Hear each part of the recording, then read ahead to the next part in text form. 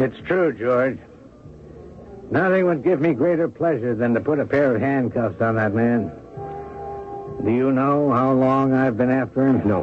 How long? It was, let's see, I guess it was 4 years ago next month. I was working as an investigator for an insurance company.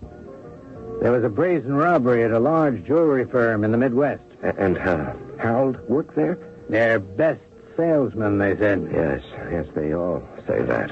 And the funny thing is, the next case I worked on involving a gem theft was a big firm in the Northeast. And lo and behold, who was their best salesman? Excuse me, George, are you listening to me? Oh, Mr. Carstairs, if you only knew how I was listening to you. Call me Walter. Something tells me that you and I have a lot in common. But this is incredible. This is wonderful. Now, wait now. Don't get me wrong. I don't have any actual evidence that Harold Buckhalter was behind these gem heists. Gem heists? I love it. If I did have the evidence, I would have been flashing my badge in his face, not yours. Yes, but Walter, do you mean he commits robberies? Not at the point of a gun. It's more like a con game, inside jobs. To me, it's no coincidence that Harold Buckhalter worked in 3 companies that sustained large losses of gems. I worked on 2 of those cases, George, and I smell a rat. Well, why don't you warn my boss, Mr. Kipnis? Wouldn't do any good. If there's one thing Harold manages to do, it's get himself in good graces with the boss. Ah. And if he did believe me and fired Harold, he'd just move somewhere else. Maybe where I can't find him. And you really think he's going to try something here at Kipnis and Company?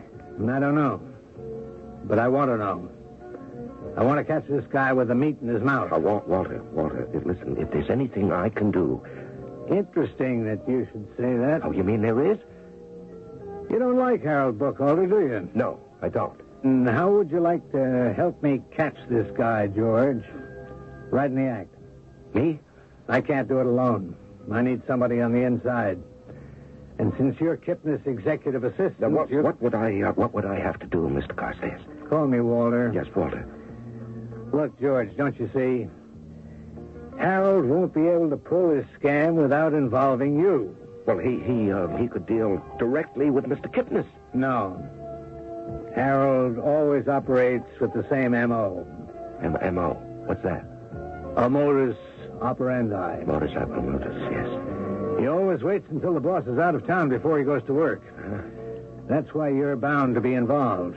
And when you are, get me in the picture, and we'll nail him together.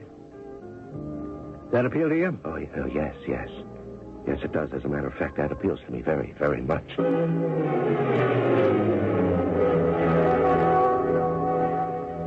A week has passed since Walter Carstairs interrupted George Wallaby's bean and carrot soup with an invitation to adventure. It was a bad week for George. On Monday morning, Harold did Walter a favor and shellacked his wooden swivel chair. However, he forgot to advise George that the chair was still sticky wet. On Tuesday, Harold apologized by bringing George a present, a new hairbrush.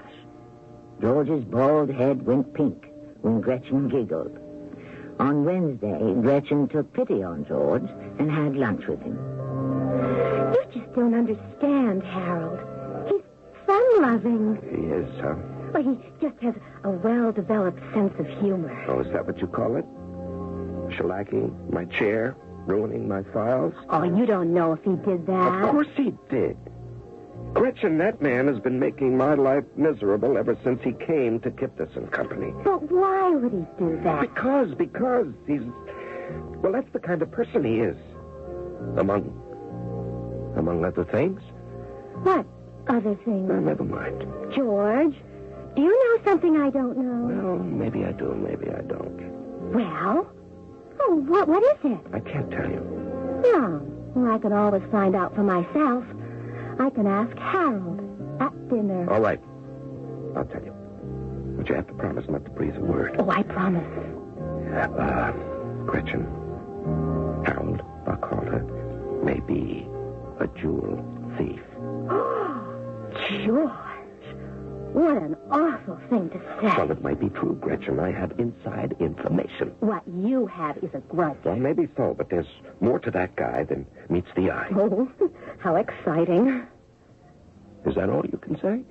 But it is exciting. I mean, I thought Harold was just a fun person. But a jewel thief. You know something, Gretchen? I think you like him better now. Oh, you have to admit, George, these international jewel thieves are so fascinating. I didn't say he was international. I said he was just a local jewel thief. Oh, but just the same, there's something so glamorous about it. Don't you think? Well, we'll see how glamorous he looks when I put him behind bars. But the days passed slowly and nothing exciting happened at the offices of Kipnis and Company. Except that Gretchen seemed even more impressed by the dashing Harold Buckhalter than ever before. Then it happened. The detective, Walter Carstairs, had told him that Harold rarely made his move until the boss was out of the office, preferably out of town. George, I'm going to the Far East on my annual buying trip. Yes, Mr. Kipnis. How long will you be gone this time? Couple of weeks. First stop Hong Kong, then I'm going to try to get over to Canton and maybe Peking. Oh, that sounds wonderful. You'll see about plane tickets, hotel reservations, ground transportation. Yes, sir? You'll come to my place tomorrow and pack. Oh, yes, sir, as usual. And, of course, you'll take Fifi again. Oh, do I have to, Mr. Kipnis? Well, you know Mrs. Kipnis doesn't want to put her dog in any kennel. Yes, sir. And don't forget about watering the plants. Miss Kipnis will give you the schedule. Yes, sir. She'll also give you a list of TV programs to tape. Oh, naturally, sir. And don't forget about picking up the kids after school like you always do. Well, now that they're both in college, Mr. Kipnis, don't you think that maybe they... Well, what are you waiting for, George? You've got things to do. Oh, yes, Mr. Kipnis. But this was one year that George didn't really mind doing all those things for Mr. Kipnis, because it would mean that the boss would be out of the office. And George, here's the cable. Well, that's ridiculous. Mr. Kipnis would never... Never what? The collection's for sale, isn't it? That's why we have it on consignment. So go on, George. Get it for me. No, I can't. I just can't. Look, read it yourself, huh? All right, George, I'll read it for you. Show Contessa Collection. Arnold Rutherford. Hotel Woodard. Soonest. Sending Wallaby authorization today. Listen, I didn't receive any authorization. You haven't even looked at your mail yet, George. Oh, yes. Let's see. Well, what's that? Huh? What's that under there? Looks like another cablegram to me. Yes, it is. Well, this constitutes authorization. Give Buckhalter Contessa Collection for sales call. Kipnis. Well, there you go, George. So, hand over this Contessa Collection, whatever that is. Do you mean you don't even know? Why should I? Well, it's the most precious collection in the entire catalog. No kidding. What's in it? Well, there are 13 high-quality blue-white diamonds. They were originally part of a necklace worn by an Italian countess of the last century. Wow. She must have been a pip. Well, Mr. Kipnis has had this collection on consignment for the last 2 years. Couldn't unload him, huh? Well, don't worry, Georgie. Super salesman is here. Oh, you don't understand. The diamonds are virtually flawless, perfectly matched. But they could have been sold individually 100 times, but the owner refuses to sell the gems separately. Okay, so I'll sell the whole bunch of them to this guy, Rutherford. And just who is Rutherford? One of my contacts. Don't worry about that, Georgie. Just get the stuff out of the vault. I assume this contact is coming here? No. I'm bringing the collection to his hotel. Oh, well, you can't do that, Harold. Why not? Because it's against company policy. No one is allowed to leave with more than a few $1,000s worth of samples. And just one of the diamonds in the collection is worth at least $80,000 to $100,000. George, will you stop giving me a hard time? You saw the old man's cable, so don't yammer at me about company policy. Now, this is quite a responsibility, Harold. Maybe I should call Mr. Kipnis in Hong Kong. Now, look, George. If Kipnis wanted to give you the instructions by phone, he would have called. Besides, he never spends more than a couple of days in these places. He has a lot of territory to cover in 2 weeks. Well, anyone could have a cable sent. Who else do you know named Kipnis in Hong Kong? Come on, George. My client is waiting for me. Get in there and get those diamonds. Very well. But it isn't in the outside vault. Mr. Kipnis keeps them in his private safe in his office. Excuse me. What's that number? What did I do with that number? Oh, yes, here it is. 2, 3. Hello? Mr. Carstairs, this is George Wallaby. Call me Walter, George. Yes, Walter. Listen, Walter. It's just the way you said it would be. Buckhalter just asked me to give him some diamonds from Mr. Kipnis's private vault. Oh, and Kipnis is away, right? Yes, right. He's in the Far East. He's traveling. There were 2 cablegrams. Phonies, George. Take my word for it. He probably has a Confederate send them. Yes, I'm sure of that. Mr. Kipnis would never let that collection out of his office. He never lets anyone ever show it but himself. Sounds like our boy is making his move. Well, what should I do, Walter? I can't possibly give him the diamonds. I know that it'll be the last we see of him. Give them to him, George. What? What did you say? Give him those rocks. It's the only way we're going to catch this guy red-handed. Oh, no, I can't do that. Oh, of course you can do it. Believe me, he won't get very far with them. Well, if he got away with this before... He didn't have me on his tail. This time will be different, I promise. Now, here's what you do. Stall him for about half an hour. That's how long it'll take for me to get in front of your building. When he comes out with the goods, I'll be there. No, I won't. Don't you want to see justice done, George? But I can't possibly release all those valuable diamonds. Don't you want to see that phony behind bars where he belongs? Yes, of course I do, but I You don't like the guy, do you, George? I hate Harold. Then what are you waiting for, George? Yes, you're right. You're right, Walter. It's the best way. I'll give him the diamonds, but I'm going with him to meet this customer. I want to see this arrest for myself. No, George, that's no good. You'll scare him off. Well, just the same, Mr. Carstairs, if I'm going to do this thing, I will have to be part of the action. You really are a good citizen, George. It has nothing to do with the diamonds. I want to see those handcuffs go on because I hate Harold. And so, in the next few minutes, George Wallaby is going to get his chance for revenge. Of course, at the same time, Harold Buckhalter is going to get his chance at several $100,000 worth of diamonds. Which one of them is going to be the happy man? We'll find out when we return with Act 3.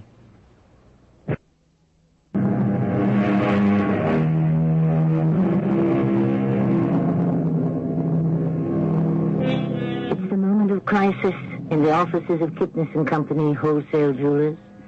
A moment that George Wallaby will look upon as the turning point of his life. He has made a fateful decision, and now there is no going back. As he steps out of the private office of his employer, Mr. Kipnis, there is a flat steel box in his hand. And Harold Buckhalter looks at the box and smiles.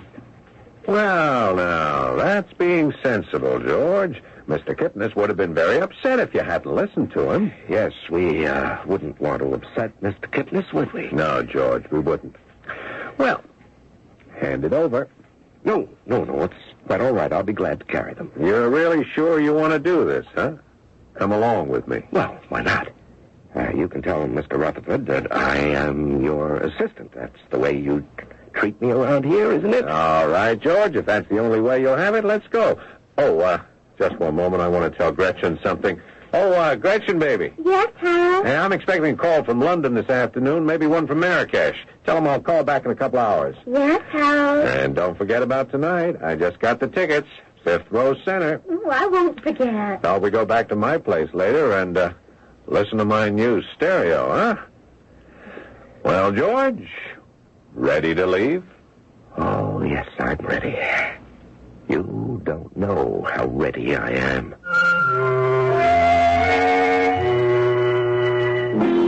It was exactly 25 minutes since George's last word with Walter Carstairs when he and Harold emerged into the street.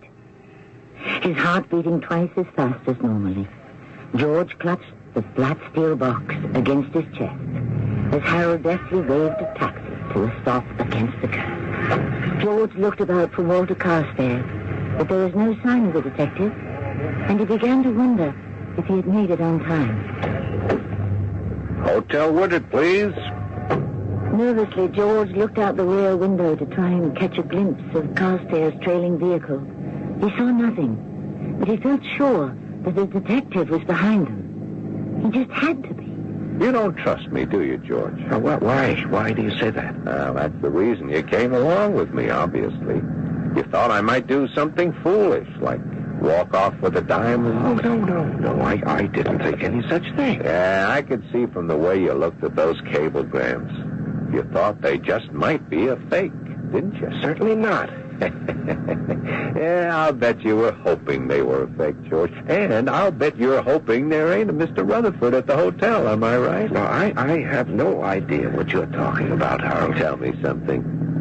Why do you keep looking out the back window? Out the back? Oh, well, it's just a habit. That's a habit of mine. I'm always a bit nervous when I'm carrying so much precious merchandise. Oh. Well, I can help make you less nervous, George. Give the box to me. No, thank you. Hey, here we are. There you go, buddy. Well, are you all set, George?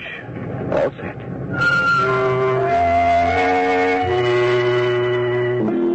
As they entered the lobby of the Hotel Devonshire, poor George Wallaby's knees are shaking so hard he can hardly navigate across the thick carpet. There is still no sign of Walter Carstairs, and for a depressing moment, George wonders if the detective has been mistaken, if the cablegram was indeed genuine, if there really is a Mr. Rutherford in a hotel room upstairs, waiting to make an offer on the most precious gems in the Kipnis and Company inventory. One moment, George. I'll have to use the house phone. Tell Rutherford that we're here. Oh, Mr. Rutherford, please. I think the room number is 811. George's heart is beating faster than ever. Is there really a Rutherford? Is he a genuine customer, or perhaps a confederate of Harold Buckhalter? If he goes upstairs with Harold, will his life be in danger? George's hand in the flat steel box becomes slippery with perspiration, and there is still no sign of Walter Carstairs. But then... Oh, George. Huh? He wants me to come up alone. What? Rutherford. He wants me to come upstairs by myself. With the diamonds, of course. Well, I told you I can't permit it. Rutherford's a very private person. He doesn't like a lot of people around. Now, come on, George, give me the box. No, I won't do it. He's only going to be in town one day.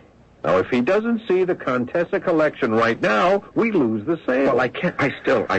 Sorry, George. It just has to be this way. Hey, give me that box. See you later, kid. Harold, stop. Can't keep him waiting. I can just catch that elevator. Harold! It was no use. Harold was gone behind the closing doors of the elevator. He had moved too swiftly for George to stop him, and there was still no sign of the detective. Frantically, George tries to decide what to do. Then he has an idea. Hello, Mr. Rutherford, please. Rutherford. Are you No. No, I don't know his first name, but he must be registered here. I just heard some... Oh, I see. Yes, thank you very much. Oh, my gosh, he didn't call upstairs at all. He must have had his finger on the hook. There is no Rutherford, and Harold has the diamonds. George. What? Oh, Mr. Carstairs. Where have you been? He's got the diamonds. Harold has the diamonds. Of course he has them. He has to have them, George, or else the whole thing is no good. What? I told you. The only way I'm going to get a conviction is by catching the guy red-handed. And that's what I'm going to do. But he's gone. He took the box and went into the elevator. He could be anywhere in the hotel by now. I know exactly where he is, George. I know exactly how that man operates. Well, where is he? I'm sure he did exactly what he did in Chicago and Detroit and Lord knows how many other places. He got off the elevator at the next stop and then took the service elevator to the street. Come on, we don't have a moment to lose. Do you see him? Do you see him, Mr. Carstairs? Yes, there he is. Where? Coming out of that alley. Oh, quick, he's heading to that cab stand. Yes. Buckhalter, stop. Yeah, hurry, Walter, quick. Don't let him get away. You gotcha. Hey, what is this? What do you want? I know what you want, Buckholder, but you're not getting away with it this time. George, who is this man? Is he a friend of yours? Oh, yes, he is one of the best friends I ever had. Now, look, I was just going to bring the diamonds to the airport. I found out that Rutherford couldn't wait for me and was on his way back home. I thought I could. Yes, I know exactly what you thought, Buckholder. But you're not going to the airport. You're going with me. Hey, what is This is called a badge, Buckholder. And these are called handcuffs. Harold Buckholder, you're under arrest for the crime of grand larceny. It's my duty to warn you that anything you might say may be used in testimony against you.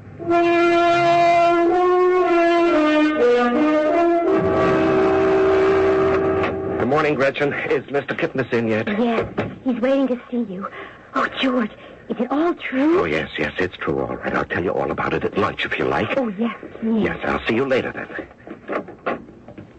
Oh, George. George. Come in. Sit down, George. Yes, sir. Talk to me. But whatever you do, don't tell me what a fool I've been.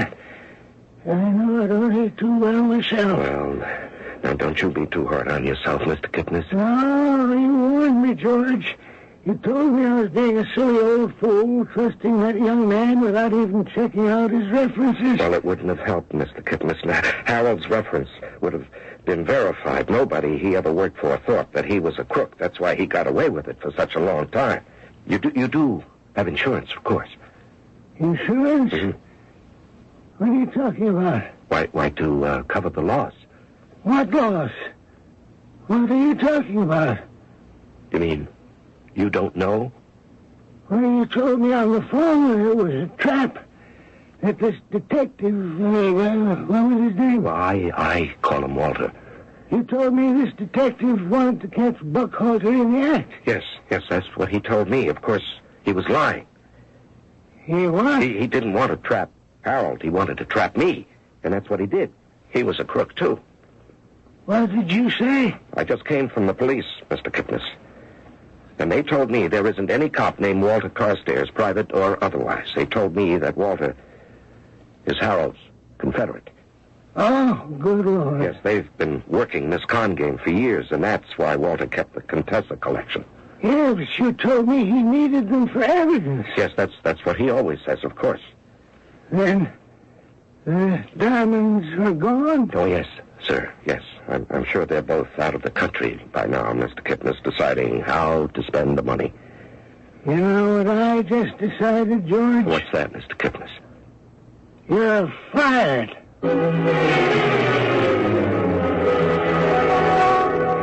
I don't understand, George.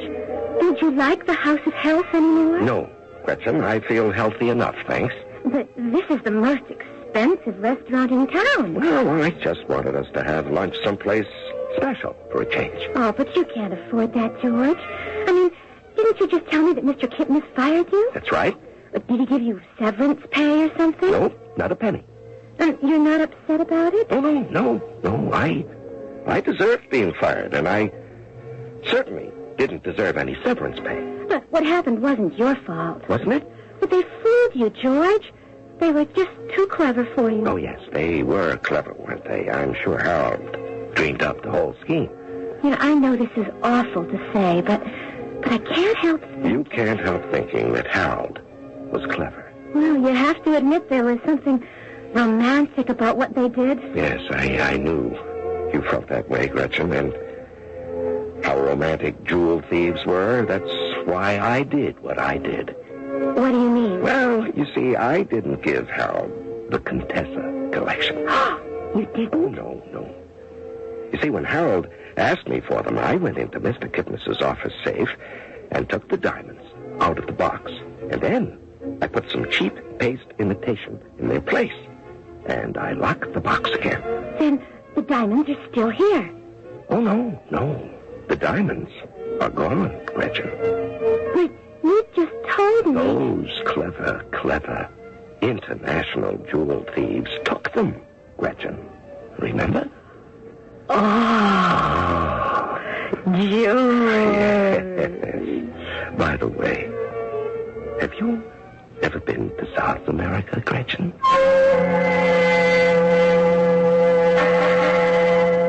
It looks as if the Contessa collection has just been added to George Wallaby's collection. And so, for that matter, has Gretchen. You might say there's a moral to our story. Even though George started out hating Harold, he ended up by being very grateful to him, which goes to prove that you can always find something to like in everyone you meet. I'll be back with a further report on the Contessa collection shortly.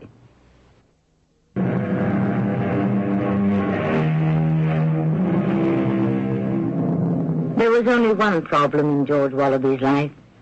The day he and Gretchen showed up at the airport to board a plane for Brazil, they were approached by two gentlemen with badges.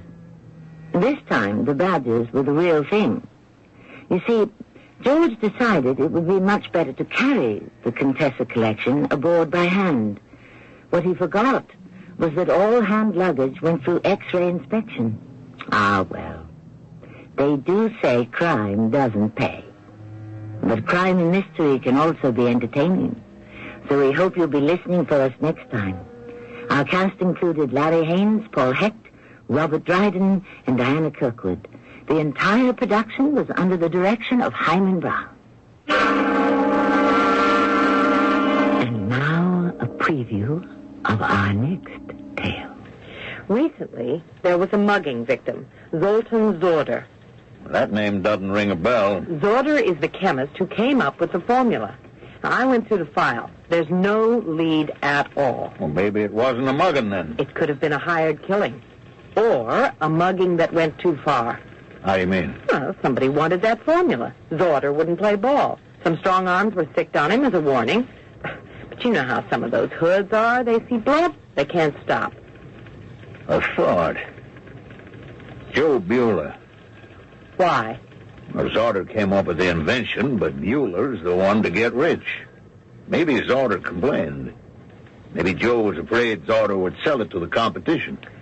I think I'll pay Mr. Joe Bueller another call.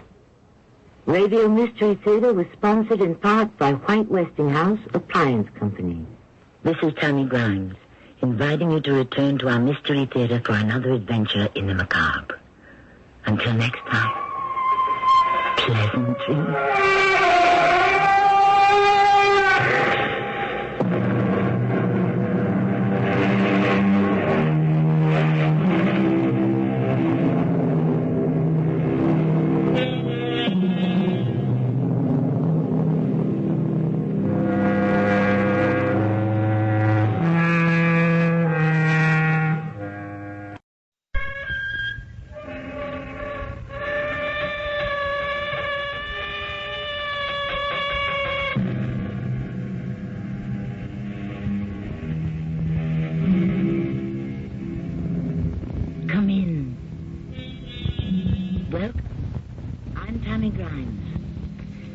What if I should ask you, do you believe in ghosts?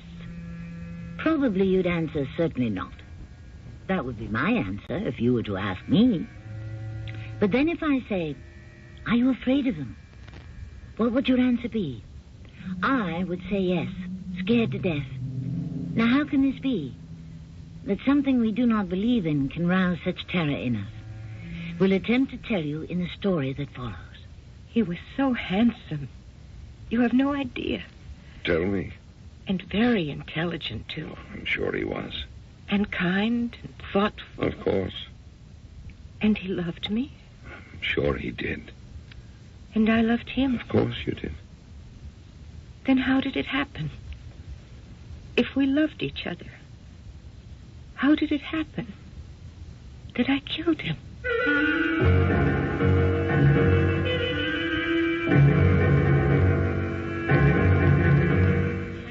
Our mystery drama, The Sensible Thing, was written especially for the Mystery Theater by Elspeth Eric and stars Lee Richardson.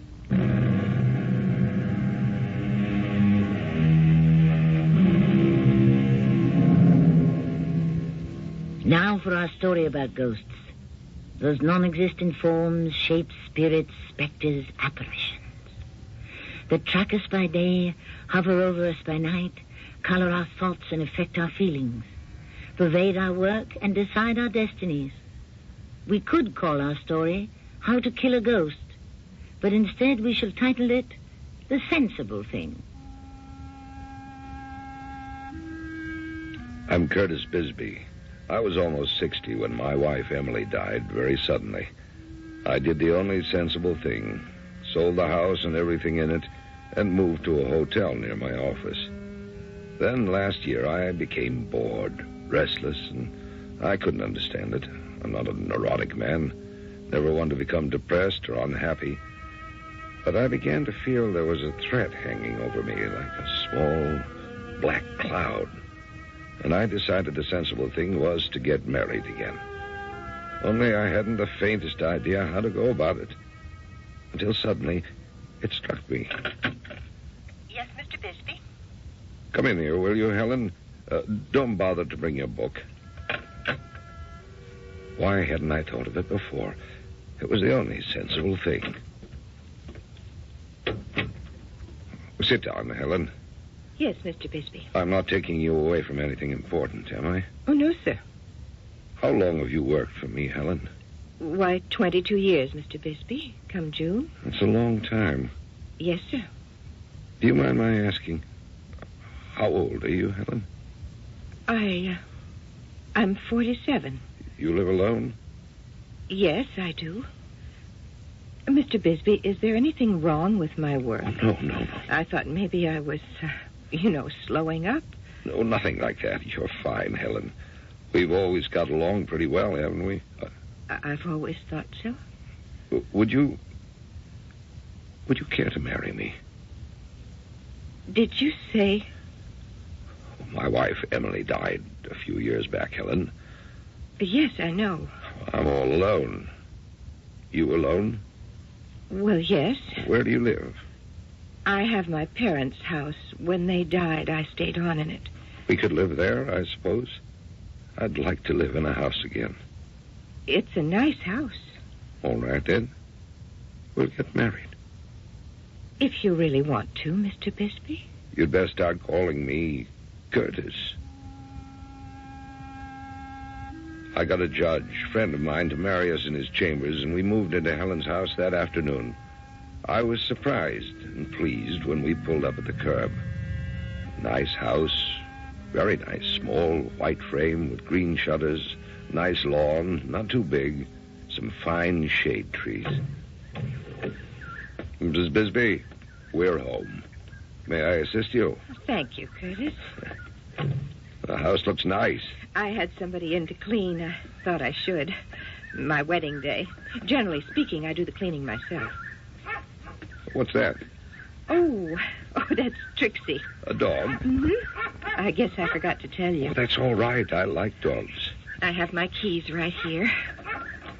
Dogs are okay. Dogs are fine. There we are. After you, madam.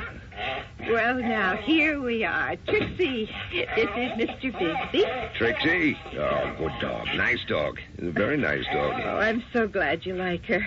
It would have been terrible if you didn't. Of course I like her. We'll be good friends, won't we, Trixie? Sure we will. How old is she? 17, going on 18. 17? It's pretty old. Oh, no, it isn't. When a person 17 will be the same as 119. I call that pretty old. Some dogs live to be 20, 21. I knew one once. A friend of mine had a dog live to be 24. No, 17 is nothing. 17 is young. See, Trixie is a young dog. Now, you look at her. She's not old. She's young. Okay. She's young. Have it your way. She's a young dog. That was a shocker, all right. I'd never have suspected Helen could be so emotional. She'd never shown the least sign of instability during the 22 years she'd worked for me. Maybe I'd made a mistake. The thought did cross my mind. Maybe I'd been foolishly impulsive about this marriage. Well, too late now. Helen soon got hold of herself and settled down.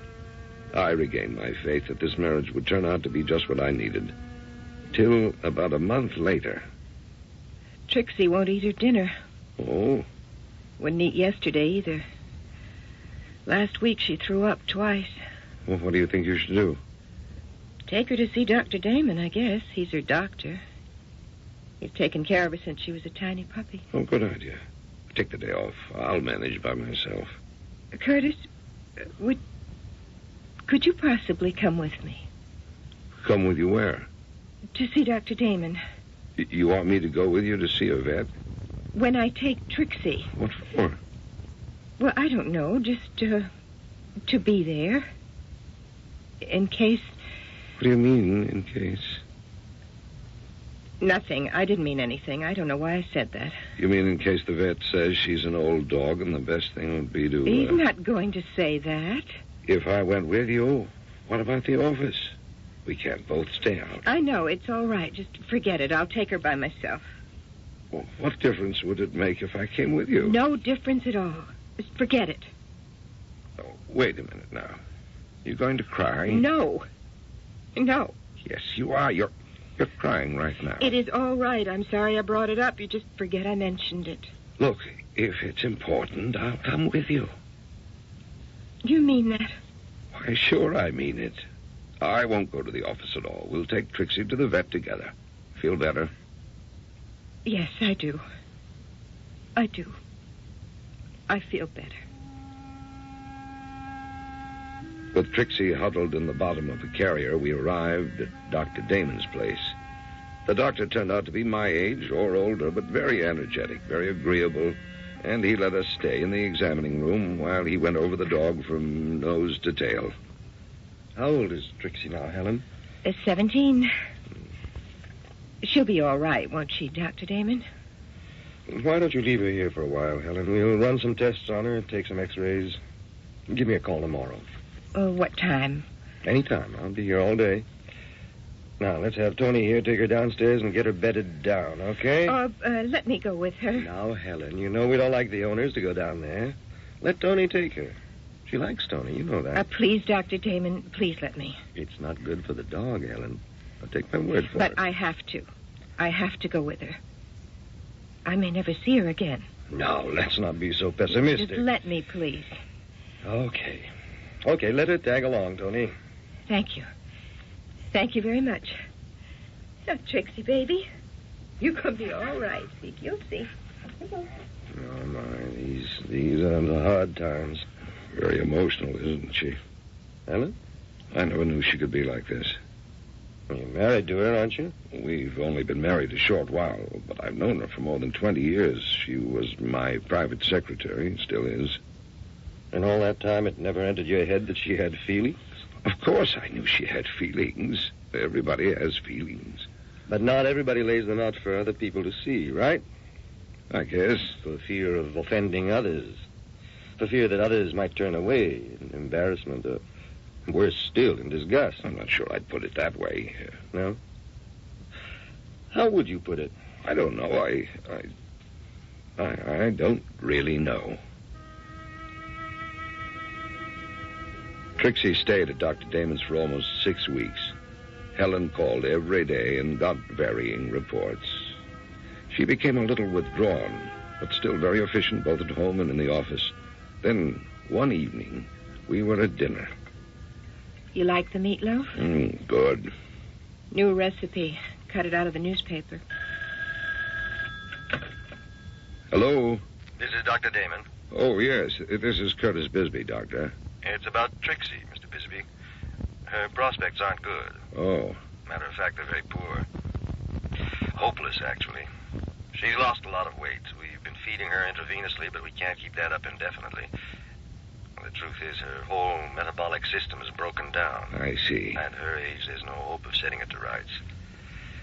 So if you and Helen want me to go ahead and give her a kind death... I don't think you should ask me. She's Helen's dog.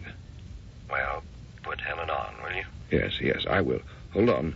Helen, it's for you. Helen got up and came to the phone.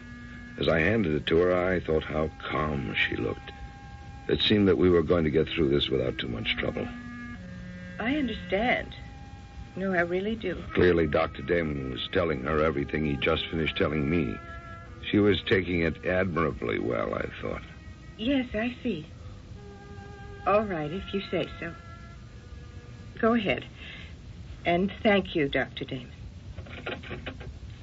You didn't finish your meatloaf. Oh, I had enough. I ate most of it.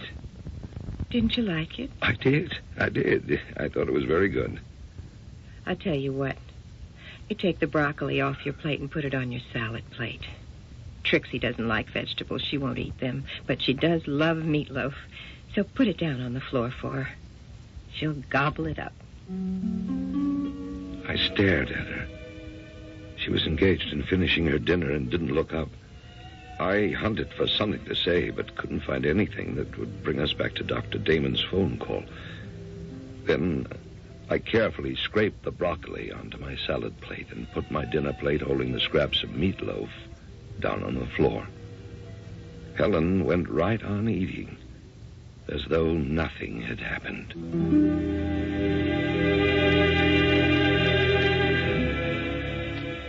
Is there anything more painful than love and loss? Is there anything more universal? Has anyone ever lived who did not at some time or other love deeply and then lose the loved one? The fact that in this account the loved and lost is a small dog does not in the least change the grief or alter its complexion. I'll be back shortly with Act 2.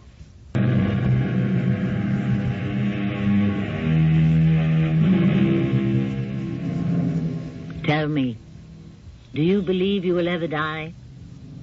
I'm sure you know you will. You'd be silly to think otherwise, wouldn't you? Heaven forbid that you should be capable of such foolishness. But isn't there a secret segment of your personality which obstinately refuses to entertain the idea that one day you will abandon this world, or worse still, that this world will abandon you? Listen now to the second act of The Sensible Thing. What had I got myself into? If I'd had any idea, but I didn't. Helen had always seemed such a sensible woman. I'd looked forward to a calm, peaceful life with her. Now, what was this craziness? I felt sorry to call it that, but what else could it be? I invented a story the next morning about seeing a customer across town, my excuse for not going to the office, and 9 o'clock found me in Dr. Damon's office. All right now, Mr. Bisbee, calm down. Try to tell me what happened. When I handed the phone to Helen, I went back and sat down at the table. I could only hear her end of that conversation, naturally, but I took it for granted you were telling her what you told me about the dog, about, you know, the hopelessness of the whole situation, Doctor. That's right. And she seemed to be taking it so sensibly. She seemed to be agreeing with you, Dr. Damon, that there was only one thing to do. She was. But then she comes back to the table and, calm as you please, she tells me to take the broccoli off my plate. Trixie doesn't like vegetables, she says, but she likes meatloaf. So I should put my plate on the floor and Trixie will gobble it up. Well, that's what she said, Dr. Damon. Trixie will gobble it up. As though you'd never told her, as though she'd never agreed, as though the dog was right there. Mm-hmm. She's denying everything, that's all. You can't deny death. I mean, there it is. You can't deny it. Well, can't you? To me, it seems very easy. What's hard is to accept it. You think so? I'm sure of it. Now, what do you want me to do with the dog's body? Well, I don't know. I suppose I should ask Helen. Only the way she is right now, I don't know. There are crematoriums for pets, you know. Really? I had no idea. Sometimes that makes it easier. Oh, what do I say to her? I can't tell you what to say or when to say it. Just follow your instincts and treat her gently. Very gently. It was hard to go home that night. No doubt about it. I was in way over my head. I'd no experience dealing with people who were irrational. I'd led a very conventional, controlled life. I'd never come up against anything like this. Curtis? Is that you? Oh, yes, it's me. You see a customer? Uh-huh. Oh, yes, I saw him. Spent most of the day with him. Get a big order? Oh, big enough, I guess. Hungry? Not very. No, not really, no. Feel like having a drink? That's a good idea, Want me to make it for you? if you don't mind. Of course I don't mind. Things were very quiet in the office today. You didn't miss anything, in case you were worried. I wasn't worried. You were there. Why should I worry? That's a very nice thing to say. Thank you. Well, you know as much about the business as I do. More, probably. No, I doubt that. Here's your drink. Thanks. Want anything to go with it? To nibble? No, thanks. Aren't you having anything?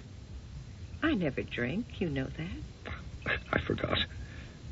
Helen, I heard something today I thought you might be interested in.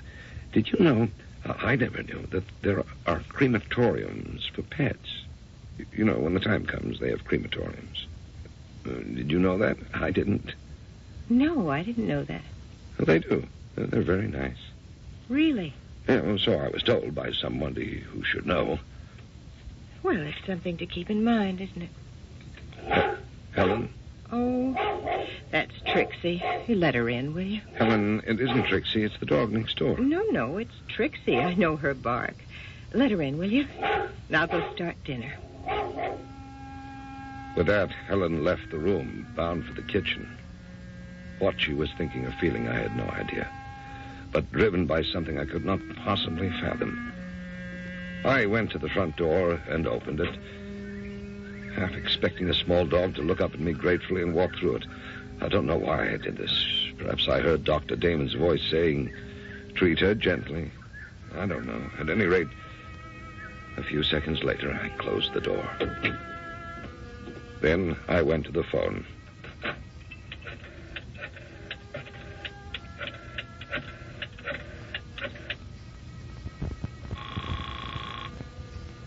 Hello.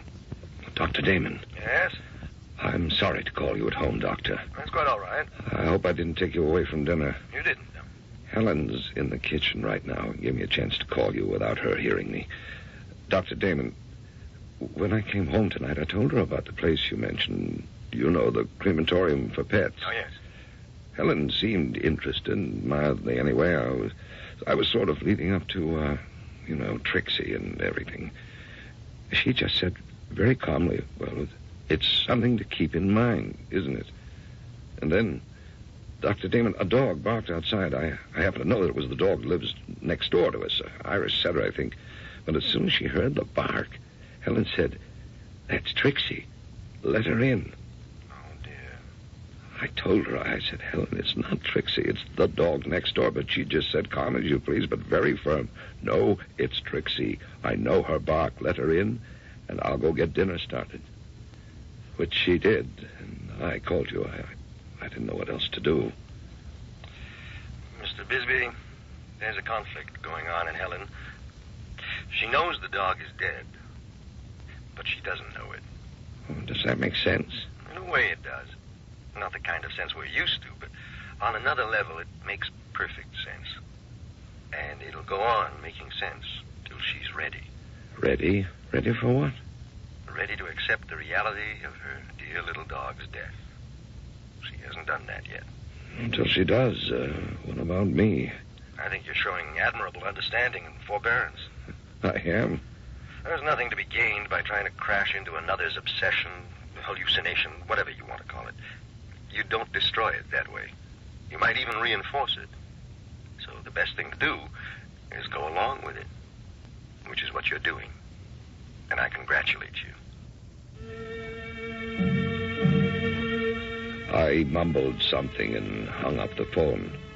When Helen called me for dinner, I put on some kind of a face for her benefit, and one way or another we got through dinner, mostly by talking about the office.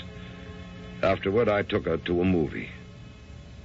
It must have been long after midnight when I woke up, suddenly wide awake and staring at the moonlight. The bed next to mine was empty, and from somewhere far off, I heard Helen's voice. Oh, Stanley, darling. At least, it sounded like Helen's voice, but different from the voice I was used to. It seemed to be coming from downstairs. I put on a robe and slippers and crept down to the living room door and pressed my ear against it. I never knew anybody could be so happy. Certainly not me.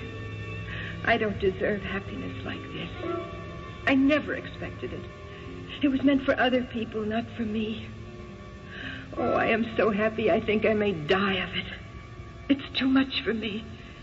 It's too good for me. Could this be my wife, talking this way, and to whom? I waited, fear clawing at my heart, to hear a man's voice. Stanley, will it always be like this? I mean, forever and ever. Tell me it will always be like this forever. Tell me it will never end till we grow old and we die. Die together. And then go on together, even after we've died. Tell me that, Stanley. Make me believe that. She sounded so young, so ardent, so alive, so in love, so lost in the wonder of things as though she were standing on the threshold of life itself. There has never been such a love as ours. Never. And never will be again. It was hardly bearable, standing there in the hall listening to this ecstatic testimony to the power of love. I thought I felt tears in my eyes as though my heart could not bear to hear any more. It felt such pain it was to listen to so much love. And everyone will be good and kind, Stanley, because they will see. They will know that kindness and goodness are the important things, and the only way to be. I couldn't listen to any more. For less than a second, I thought I might open the door and burst into the room to confront her, to see whom she could be talking to. Was he in the room with her, or could she be talking to him from an open window while he stood outside in the dark? Or was she quite mad and talking to no one at all? I stumbled back upstairs, got into my bed, and reached for the phone.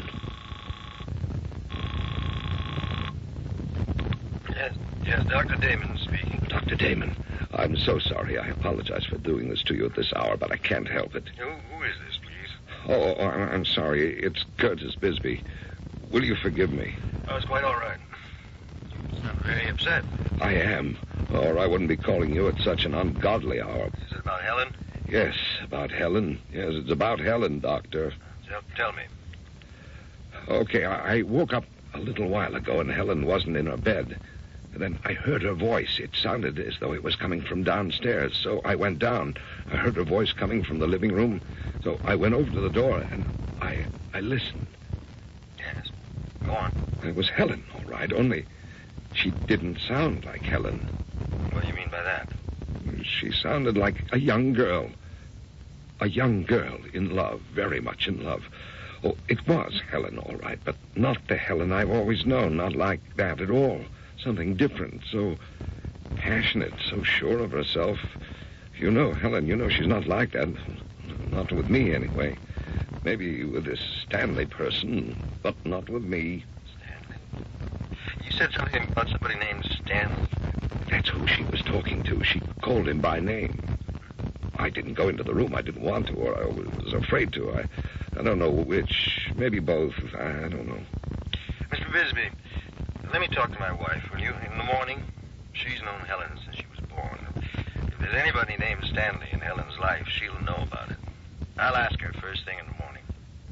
Dr. Damon, you don't think Helen may have lost her mind, do you?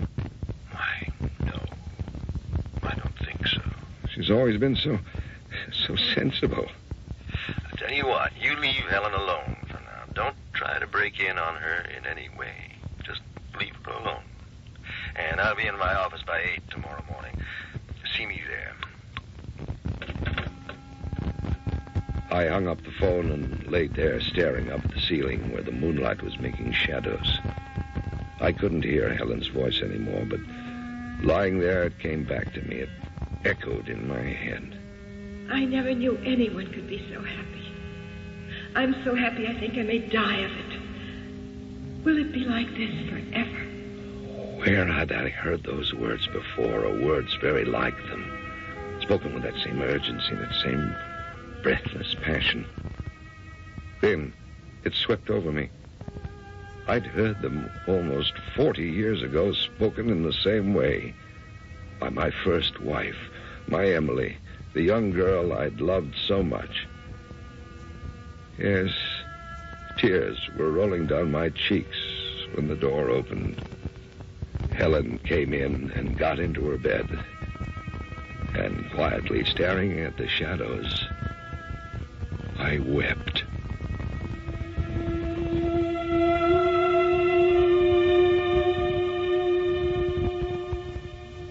We forget nothing. I believe that. Sometimes we think we do. We are forever telling ourselves or being told by others to forget what happened.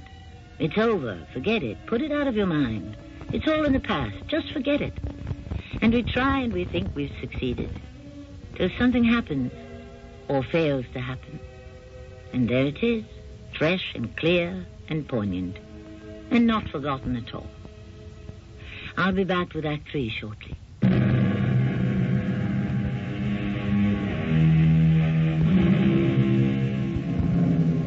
Besides telling yourself and being told to forget it, put it out of your mind, have you also been told and told yourself that you must compromise, face reality, and settle for what's within your reach?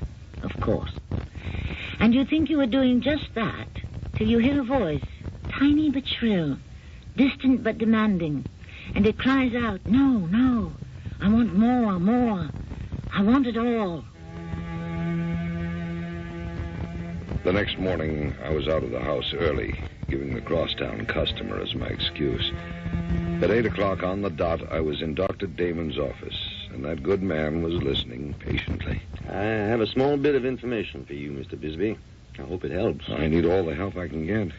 My wife tells me there was a young man named Stanley who was thought to be interested in Helen.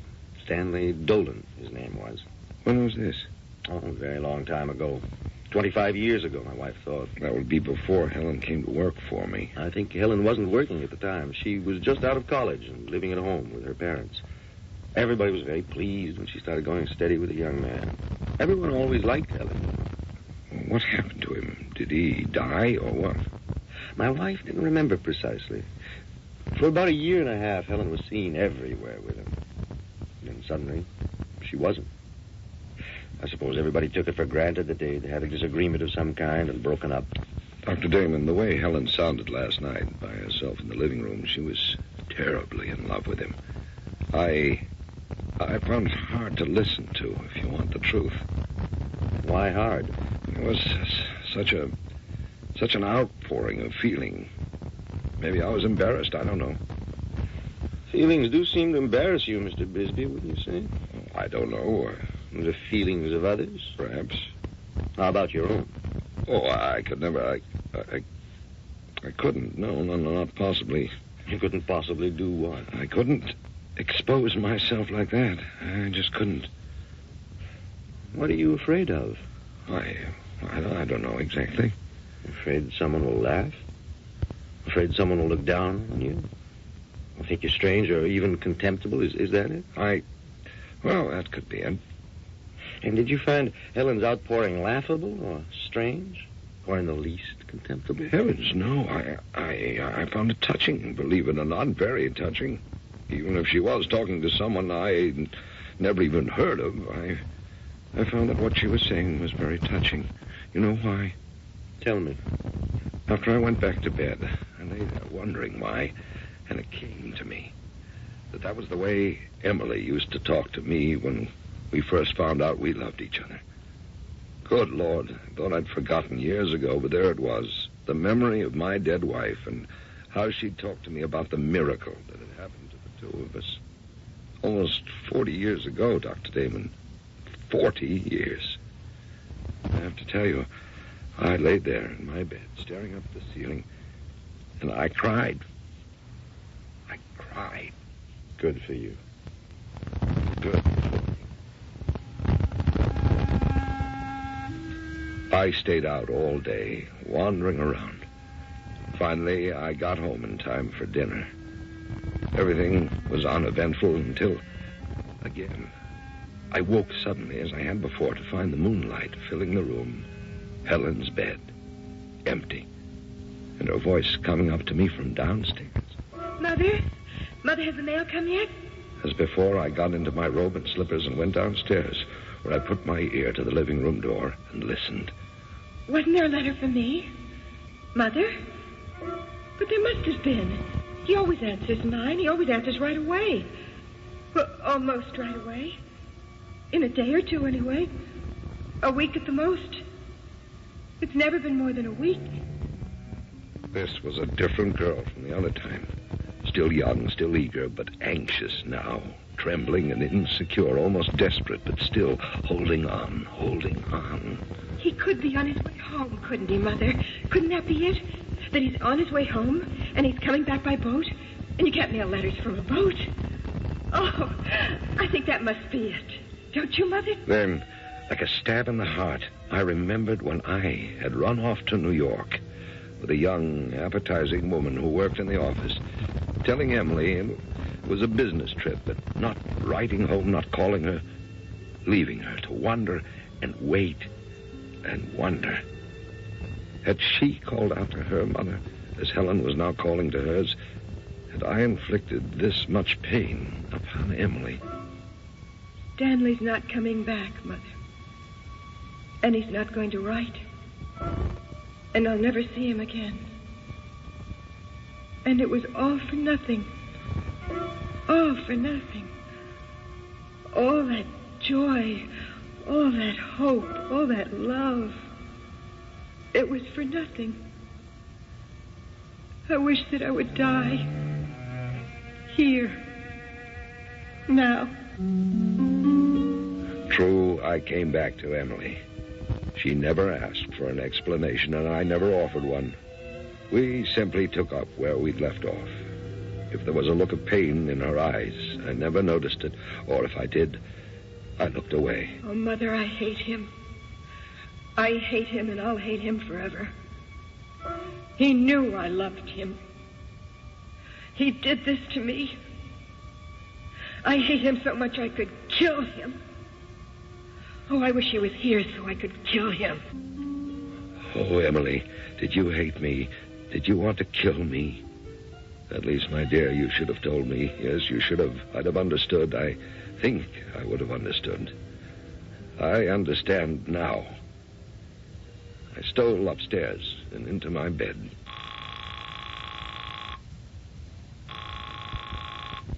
Dr. Damon here. Doctor, this is me. Curtis Bisbee, Doctor. It's happened again. Helen was talking to her mother about that young man. He must have gone off somewhere. Yes. I was speaking to my wife at dinner. He went to England, she thinks. He never did come back. He never wrote to her. She never heard from him again. Did he die? Could be, I suppose. But death's a separation, too, isn't it? I don't think I know what you mean, Doctor.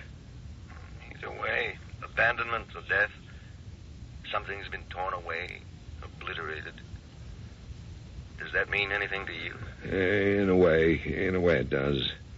People think death is easier than being abandoned.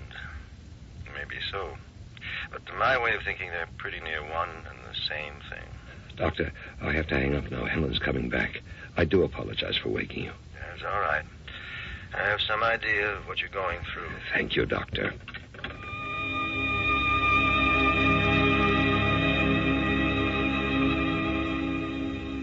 Helen, why didn't you ever tell me about Stanley Dolan? Who? Stanley 8 Dolan. Why didn't you ever tell me about him? Oh, Stanley. Heavens, that was ages ago. Ages and ages. I'd forgotten all about him. I don't think so. Well, I had. My goodness. Tell me about him. There's nothing to tell, Curtis. Yes, there is. Well, Stanley was a boy I went out with for a while, for about a year, I guess, and then we broke up. That's all. No, it's not. I haven't thought about Stanley Dolan in years. Not in years. I don't think you've ever stopped thinking about him. How can you say such a thing? Gracious. Have you? Of course I have. I married you, didn't I? Why didn't you ever marry Stanley? Well, I just didn't, that's all. I forget why. I guess it just wasn't meant to be. What happened? He just went off somewhere, England, I think. And I guess I just forgot about him or something. How do you happen to know about Stanley Dolan? Somebody mentioned him, said you'd known him pretty well. Oh, my goodness, haven't people got anything better to talk about? I think people thought you were going to marry him. Yes, well, I didn't. Did you think so? I don't know. I may have. Did you? Yes. I thought so. And what happened? That you didn't? He went away. You told me to London. Then what? You don't want to know. I do. I want to know. We wrote to each other for a while, and then I wrote, but he didn't. He just stopped. That must have been pretty awful. Yes, it was. So there was just one reason why he didn't write. And what was that? He didn't love me. That's why. He didn't love me anymore. He didn't want to see me anymore. He didn't want to have anything to do with me. Didn't even want to think about me, because if he would have thought about me for one little minute, he would have known. Known what? That he was killing me. Killing every bit of pride and self-respect I'd ever had. And he did. Oh, he did it. Only I went on living as though nothing had happened. I was all dead inside. But I went on living and working and talking to people and buying dresses and paying bills. And... No. Let me hold you close. Oh, thank you. Thank you. Really, thank you. Cry all you want to. Oh, I don't have to. You don't have to, but it's all right if you do. Thank you. Well, we'll just stay here for a while and talk, and then I'll go down and let Trixie in if you want me to. You don't have to do that. I thought you wanted me to. Trixie's dead. Dr. Damon put her to sleep. I know. She was quite old and very sick. And it was the best thing to do. Remember I told you about the crematorium they have for pets? Yes, somebody said it was nice, you told me. It is nice. I took Trixie there and had her cremated. And I have her ashes in a little box. That was very nice of you, Curtis. I couldn't have done that.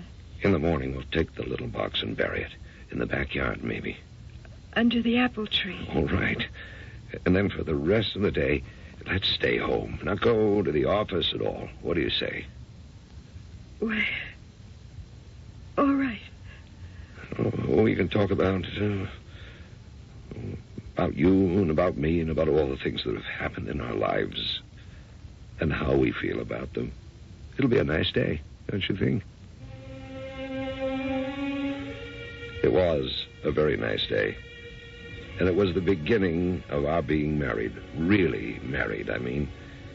It was the beginning of feeling and trusting and truly loving.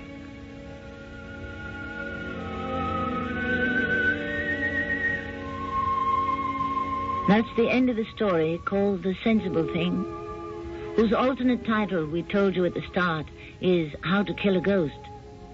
There's only one way to keep from being haunted, and that's to spill out every bit of feeling connected with your ghost and thereby open your heart and let go.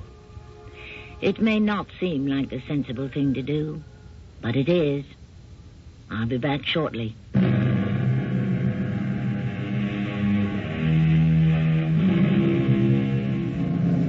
When you find the courage to open your heart and let your feelings spill out, try to be sure of two things. That you know what your real feelings are, and that the person to whom you expose them will not turn away. If you are truly honest, there's a very good chance that person will take courage from you and do what you have done. When that happens, don't turn away. Our cast included Lee Richardson, Terry Keane, and Louis Turin. The entire production was under the direction of Hyman Brown. This is Tammy Grimes, inviting you to return to our Mystery Theater for another adventure in the macabre. Until next time, pleasant dreams.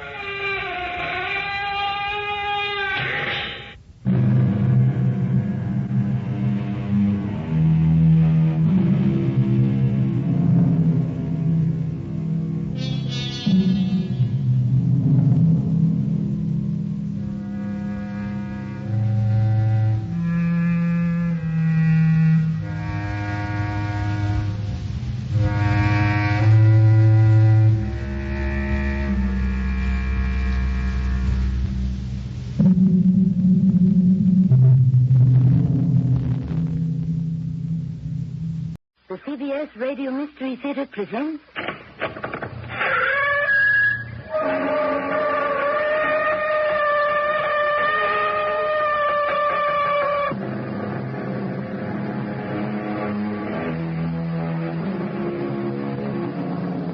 Come in.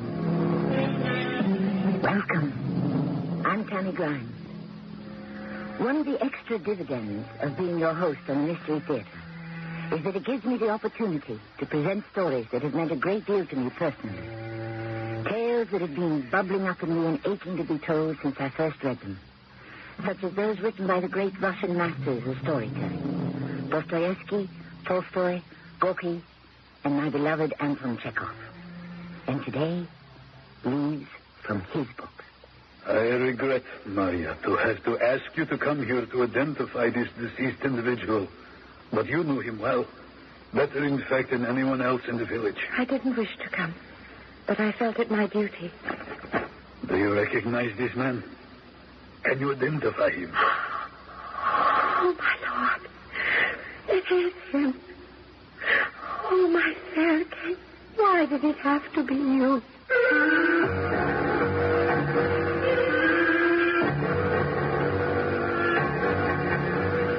Our drama, The School Mystery, is adapted from the classic works of Anton Chekhov for the Mystery Theater by James Agate Jr. and stars Patricia Elliott. I shall return shortly with Act One. Serial introduces Mr. Buster Crabbe, film actor and author of Buster Crabbe's arthritis exercise book. I wrote a book on relieving arthritis pain, and I recommend Icy Hot Cream in the tube. Rub it on. Icy Hot's penetrating warmth reaches way down inside to help relieve minor pain, while a feeling of coolness soothes your skin. I'm convinced that greaseless Icy Hot Cream will give you fast, effective relief that lasts for hours. Use only as directed. Fight back against high heating costs this winter with an energy-efficient Aladdin kerosene heater from True Value Hardware Stores. Hi, Pat Summerall to say the 9,600 BTU Temprite 9 radiant heater and the 15,200 BTU Equator convection heater are both UL listed and operate for pennies an hour. And you'll find them value priced now at participating True Value Hardware Stores and home centers. Some locations restrict sale or use. Check local codes for permitted uses and read instructions carefully. And you never would believe where those Keebler cookies come from. They're baked by little elves in a hollow tree. Mr. Keebler, is my mother around here somewhere? No, sir. Why'd you ask? Well, I was walking through the woods when suddenly I smelled cookies baking. Probably our Keebler chocolate fudge cookies. And then I saw these cookies cooling on the window ledge of this hollow tree. We bake them in here. And then I tasted one. Yeah, my mother must have baked these cookies. Not these cookies. These are Keebler chocolate fudge cookies. 2 big chocolatey cookies with a generous helping of creamy fudge in between. My mother always told me, Ernest, don't skimp on the fudge. And delicious. I'm sure your mother's an excellent baker, but Keebler chocolate fudge cookies are baked by elves. You sure? Positive. Well, do you mind if I just wait here by your tree? In case my mom shows up? If you think Keebler cookies taste like cookies someone's mother baked, remember, elves have mothers, too. Mom, are you in this tree?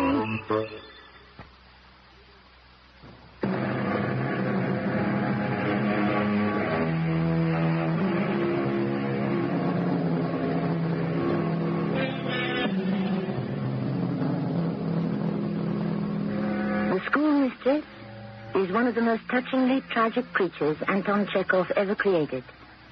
It is winter in a small Russian village. Maria Vasilievna has dismissed her classes for the day, has put away the slates, and stored her precious books inside her table. Maria Vasilievna, open the door. I'm coming. Oh, quickly, let me inside. The snow has fallen between my collar and my neck sitting up there in my cart. It was fierce driving over here, Maria. But what are you doing here at all, Senor? I don't go to town to collect my salary until the end of the month. That's a week away. I am here on an unfortunate mission. I have come to fetch you. Oh, what? There has been an unfortunate accident. To whom? Not one of my pupils? No, to Hanov. Oh, Sergei Hanov? Yes. So they sent for me to fetch you. What happened to him? No, please, get your coat. We must go. But why should I go? The commissioner asked me to ask you to help identify him. I know it's gruesome, but you are the only one, Maria Vasilyevna. Sergei? Dead? It's not possible. I'm afraid it is. Will you do it? Please. I must sit down. This is terrible. I don't understand why Sergei has to be identified. Don't they know it is he? No, not positively. As for me, I never looked at the man that closely, so the commissioner didn't ask me. And the other members of the Zemstvov school board to which Sergei donated his time, the other examiners, won't they come forward? No, not one of them is available. They have gone on to other villages to give the teachers their examination. Semyon, are you saying you personally would not recognize Sergei Hanov if you saw him? Well, I have hardly ever driven him. He has no need for me. He has his own coaches and horses. He's passed me on the road. We wave. What makes them think it could be Sergei? Well, they're not sure. No one in the town hall is sure. He's only been living here a year, and not many people got to know him. You see, the body, well, that is, it's difficult to recognize because the face, it has been... And the commissioner is demanding I go and identify this person when it doesn't even look like Sergei Hanov. What happened? Was it a hunting accident? Oh, no one is exactly sure what happened. I am very upset. To be told the dear man is dead is one thing, difficult enough. I know. But his dear face is not recognizable. Semyon, I don't know that I have the strength to look at him now. No, you don't have to go. I will tell the commissioner it was not possible for you. Not emotionally possible. They will have to find someone else. Besides, it probably isn't even Hanov. How did this awful thing happen? He was so young. No older than me. Do you know what happened? Well, nobody really knows. And if they do, they haven't come forward. He was found yesterday morning in his house. In his house? Then it must be him. Have you decided? Please, I beg you, Maria. If you are coming, put on your coat and we will start. The snow is coming down so thickly it will completely hide the road, and I will never find the way back to town. I'm coming. Poor Sergei. The dear lost soul that he was.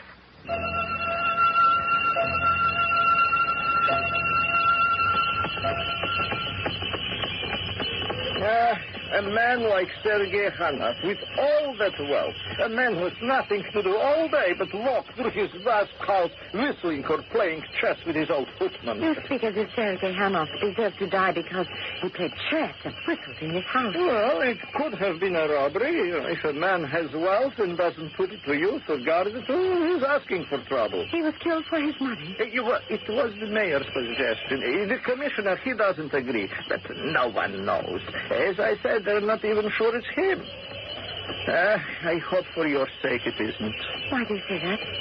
I feel pity for a dead man, even if he is a stranger. Sergei Hanov liked you. I mean, if it is Hanov and you liked him. I wish to think and pray until we reach town. Could you please keep silent so that I may do that?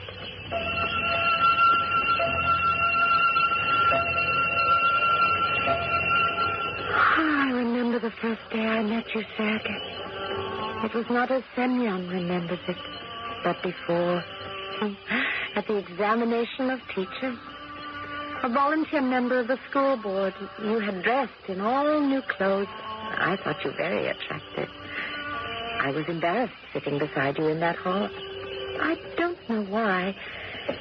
You were so different from the frigid and sensible examiners who came once a year. You were so courteous and deliberate. We're almost there, Maria Vasilievna. I must say, you have great courage. May I help you out of this way? We had arrived at the town hall, which was also the police station, marriage registrar, and so forth. Hey, careful. It's very icy here. I cannot believe I'm going to see him. Why did they ask me? It will be someone else. Sergei's gone on a trip, that's all. Oh, but if it is him, how can I go ahead and say, yes, that is him? Mademoiselle, may I assist you? It's all a nightmare. I shall wake up.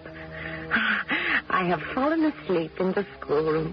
Sergei Hanov is alive, and he is going to ask me to marry him. Commissioner, our teacher is a little shaky. You can understand the situation. I suggest you wait a little before subjecting her to... Of course, but no more than 10 minutes.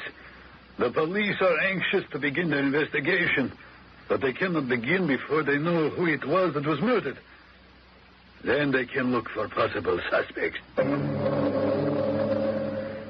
Commissioner, I am ready. I have rested enough. Well, I will take you and show you the body. I was sitting here thinking, this is all a dream. I'm afraid it is not. Please, walk along with me. May I take your arm? See, it was yesterday they found this man in the house of Sergei Hanov. It was natural, therefore, to surmise that the man was indeed Hanov. Unfortunately, there has been violence, and he is not entirely recognizable. Death, we believe, was caused by a gun in such a manner that a good deal of the features of the deceased have been destroyed. Here we are. I want you to know how much the mayor and the town council and I appreciate your coming here, voluntarily, as it were. Is the person there, over there, under that sheet? I'm afraid so. We will just step a little closer, and if you wish, you may hold on to the back of that chair. There, yes. These matters are never easily taken, especially by a lady such as yourself, a respected member of the community. For how long have you been teaching here, mademoiselle? 13 years. Schoolmistress for 13 years. Oh, think of that. Well, I will now draw the sheet from the face of this unfortunate victim. Do you recognize this man? Can you identify him positively? Oh, my Lord. Yes, that is him. Yes, it is. Why did it have to be you? This man is Sergei Hanov. Yes. You are certain, mademoiselle. You could not be mistaken. Oh, yes. Even though his poor face is turned away, there is something that makes me certain. There is good. You see that little gold earring in his left ear? He only wore one. I never knew anyone before to do that.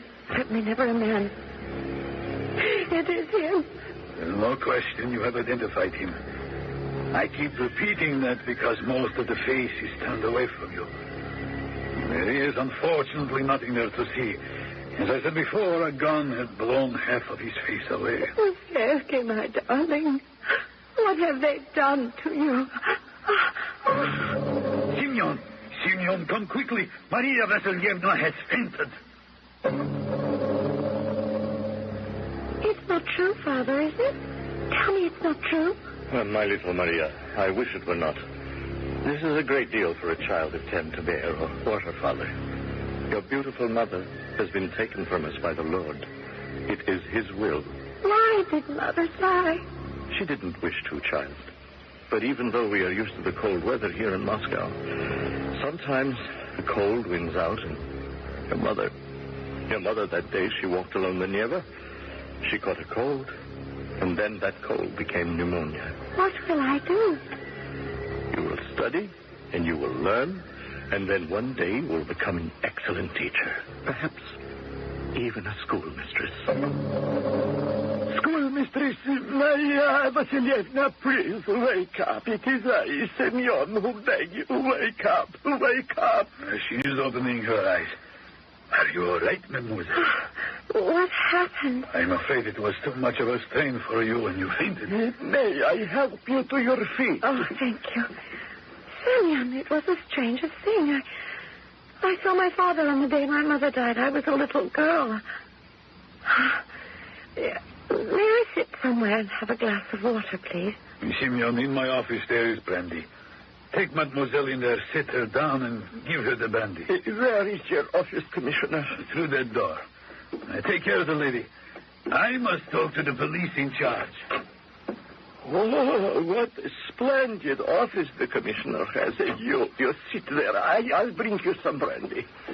It was only last April. And here it is, the middle of winter. I remember the day he overtook us on the road. I was driving you to the Azovia, into this building here. In fact, to get your salary check for the month. Actually, Semyon, I met Sergei Hanov before that day. He was one of the examiners of the school board. Oh, everything is jumbled up in my mind. Yes, of course. One doesn't do this every day. If it only could be sorted out and put together straight. Oh, life is hard, Senor. Here, drink this. It will help.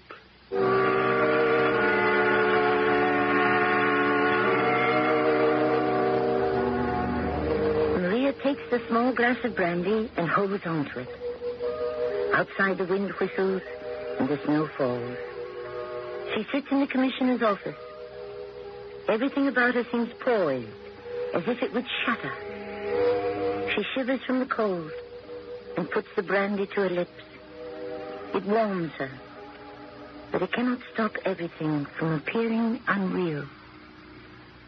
I shall return shortly with Act 2.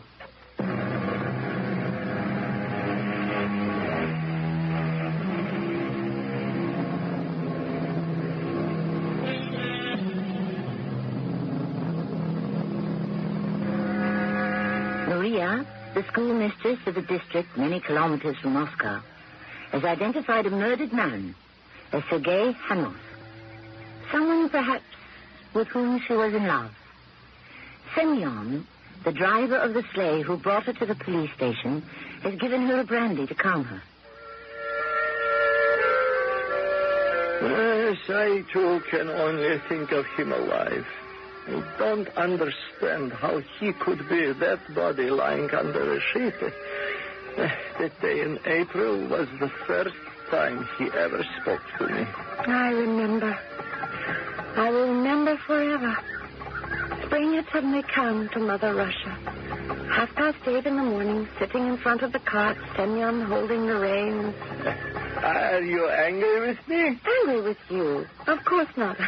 I was just thinking, how too familiar is this road from the school to the town and back? Well, all roads become familiar when you travel them long enough. And this muddy path to the Azovia is no exception. I've been schoolmistress for 13 years, and heaven only knows how many times you've driven me to the post office, the town hall, to collect my salary, to buy food, and back to the schoolhouse. Everyone says there is good money in being a schoolmistress. People say a lot of stupid things. Money. There are those that have it, and there are those who have little or none and live from day to day. I envy those who have money and don't have to work for it. I don't know anyone like that. Perhaps in Moscow, but not here. Well, what about Sergei Hanov? I'll wager you he has never done a day's work in his life. How can you say that? He does all kinds of charitable work. He is also on the teacher's examining board. You call that work? They meet once a year. Please, Semyon, stop talking. Let me alone with my thoughts. Oh, I'm sorry. You're not in a very good mood today. Huh? I shouldn't be cross with you. Are you more sad today, or is it my imagination? I'm still a young woman. And yet I feel I have lived out here for 100 years. I can imagine no other future for me than the school and this road to the town and back again and again and again. You know, you're very well liked by everyone. 13 years. And then another 13 years. And another 13. You know, I read somewhere that's an unlucky number, 13. But I don't believe it. No. You are an educated woman. There is no such thing as luck. Is there? Am I right? No such thing as luck?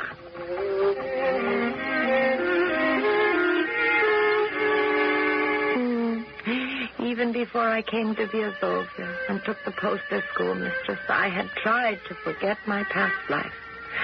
When I had a father and mother, and we lived in Moscow, in a big apartment near the Red Gate. Now, it is vague, as seen through a cloud. Mother died first, and father 10 years later. It's that good-for-nothing Sergei Hanov driving back behind the flies of the wind. He's the only one in the county well off enough to afford a 4-horse carriage. Whoa, Theodora, whoa! I'm pulling over to the roadside on this Maniac Pass. Look back there. Oh, that idiot is slowing up. Now he has stopped his carriage next to us. Such idle dreams. Sergei Hanov is handsome. People say he drinks. Oh, he must be lonely. He has no wife. But he looks at me all the time. Always so polite. Good morning, mademoiselle. Good morning. You're driving to town, I suppose. Yes, I am. Well, I'm going to visit Baptiste. But I'm told he's probably not at home. Yes, I have heard that. He is away a great deal. He has a lumber mill, but he stays there when it's spring.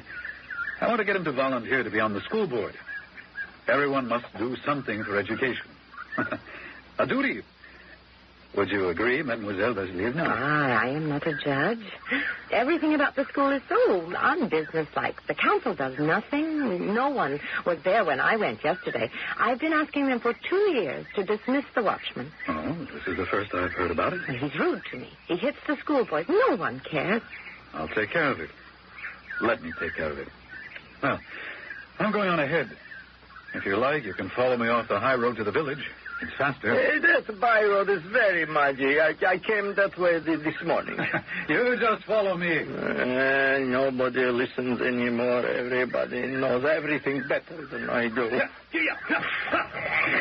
Well, I suppose we might as well follow him and use his tracks and trust we don't sink into the mud. Sergei is really handsome. Ooh, here we are, tagging along behind his grand carriage with 4 horses.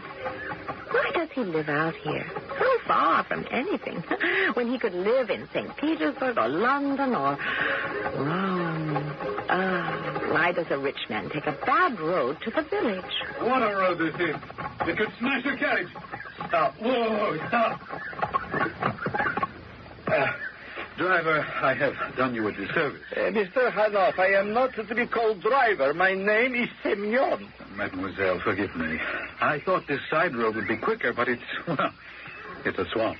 The mud is that thick. And now I've looked ahead, and if you keep to your right, it gets drier. Oh, mademoiselle, you will forgive me. Certainly. The mud had nothing to do with you. Au revoir. I turn off the road up there to the left. You stay to the right. I know these roads. You don't have to tell me. Mademoiselle Vasilievna, I shan't forget to bring up the matter of the watchman at the next council meeting. It's a promise.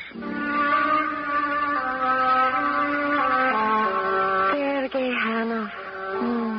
He drinks. This lovely man is going to ruin for no reason. If I were his wife or his sister, I could devote my whole life to saving him from ruin. His wife. I think of love, of beautiful eyes, of something which will never be his wife.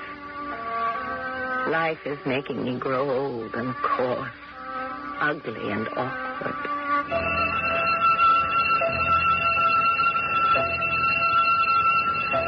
We're here, my Vasilievna. This isn't Viazovia. Oh, no. You're not stopping at the tavern again, Semyon. Step down, please, dear.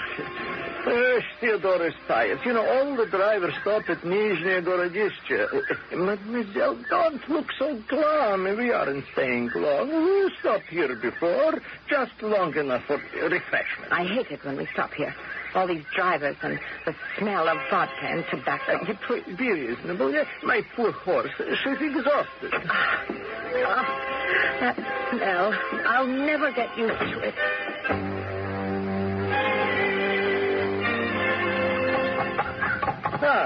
There. Was that so bad, huh? We didn't stay long.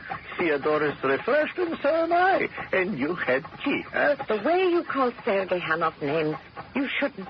Oh, you like him, don't you? What are you talking about? Because he's rich, you look at him. Isn't that so? Are you talking about Sergei Hanov? Yes, I'm talking about Sergei Hanov.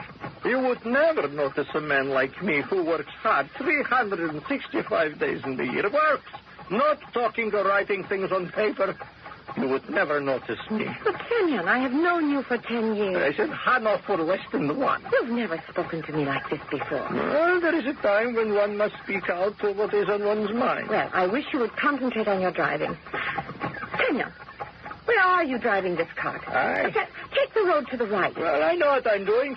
Even though I'm not good enough for you, I know what I am doing. What makes you say you're not good enough? I don't like that talk. Everyone is good enough. Everyone. Do you hear? If there were no Sergei Hanov, I might be good enough. Huh? Semyon, for some reason you are angry with me. You are not taking the road to the right. It's the one to the bridge. Well, we can go this way just as well. I can cross the river right up there. You see that? It's not that deep. Why are you frightening me? This is a cart, not a boat. Why don't we cross by the bridge like everyone else? Oh, you never did this before. 10 years we've taken the bridge. Wait, you'll drown the horse. I am not like everyone else, mademoiselle, as you will soon find out. Look, there's Sergei Hanov driving his coach and four to the bridge. Yes, with 4 horses in the carriage, he can't do what I can do. So he didn't find Buckwheat at home. Here, we're at the edge of the river. Whoa, Theodora! Whoa! Oh, Semyon, be sensible. Please don't try to cross the river from here. Go back to the bridge. Look, across there on the other side. Do you see that fresh tracks of wheels coming out of the water going up to the bank? That means I am not the only one who has crossed at this spot today. Yes, so have I in August. When the river is dry. Semyon, please, I beg you. It's at least 50 feet across. Look how rapidly the water flows. I can do anything I set my mind to. I am not a namby-pamby coward who has to use this bridge. Giddy up. Come, giddy up, Theodora. You heard me. Move. Move, go on. Get across. Go. Go on, don't stop, Theodora.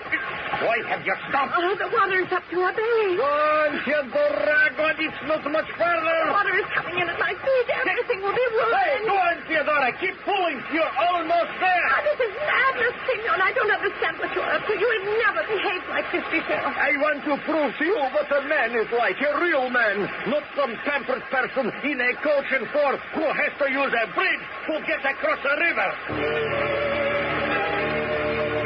And see, what did I tell you, huh? You see how easy it was? All it takes is courage. And we have saved 3 kilometers by fording the river. Oh, what are you talking about, you fool? Look at me. Is this the way I can march into the Board of Education and request my salary check? What happened to you, Mademoiselle Vassilievna? Did you fall into the water? Oh, no. You will dry out in no time. By the time we get to Vyazovia, I assure you. My shoes are full of water. Oh, my dress, look at it. Soaked. The sleeves, too, and the sugar, and the bag of flour I bought. All wet, ruined. Your behavior is really beyond me. Why do I keep thinking of Sergei Hanov? Oh, what a beautiful name Sergei is. Oh, my Lord in heaven. It has suddenly come to me.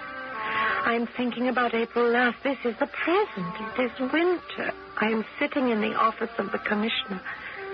And Sergei is dead. Life for me is over. How can I go on?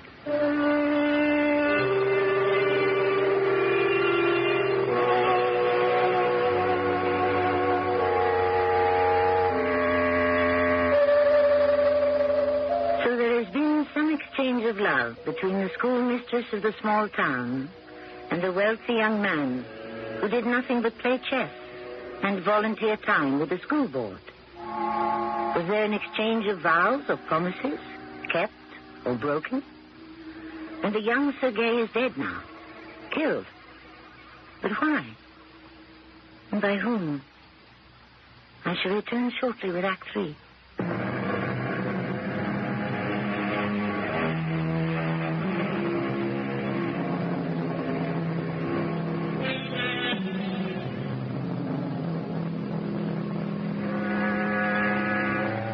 The twists and turns of the road that muddy April morning, the mad crossing of the river seems not to be as contorted as the words and thoughts of Semyon, the peasant driver of the cart.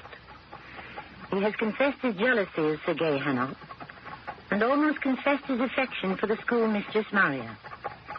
They reach the railroad crossing just outside of town. Bad luck. A minute earlier, and we would have been able to cross the tracks before the barrier came down. Where are you going, Maria Vasilievna? I'm getting out of this cart. I want to stand over there and watch the trains. I must get as close to trains as I can. If I could be on one of them, with someplace to go, far from here, a new life. That lady, standing on the platform between those two first-class carriages. It's Mother. Oh, what an uncanny resemblance. The brow, the same beautiful head. Oh, Mother. What has happened to your little Maria? May I offer you a handkerchief, mademoiselle? Oh, Mr. Hanov, I didn't see you. My carriage is right behind Semyon's. One has to wait until the gate opens. I couldn't help noticing you putting your hands to your eyes. There's a great deal of soot near the railroad. Thank you. I will borrow it. I like to get as close to trains as I can. Whenever one is passing, I stop and look. I thought a gentleman of your position could travel anywhere. That's not quite accurate. Moscow is a place I would prefer to be. But I can never return there ever again. What brought tears to my eyes was seeing a lady on that train who reminded me of my dear mother. Oh, she has passed away? And my father. As the train went by, I suddenly had this vivid picture of my father and mother, our flat in Moscow. I had pigtails then. The aquarium with little fish. Would you believe it, Mr. Hanov? The sound of the train was the sound of our piano. Oh, I miss music out here also. Well, it was miraculous, those few moments as the train went by. It was 13 years ago. I was young, well-dressed, in a bright, warm room, among my friends. But here... Mademoiselle, I would beseech you to permit me to call upon you, and perhaps in time I could be your friend. Here you are. Yes, they're going to lift the barrier in a minute, and the train's long gone, and still that gate is down. They're very slow and lazy in their duties at this crossing. Yes, there at last. Come along, Maria Vasilievna. Au revoir, mademoiselle. I shall pay you a visit if I may, and please, here, keep my handkerchief. I shall return it to you when we meet the next time, but I must wash and iron it. Are you coming? Don't wash the tears off. I'd like to keep those. I, too, have tears over the past. Mistakes, oh, mistakes. Well, au revoir.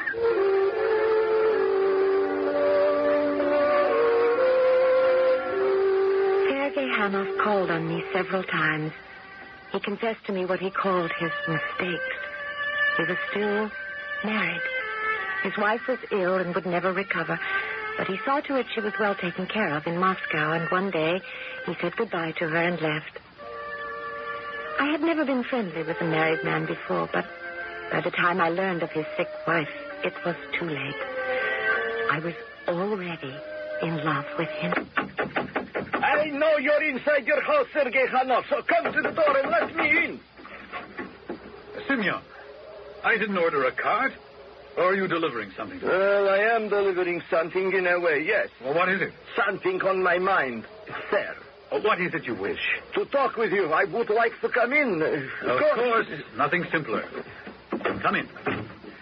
Well, now, what is it, my good man? Well, first of all, I am not your good man. Monsieur Hanoff, you have been living in Varsovia for not a long time, and perhaps you do not understand the way we citizens of this part of the country feel. I grant you that, Simeon. And I'm going to save you a great deal of time by not pretending ignorance of what you wish to say. Let me help you to say it. You are concerned because Mademoiselle Vassilievna and I have been seeing a great deal of one another, and you don't like it. I received this letter from my brother, who works in the Hall of Records in Moscow.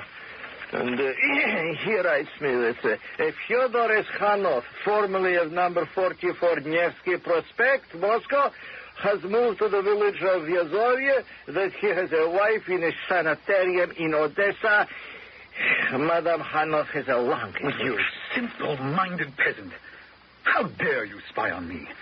I have never denied anything or told anyone about my life. How dare you? Oh, well, I was not aware, sir, that making inquiries as to the new residents of our town was going beyond the protection of the law. You fool, what are you talking about? I mean protecting an innocent young woman from the intentions of a married man. You may leave.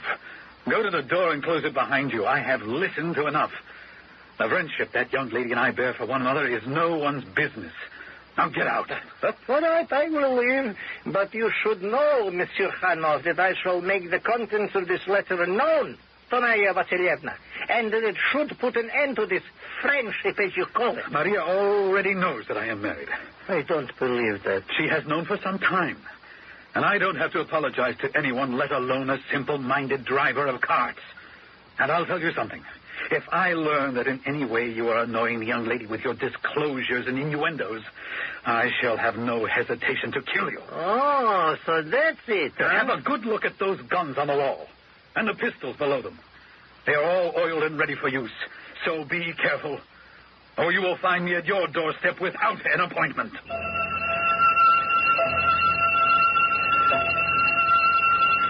Sergei told me about the visit from Semyon, and it frightened me. He told me there was nothing I need fear. It was my birthday. Just 5 months to the day when we had first met at the school board examination, and Sergei himself had prepared a dinner for us in his vast house, just the two of us. To your health, my dear. Yes, to us. Happy birthday, my dearest. Thank you. Was the dinner to your liking? Oh, yes, yes. I think there's nothing like candlelight to show off a woman's beauty. What is it, Maria? You're still not worried about that simpleton. I haven't seen him about town. No, he's still in the village. Has he annoyed you in any way? No, we hardly talk anymore, and since it's vacation time, I don't need him to drive me to town for my salary. He hasn't been around here either. Sergei tried to understand. He is not bad. He is not evil. He only came to you to threaten me, I know. But you notice, my dear, I have opened the gun cabinet. And if he tries anything, I have a loaded pistol in every room. Guns won't solve anything. Sergei, couldn't you meet with him? Explain about your wife. He only wants to protect me. He needn't bother. I can protect you far better than anyone else. Can you?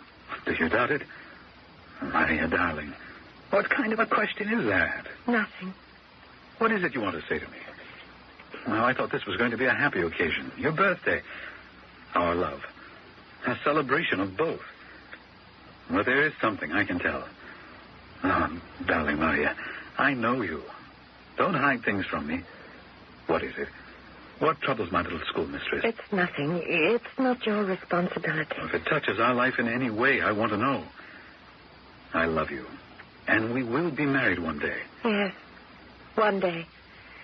But in the meantime, however long that is, what can you do?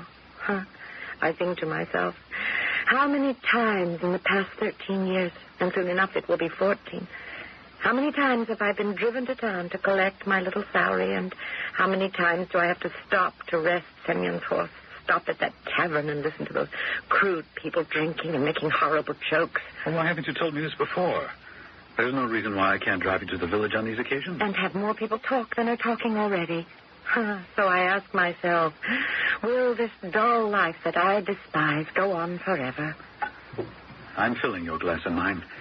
And I must say, Maria, that you're not very flattering. I thought that you and I were certainly not leading a dull life. My, come. Raise your glass and let us drink to the two of us. To the three of us. What? What did you say? I drink to the three of us. Sergei, I'm going to have your baby. Oh, excuse me. I'll get Peter to come and clean up the mess. Sergei, I'm sorry if I have upset you. Oh, not at all. Of course not. Oh, my goodness, I'm breaking out all from perspiration. I became very nervous, too, when the doctor told me that it was so. Does the doctor know how far along? I mean... He doesn't have to. I know. My baby will be born in 4 months, perhaps a little less. So now you understand what I had on my mind, why perhaps I was so quiet. Too quiet on my birthday. A birthday? Maria, listen to me. You must know that if it were at all possible, I would marry you tomorrow. I want you to believe that. Yes, I believe that, Sergei.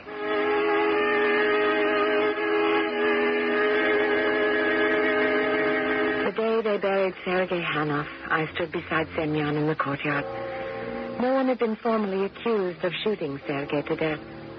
Semyon and I looked at one another, and I realized that each of us suspected the other had killed Sergei, but only one of us knew for sure. I was all packed to take the train the next morning to Moscow, where I would have my baby, so the funeral was for Semyon and myself a farewell. The commissioner was also in the churchyard. He beckoned to Semyon. Semyon, I understand you've been in touch with your brother, who is employed in the Hall of Records in Moscow. That's so, Commissioner. We are very close. You were inquiring as to the background of the deceased? Yes, sir. There was only one answer to your inquiry? No. I received another letter from my brother a week ago. Well, I'm glad you're telling me the truth. That's sensible. And the second letter stated that your brother had been mistaken. That Sergei Hanov, who moved from 44 Nevsky Prospect to our town, was not married, had no wife in a sanatorium, that he was, in fact, a bachelor. Yes, I see you know everything. No, not everything. Did you discuss the contents of this letter with anyone? No, I didn't. You didn't mention the contents of the second letter to Maria Vasilyevna, who is standing over there? No. Why should I do that? Because she and the deceased had been, shall we say, intimate. Because, shall we say, Hanov was pretending to be married, and therefore marriage with our schoolmistress was out of the question. Commissioner, I told no one what I know. I'll stake my life on that. You may have to, Semyon. Well, you will be hearing from me. The baby is alive and well. A girl. I called her Natasha after my mother. She will have coal black hair, just like my mother. I have a post in the Moscow school system, and I tell everyone I am a widow. That my husband was a hero, a courageous man who died in battle.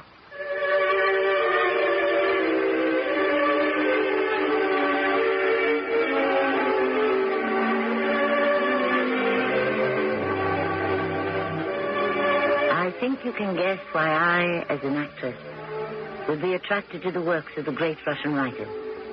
I might say that there is something of Maria in me.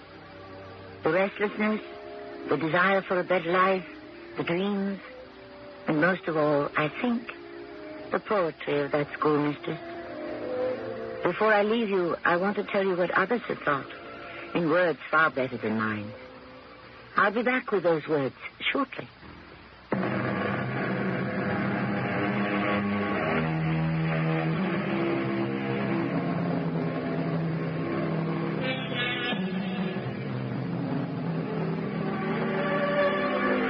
We were talking about those who appreciated Anton Chekhov long before any of us were even born. The great Tolstoy called him an incomparable artist, an artist of life. He has created new forms of writing. Tolstoy then added, it's impossible to compare him with other Russian writers, with Turgenev, with Dostoevsky, or with me, Tolstoy. Chekhov has his own special form, like the Impressionists. Our cast included Patricia Elliott, Earl Hammond, and Lloyd Battista. The entire production was under the direction of Hyman Brown. And now, preview of our next tale. You must not be taken alive, either. You know that. Goodbye.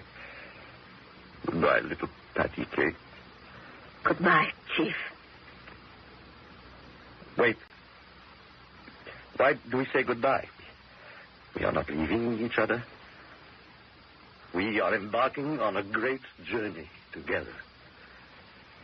Is that not so? Oh, yes, yes. But we cannot go this way. Which way? Pick up the telephone. But... At once. Tell them I want to see Martin Bormann. Radio Mystery Theater was sponsored in part by White Westinghouse Appliance Company. This is Tammy Grimes, inviting you to return to our Mystery Theater for another adventure in the macabre. Until next time, pleasant dreams.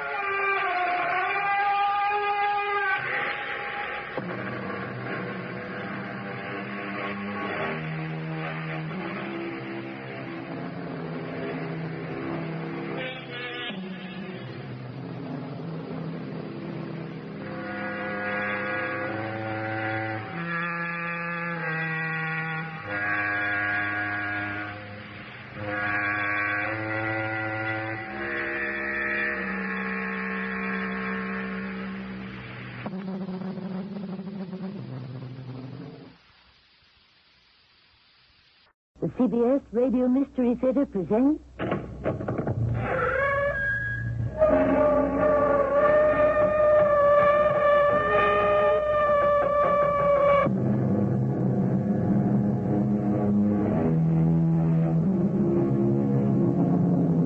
Come in. Welcome. I'm Tammy Grimes. When we mortals are unable to understand certain events that occur in our lives, we blame fate, or coincidence, or bad luck. It is these stories of the improbable that always intrigue me. And I don't think either you or I need an explanation as to why. What is the difference if an apple has a red skin or a blue skin, if inside it is still an apple? I have learned to accept the incredible as the possible. And today's tale is one more proof that in our universe anything can happen and frequently does. What an extraordinary portrait of a beautiful young girl. And she died shortly after my uncle painted this, 50 years ago. What a fantastic talent he has. Had. He's 70 now. He never painted again. Nothing. Not a canvas of any kind. Nothing and nobody. All the life went out of him with her strange death. This portrait of Sarah is all that remains.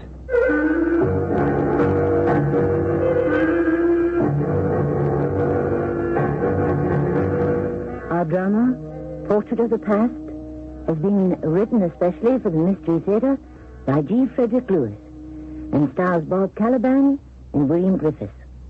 I shall return shortly with Act One.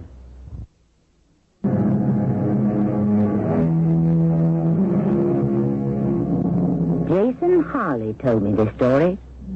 Like his father, grandfather, and his uncle, Jason is a jeweler in the true sense of the word. The Harleys were craftsmen. They did more than sell and repair watches or trinkets. They were silversmiths and goldsmiths. And their exquisite work has been collected all over the world, although none of the Harleys ever left New Falmouth, Massachusetts. Yes, ma'am. What can I do for you? Are you Jason Harley? Yes, I am. I am Mrs. George M.W. Baker. My stepfather and I have just moved here to New Falmouth. He's quite an elderly gentleman now, but when he was a young man, he grew up here. I'm a widow, and we've been living in Boston, but we decided we'd had enough of the big city. I think you'll like it here. Oh, we do already. I've brought along an old brooch that needs mending. Here, let me show you. Oh, thank you. Good Lord. Oh, what is it? What's the matter? This brooch, this pin. Where did you get it? Is there something so extraordinary about it? Mrs. Baker, my grandfather, my uncle, and my father I've been designing jewelry for a good many years. This is the first time I have seen this particular coat of arms made into a brooch. Where did you get it? It belongs to M.W., my stepfather. Well, you can see for yourself what needs repairing. You see, there should be 3 gold seashells on that black shield. It's so very small and delicate. Now, one of the shells must have fallen out, and M.W. was fit to be tied when we unpacked it, and it was nowhere to be found. I beg your pardon, but what did you say your name was again? Mrs. George M.W. Magnus Whitmore Baker. I see. Magnus Whitmore, that's your stepfather. The name is familiar to you? Yes, it is. At any rate, leave the brooch. I think I can duplicate the missing gold shell. I think your stepfather will be quite satisfied. Do you happen to know where he obtained this brooch? I don't. As I said, he's had it as long as I can remember. Well, why do you ask me how long he's owned it? The design is an unusual form of canting arms. That is, a coat of arms assumed by a family elusive to its name. The 3 gold shells set on a sable shield is the heraldic insignia of a family called Shelley. I've seen that same coat of arms only once before, and that was on a portrait of a beautiful girl who died mysteriously 50 years ago. Mrs. Baker didn't seem the least surprised that the design of the brooch had a relationship with death. She left it with me to be restored, and I lost no time heading for my uncle's farm. Uncle Silas is in his 70s, but you'd never know it to look at him. Oh, Jason, my boy, how good to see you. Whatever brings you to see me? Well, first of all, because I care about you. And secondly, Uncle Silas, to play detective. Oh, you don't say. Detective, huh? What are you investigating? The past. You know that portrait you have over your mantelpiece? I look at it every day. Of course I know it. Right behind you. May I take a closer look at it? Why not? You've been looking at it since you were a child. I painted that portrait of her when I was younger than you, Jason. 20. And, of course, so was she. 18. Do you know that I never knew it was you, Uncle, who painted that portrait? You didn't sign it. No, but I left my mark on it. Here, I always thought you were just like the rest of us Harleys, a jeweler, a goldsmith, a silversmith. Oh, I always wanted to be a painter. I started training for it at 15, so by the time I was 20, I was quite accomplished. I can see that. But that young lady, hers was the last portrait I ever painted. In fact, when the canvas was dry, I put my brushes down. All my desires to paint vanished. Jason, son, suddenly I'm very tired, so if you don't mind, I shall make tracks for my bed. No, you're welcome to stay. If you do, I shall see you at breakfast time. If not, I wish you well. Come again soon. I didn't stay the night. But what I came to see was exactly where I'd remembered seeing it as a boy. The unknown 18-year-old girl Uncle Silas had so exquisitely represented, wearing a red dress with red, long, flowing hair piled on top of her head. She stood in a corner of the garden, one hand beckoning. And in a corner of the painting was a tiny coat of arms. 3 gold shells on a black shield, identical to the brooch I had been asked to reconstruct. Mrs. Baker, the reason I have brought you the brooch personally is that I would like to meet your stepfather. Mr. Harley, I appreciate that, but I'm not sure whether M.W. is up to it. He rests in the afternoon. His heart isn't too good. Oh, I'm sorry to hear that. I would have liked to present the restored brooch to him. Oh, it's all done. Oh, he's going to be delighted. What do I hear? Your voices? M.W., we ruined your afternoon nap. I never close my eyes. You know that, Maria. So, who is this gentleman? This is Jason Harley, the jeweler who was so highly recommended, and he's brought the brooch with him. Did you say Harley? Are you related to Silas Harley? He's my uncle, sir. Of course, Harley. They're all jewelers. It's a coincidence.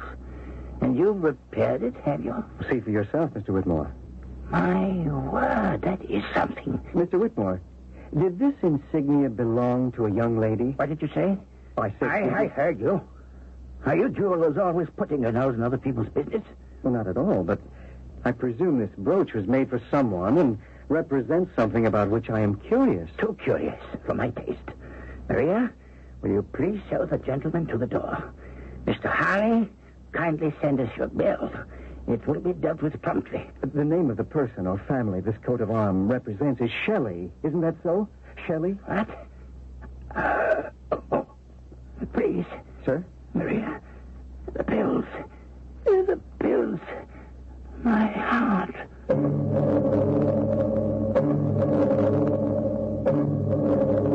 Will you forgive me, Mr. Whitmore?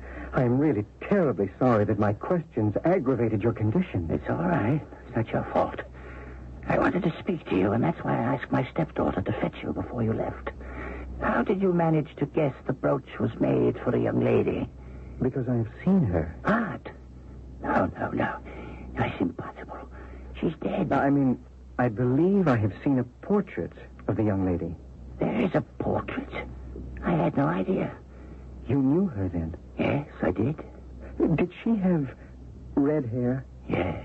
Did she wear a red dress? A red dress. Her favorite. Mr. Whitmore, I would say the portrait I have seen is that of a young woman who lived some 50 years ago. In one corner, where you would expect to find the artist's signature, is a painted replica of the brooch I have just repaired for you. You have seen this painting? Of a young lady wearing a red dress standing in a garden. She has red hair piled on top of her head and a very beautiful face. Her age, 18. Lord in heaven. That's her. Sir, would you care to see the painting? I would pay anything for just one look. That young woman has haunted me for 50 years. And unfortunately, my memory of her is getting fainter and fainter. You see, I loved her once. Long, long ago. The following day, I examined every gravestone in the churchyard where most of the old families of New Falmouth are buried. And I found the very gravestone I was looking for. Sarah Shelley, born 1912, died 1930. So it was Sarah Shelley who had died at 18. I wanted to know why, and who else was there to ask but my Uncle Silas. Jason, I never said the girl in my portrait was Sarah Shelley. The idea that was her name. This does, Uncle Silas. This brooch. I saw the gravestone. Why was she buried alone? Who was she? She was buried alone because she was an orphan. No family. A lovely young girl who taught school here in New Falmouth. Oh, Sarah. How I wish... Oh. You see, I had hoped we would marry. But I'm getting ahead of myself. I was very young, just 20. Apprenticed to your grandfather. And for Sarah, I created a family crest. I saved up scraps of gold and silver, slices of onyx, hoarded them until I had enough to give this beautiful orphan a family name. I wanted her to be someone. Uncle, before we go further into the past, could you tell me the entire truth about something that you do from year to year in the present? Well, if I can, I will. You cover this painting you did of Sarah Shelley every June. As I have for 50 years, for only the month of June, mind you. And you've told me it's to blot out painful memories of June 1930. Is that the entire truth, Uncle? No, it isn't. I cover Sarah's picture from the first to the last day of June because she asks me to. She? Sarah? Speaks to you? Oh, and much more than that, Jason. In time, Yes. In time, I will tell you everything.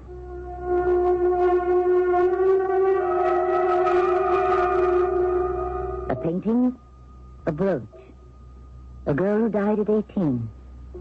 and memories of an unrequited love. And then the question of a death, natural or unnatural. When one begins to dig into the past, and this past is half a century old, one must be careful, very careful. Open that mythological jar called Pandora's box, and who knows what evils may fly out. I shall return shortly with Act Two.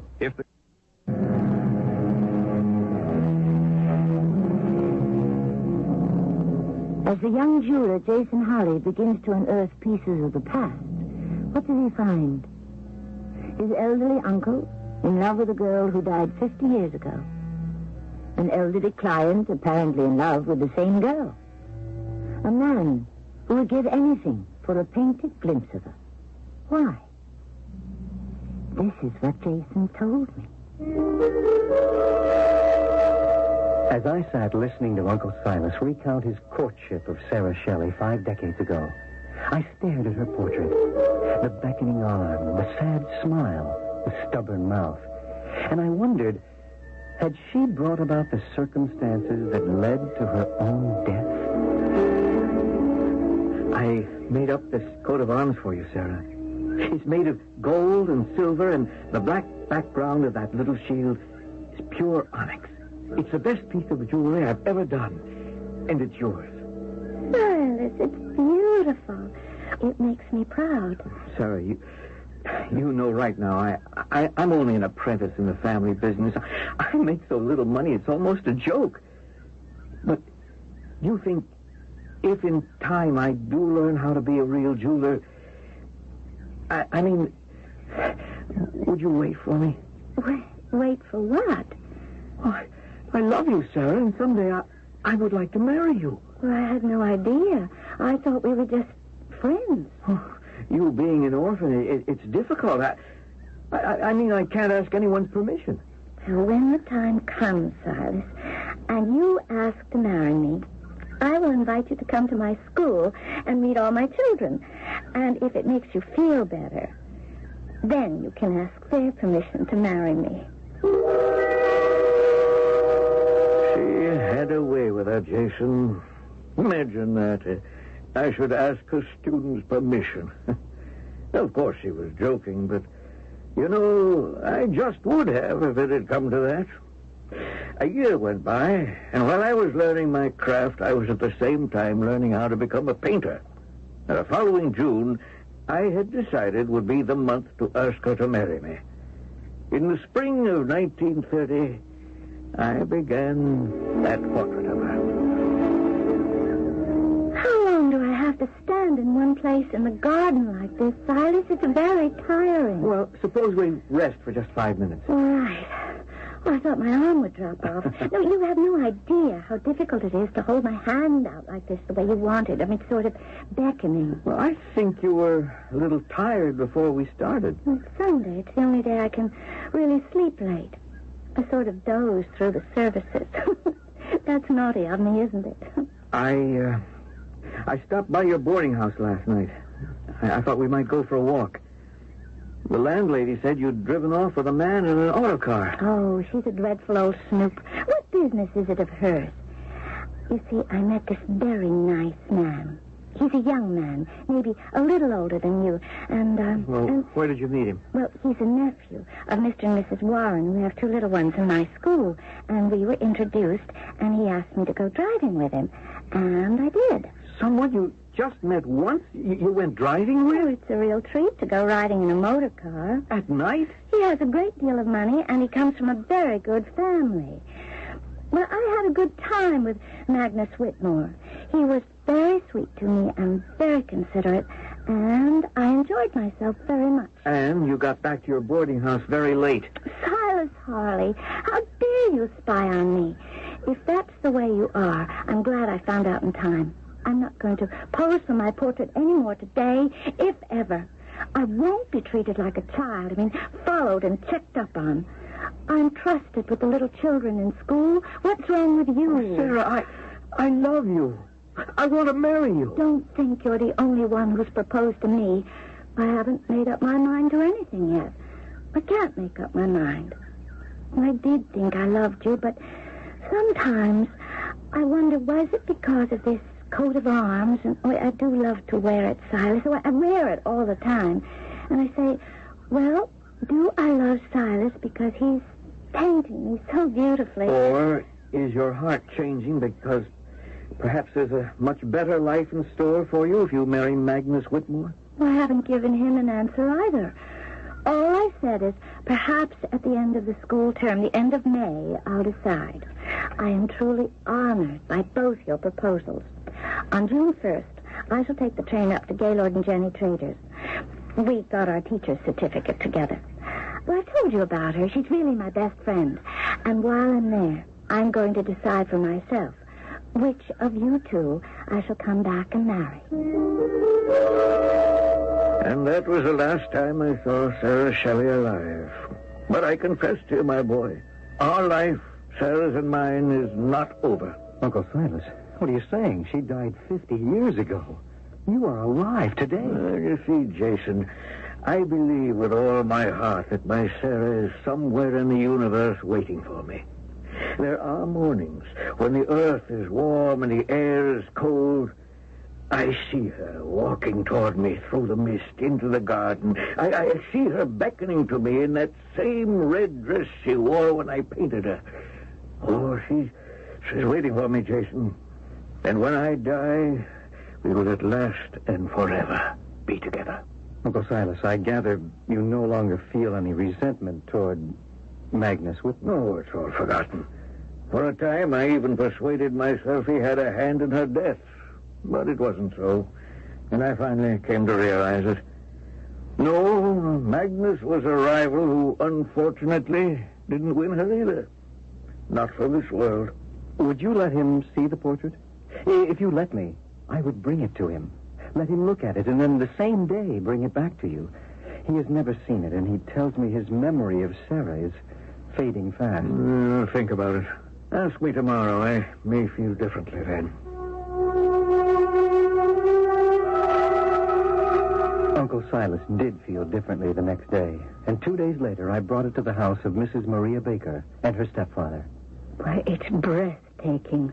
I had no idea she was such a beautiful girl. I thought you should see it, Mrs. Baker, before Mr. Whitmore does. I can now understand the tragedy of it so much better. Oh, I'm almost afraid to show it to M.W. It doesn't have to be today. My uncle trusts me. You brought the brooch back, didn't you? Yes. Before I forget, here it is. I shall take the painting, leave it outside his room, go in, see him, and if he's up to it, I'll show it to him. Mr. Whitmore, I'm glad you felt well enough to have me join you in your bedroom. Beautiful work of art, isn't it? My boy, I shall never be able to thank you enough. Maria tells me Silas himself painted it. From life. And he has retained all of hers and more. I do see Sarah actually beckoning to me to follow her. Is that possible?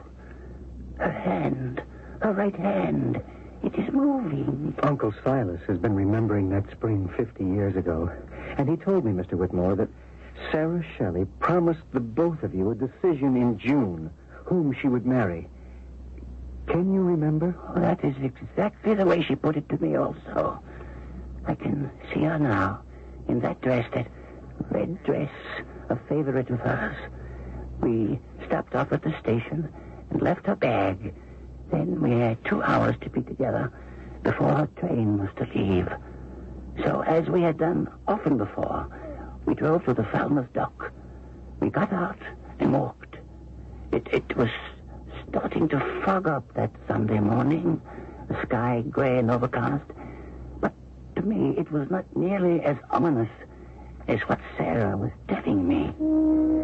Magnus, it isn't that I care for you and Silas equally at all. My feelings for you are different. Can you understand that? Which feeling is love, Sarah? That's the one that counts the most. I don't know.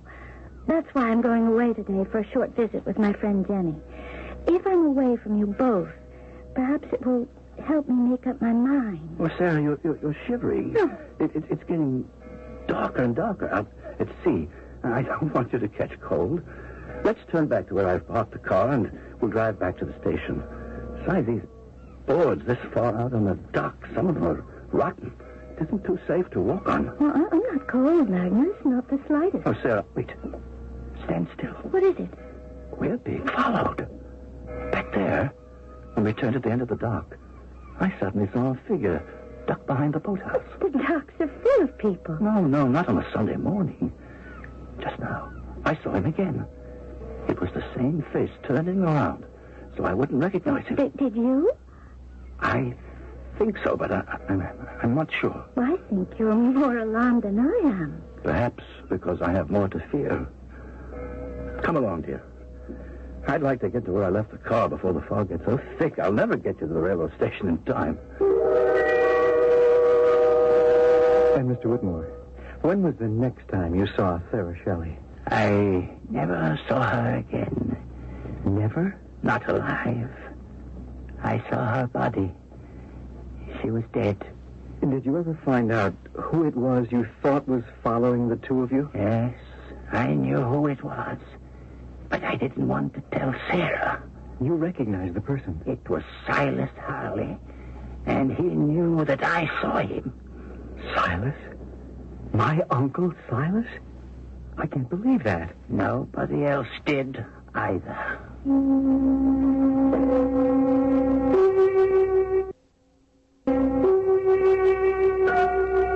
It was William Shakespeare's opinion that love and death were not partners. That is, excluding Romeo and Juliet. In a favorite play of mine, As You Like It, he has the character Rosalind say, "The poor world is almost 6,000 years old, and in all this time there was not any man died in a love cause. Men have died from time to time, and worms have eaten them, but not for love." Well, Mr. Shakespeare, we shall see. It would appear in our story that someone may have killed for love. I shall return shortly with Act 3.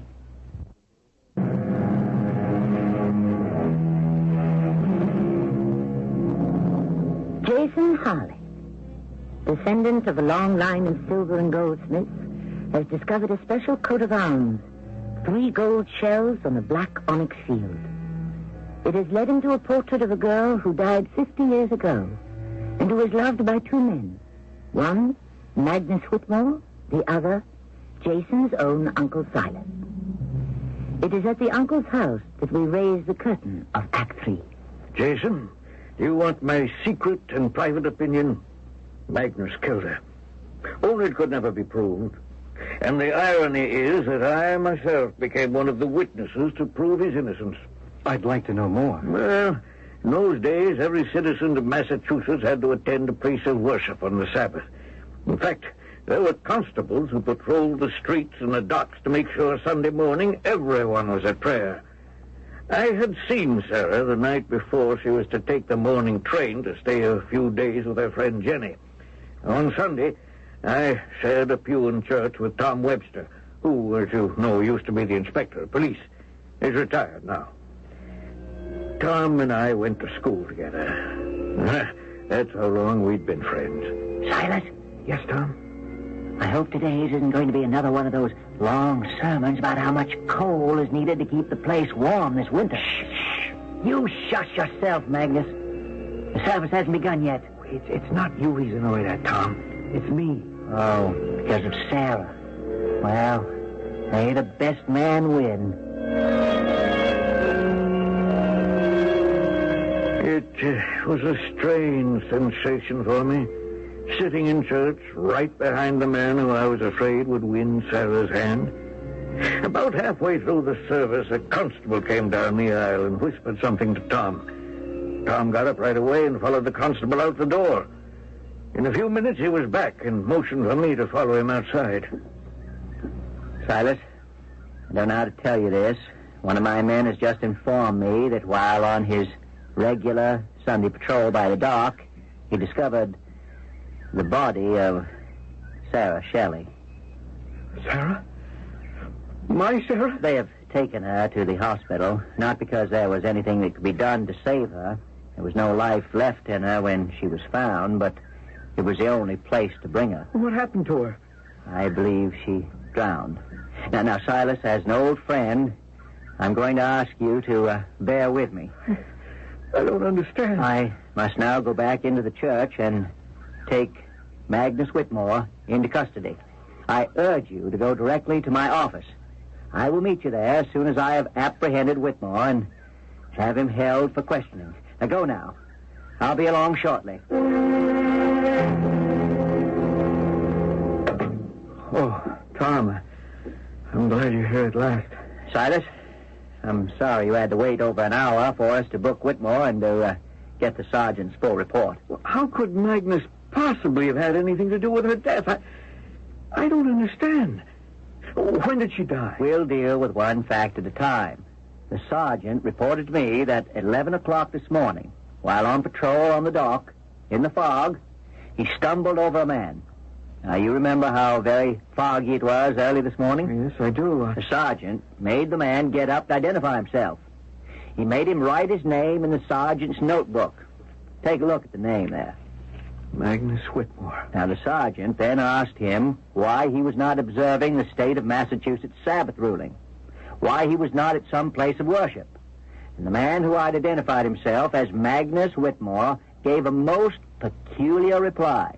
He said to the sergeant, "What time is it?" The sergeant said, "Almost noon." And Whitmore answered, "I am in church." He said, "I am in church?" He said, "I am in church, and I have been there for over an hour." He then said to the sergeant, "I am a man cursed. I am a cursed man. Come, follow me." And the sergeant did. Whitmore pointed down into the water, past a broken plank, and the sergeant saw Sarah floating face down, her red hair streaming above her. Oh, Lord. It was too late to revive her. Now I'm about to have Whitmore in for questioning, and Silas, if it's too painful for you to be present, I will understand. But I will need your testimony eventually. Mine? I know this tragedy has torn you apart, but you can't have forgotten that Magnus Whitmore was in church. He was sitting in front of us and was there before we even arrived. In fact, where he said he was, miles from the dock. How that is possible at this point is beyond me.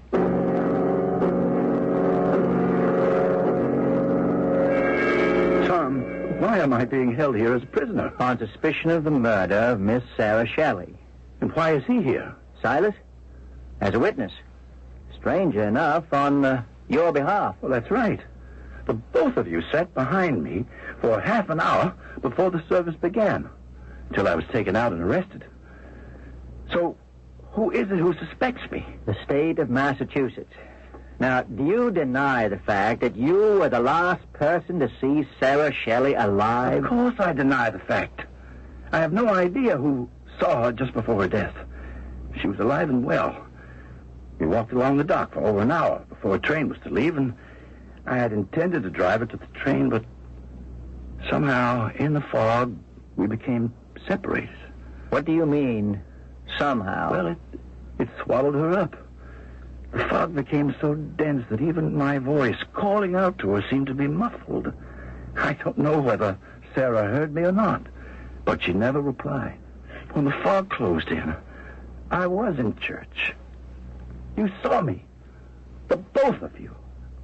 I sat right in front of you. The fact is, you were with the sergeant miles away and signed his book with your name and then led him to a place under the pier where Miss Shelley's body was found.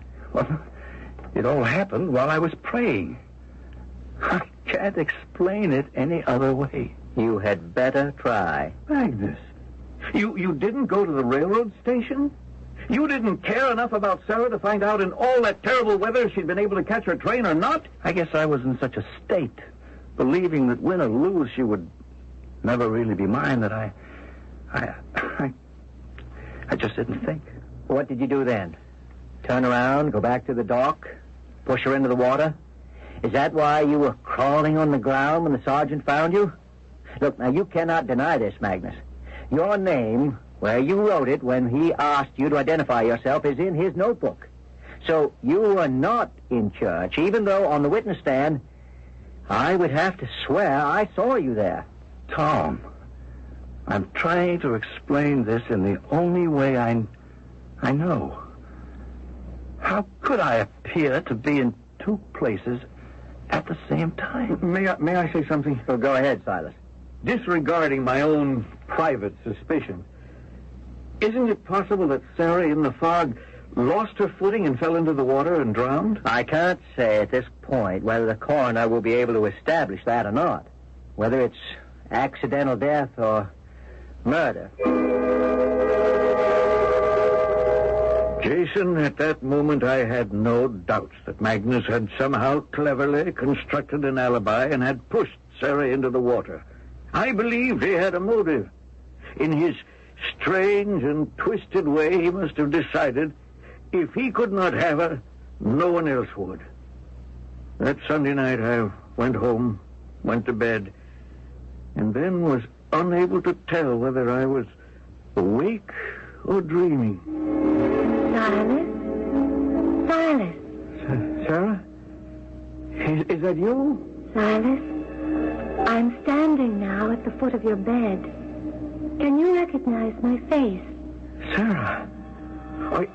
Are you real or an apparition? Are you alive or dead? I'm alive, Silas. Very much alive. But not in the sense I was.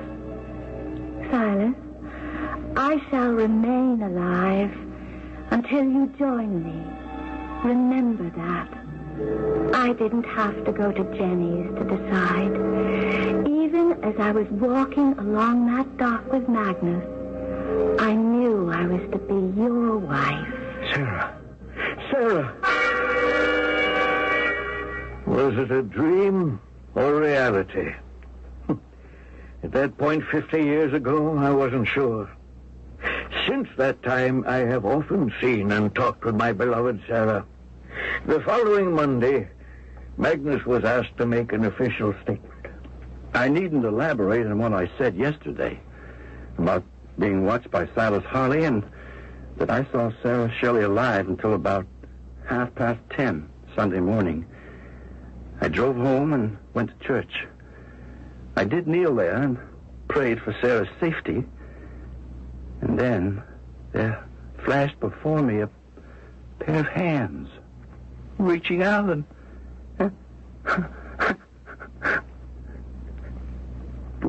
Do I have to go on now? We can wait.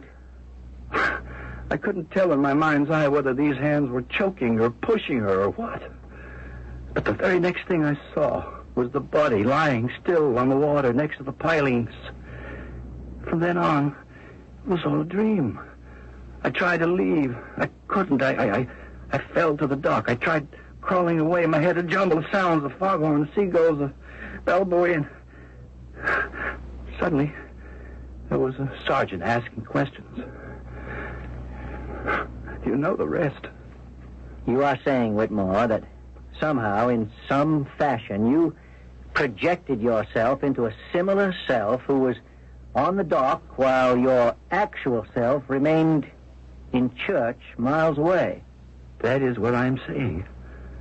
But how can we ever find out which was my real self and which was not?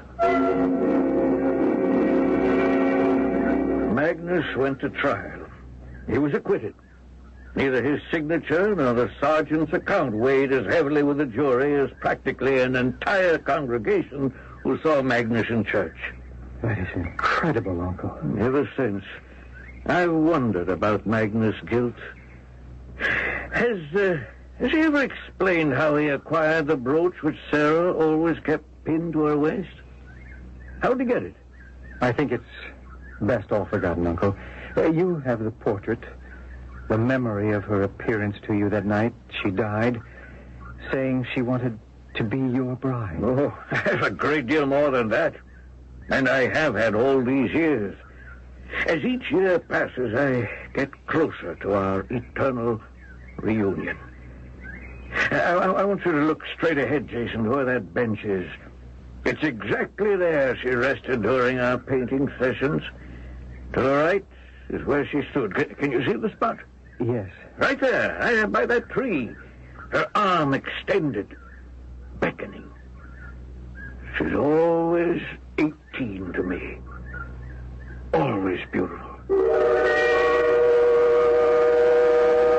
I am compelled to relate the truth of what I then saw.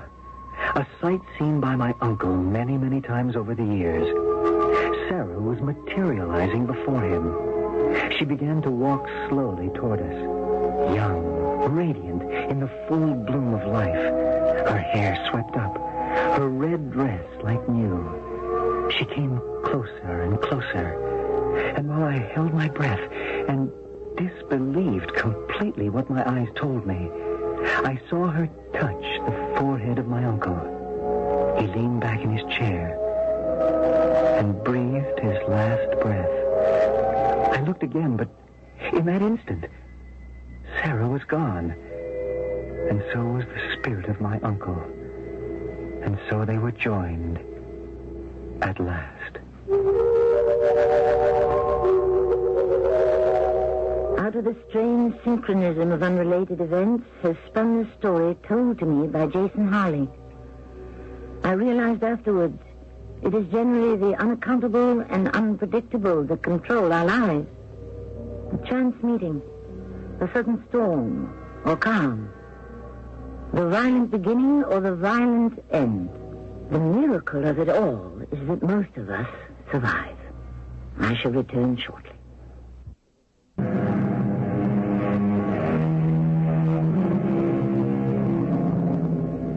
The older we grow, the more we encounter that which is not explainable. The good book tells us that to live by faith, hope, and charity will make the road easier. And there is written, when I was a child, I spake as a child. I understood as a child. I thought as a child. But when I became a man, I put away childish things. For now, we see through a glass, darkly. But then, face to face. Now, I know only in part. But then, shall I know even also as I am known? Our cast included William Griffiths, Bob Caliban, Carol Teitel, and Bernard Grant. The entire production was under the direction of Hyman Brown. And now a preview of our next tale. Here we are, 18th Street. You mean I have to walk all the way back to 12th? It's a nice night. A little walk won't kill you. A little walk won't kill you. Harry? A little walk won't kill you. Harry, are you all right? Hey, you were twisting around. You woke me up. You all right? Yeah, I'm okay. You sure? Yeah. It's, go back to sleep, Alice. Just, will you? Go back to sleep, huh? Let me off.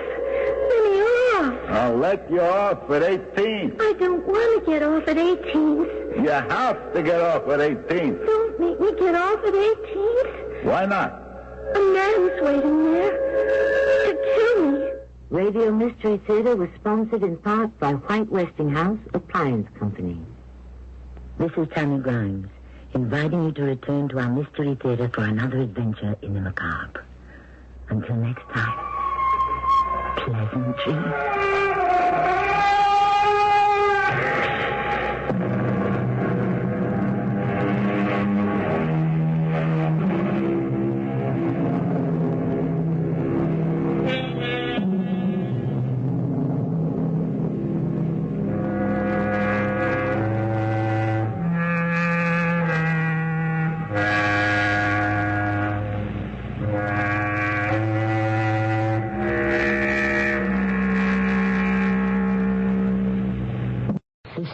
Radio Mystery Theater presents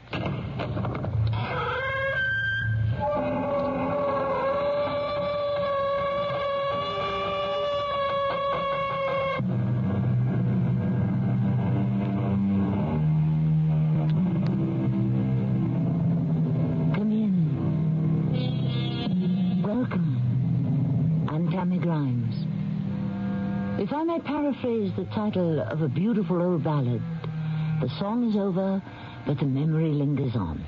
Yes.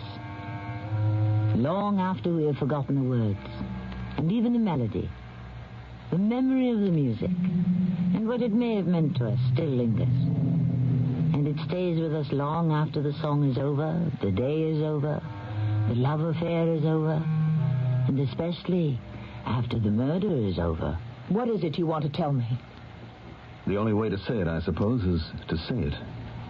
I'm leaving you. No, Edward. I'm sorry, Rosalind. You sold yourself to me. I own you, body and soul. This is the 20th century. I'm not your chattel. There's nothing you can do about it. There isn't?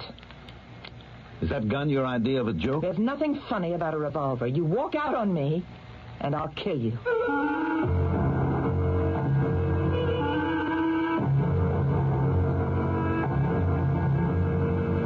Our mystery drama, The 12th Juror, was written especially for the Mystery Theater by Sam Dan and stars Marion Seldes. I'll be back shortly with Act One. Give yourself and others a gift of cheer this holiday season, packaged in a long-playing album, cassette, or 8-track.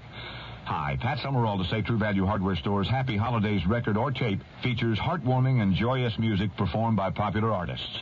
It's the perfect way to share the holiday spirit with people extra special to you, or as background music at holiday get-togethers. And Volume 17 of the Happy Holidays album or tape is just $1.99 while supplies last, exclusively at participating True Value Hardware Stores and home centers. And say that Pat Summerall sent you. Rod, if you saw any more wood, you'll have a backache. It's too late. My back's groaning now. Oh, dear. Well, sit there a minute. I think we have some Doan's pills in the house. That's what I love about you, honey. You think of everything. Good advice. Doan's pills for temporary relief of simple backache pain due to overexertion, stress, or strain. Use only as directed. You're walking like your back feels much better tonight, dear. It sure does, thanks to Doan's pills. I'm even ready to stack that wood now.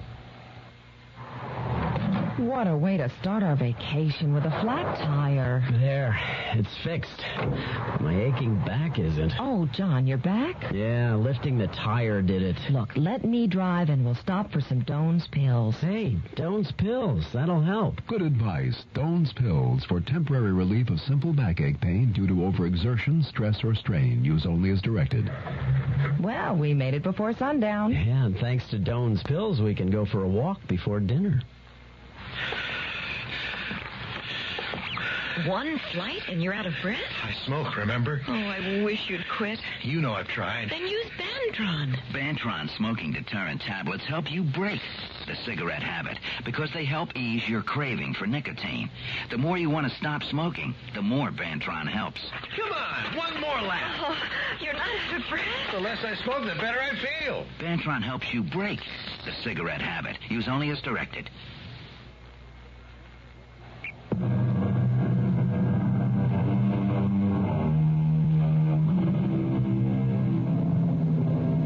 The French who have that saying, in each affair there is the one who loves and the one who is loved.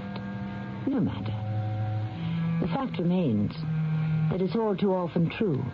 And it's also true that while two people may fall in love with each other at the same time, no such neat and convenient scheduling can govern their falling out of love with each other. I'm sure you'll agree. And I hope it's not from personal experience that this may cause a great many problems. Edward! Darling, you're late. Yes, I'm sorry. Well, you're just going to stand there in the doorway? Oh, I'm all packed and ready. Yes, I see. A drink before we leave? All right. Well, you know where everything is and how to mix mine. Well, Edward? Yes? You don't notice anything? No. Well, look closely. Is this what happens after a while? We look at the loved one, but we really do not see? Or does this mean I am no longer your loved one? Your hair? Oh, Edward, you are absolutely impossible. I found it. Yes? The butterfly. The butterfly? Oh! Yes. You bought it for me and you don't even remember? I do. It was at Lake Grabajo. Oh, you silly. It was at Lake Maris. Yes, it was at Lake Maris. And remember how I scolded you for spending so much money? I thought I'd lost it, and then this morning I was going through some drawers, and there it was, this adorable golden butterfly. See? Yes. I'll never put it away again. I'll wear it always with everything. Shall we go? Are we ready? I suppose so. Let's be off. I think I'll have another drink. Oh, is that wise? It's quite a long drive. Oh, well, then I won't have another drink. Oh, don't pout. You know I'm right. Yes, you're always right. What does that mean? Nothing. Oh, you're always so nervous at the beginning of each trip. Well, it's a beautiful place, and it's very much out of the way. We won't run into anyone we know, and she'll never find out. It isn't that. No? Then what is it? Your phone is ringing. Oh, let it. Well? Rosalind, there are times when... There are times when what? Rosalind, the phone. I don't care about the phone. Well, a ringing telephone makes me nervous. All right. Hello? Mrs. Wallace? Who is this? Alfred Graham, Mrs. Wallace. What do you want? I have to talk to you. We have nothing to talk about. Mrs. Wallace, I have a wife and children. You also had a wife and children when you stole my money. No, please, give me a chance. Why? Because from now on, I'll be the most trustworthy, the most reliable employee. I confess. Oh, look, I can't go to prison. I'll be disgraced. That is your problem, Alfred. I can't face it. I'll kill myself. As I just said, Alfred, it's your problem. No, I mean it. I'll kill myself. Good night, Alfred. Now, where were we, Edward? Who was that? Nobody. No, tell me. Oh, an auditor with one of my real estate companies. I caught him with his hand in the till. And he was asking you, I gather, for a chance to redeem himself. Well, it doesn't matter. He was desperate. I heard him say he was going to kill himself. I don't think he will. I do. Why are we even talking about it? Do you realize that you didn't even kiss me when you came in? I heard that tone in his voice. That man is going to commit suicide. Well, he has that option if he chooses. What are you saying? I'm saying it's time we were on our way. You mean that you and I will just go off and enjoy ourselves even while we know another human being is about to lose his life? Oh, people are always losing their lives all over the world. But this is one life you could save. I'm not the one who's holding a gun to his head. Rosalind, there's a basic morality here. Morality? Darling. Are you going to preach about morality? You are as immoral as I am. No. You just haven't learned to accept it. But you will. Never. What if Sheila were to find out about us? Sheila knows. About you and me? She doesn't know who it is specifically, but she knows there's somebody. When did she find out? I think she always knew. Well, that's good. Then she's had time to become accustomed to it. We talked, Sheila and I, and she's decided to forgive me. Oh, how noble. Provided I promised to end the affair. Oh. And I swore to her that I would. Oh. But you still made the reservations for this weekend. Yes, I did. And was this to be our final fling? Well, until just now, I was afraid to face you with it, but what just happened, this telephone call, made me realize something. Yes? What? That you're an evil woman. Am I evil to you? Am I? Don't I bring you something you can't get from your wife? Let's leave Sheila out of this. Oh, yes, of course, let's leave her in her wheelchair. And so, therefore, don't you come to me for fulfillment, for pleasure? Don't you admit it? Yes. Well, then, what's your complaint? I'm committing adultery. Well, you've been committing it for the last 7 years. Well, I want to stop it. You could have stopped it any time you chose. You could have divorced Sheila and married me. How can I divorce Sheila? She's helpless. But the fact is, she cannot be a wife to you, in the complete sense of the word. I want this relationship of yours and mine to end. And how do you propose to live without me? You make out rather poorly selling stocks and bonds. Without the money I so adroitly managed to give you, I don't... Sheila and I will get by. Edward, I do not choose to end this relationship. Rosalind. This furtive little relationship. This tawdry's secret affair. There's nothing more. Oh, shut up, Edward. You belong to me. You're bought and paid for. Rosalind, let me go quietly. Look at me. I'm not very much. You're enough for me. Rosalind, you're an attractive woman. A wealthy woman. You could do so much better. Well, you are what I want, and I intend to keep you. No. I'm leaving. You are not going to walk out on me, Edward. No one walks out on Rosalind Wallace. I am not your chattel. Yes, you are. You sold yourself to me, body and soul, and I do not choose to release you. There isn't anything you can do about it. Isn't there? Here it is. Is this your idea of a joke? No, there's nothing funny about a revolver. Are you trying to threaten me? I never threaten, Edward. I state a fact. If you walk out on me, I'll kill you. What are you laughing at? You won't pull that trigger. Why not? You're too shrewd a businesswoman, and this is just a bad deal. Oh, is it? You shoot me, you'll spend the rest of your life in jail. Is it worth it? Yes. I don't believe you. Don't take another step. I'll kill you. No, you won't. Goodbye, foolish Rosalind. Goodbye. Oh. Rosalind. You didn't believe me. You won't get away with it. Why didn't you believe me? You won't get away with it. Edward.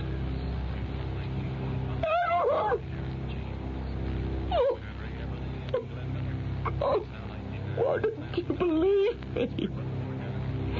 You knew I always kept my word. Edward. Why don't I feel anything? Sorrow. Remorse. Maybe you're right, Edward. Maybe I am evil, but I can't help that. And you asked for it, Edward. But I won't go to prison. I can't. I'd be disgraced. Who said that? Who just said that? What? Oh. Yes. Yes. I will get away with it, Edward, despite what you said. I will get away with it. You'll see. I know just how. Yes, hello? Alfred, this is Mrs. Wallace. Oh, yes, Mrs. Wallace, yes. I want you to come over to my place right away. Yes, of course, Mrs. Wallace, certainly. Immediately.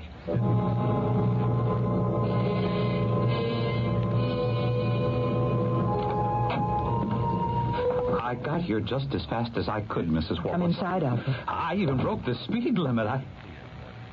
Why, what happened? That man lying there on the floor, Oh, that's blood. Is he dead? Yes. Dead? Oh, how? He was shot. Who shot him? You did. Me? Yes, Alfred. You. What? That's impossible. Sit down, Alfred. Sit down? Why? Because I say so. Now, just hold on. Yes? A man's been murdered. Yes, that's obvious. That means we have to call the police. We will, Alfred. We are going to do that very thing. When? Just as soon as you decide to confess.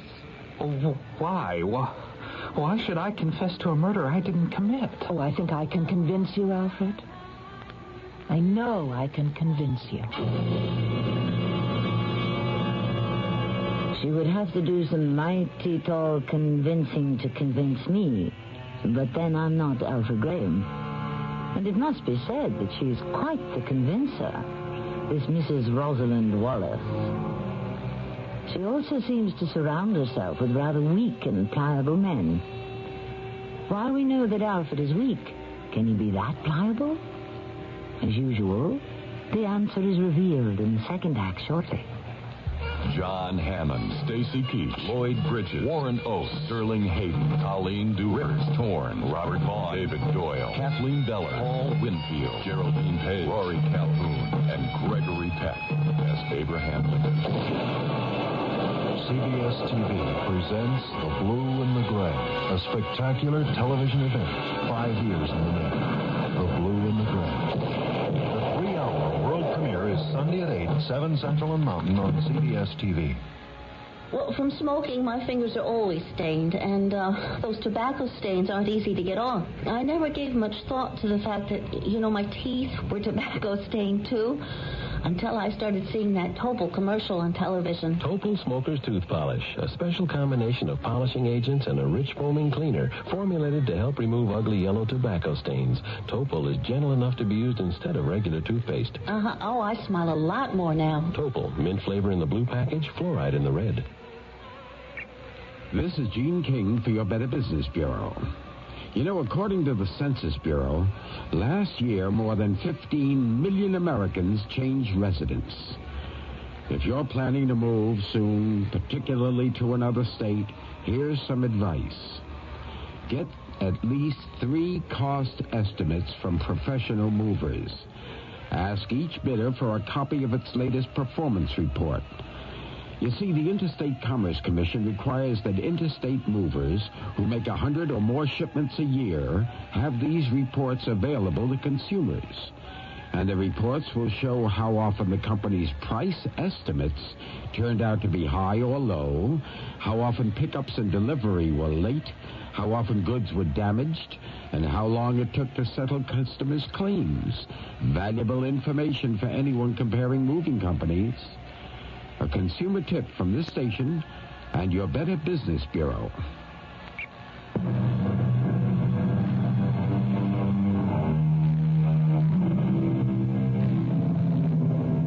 Who was it wrote, the buyer needs 1,000 eyes, the seller needs but one? Buying and selling, in a basic sense, that could pretty well be what this world is all about, no? Every day, in a multitude of ways, some large, some small, each of us is presented with an opportunity to make one sort of deal or another, aren't we? Someone is always willing to sell us something or other in exchange for our time, our labor, our love, or our immortal soul. And how can we tell if it's a bargain? Well, the Romans had a phrase for it. Caveat emptor. Let the buyer beware. You want me to confess to a murder I didn't commit? Yes. Well, I beg your pardon, Mrs. Wallace, but are you crazy? No. Well, then how could you even think that I would... Because it would be the sensible thing for you to do. Sensible, practical, prudent, and I might add, far-sighted. The man is lying dead on the floor, and there's the gun. You killed him. Of course, but only you and I shall ever know that. Well, I'm going to call the police, and they'll arrest you for murder. And what will you gain by that? Well, I'll have the satisfaction of knowing that a woman like you, a cold, cruel, unfeeling woman, will be sent to prison. And will that be satisfaction enough for you, Alfred? Yes. Now just think. You will also be in prison. You've been caught stealing. What will become of your wife and your children? You have no savings. They'll have no income. You'll lose your home and your car and everything you own. How will they live? And finally, when you'll be freed, your reputation will have been destroyed. So who'll hire you or trust you with money? I'll still have the satisfaction of seeing now, you... Now, shut up a minute. Well, you're in no position to order me Listen around. to me, you fool, before I lose my patience. Regardless of what happens to me, you will go to jail. I have proof of your embezzlement. I have the false documents, the forged checks. What?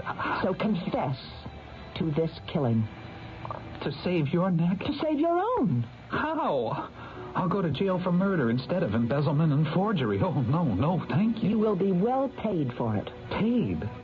But my reputation will still be destroyed. Your reputation is gone in any case. We're talking about your wife and your children. Are they worth saving? Well, how I'll do you... save them for you. You? You'll what?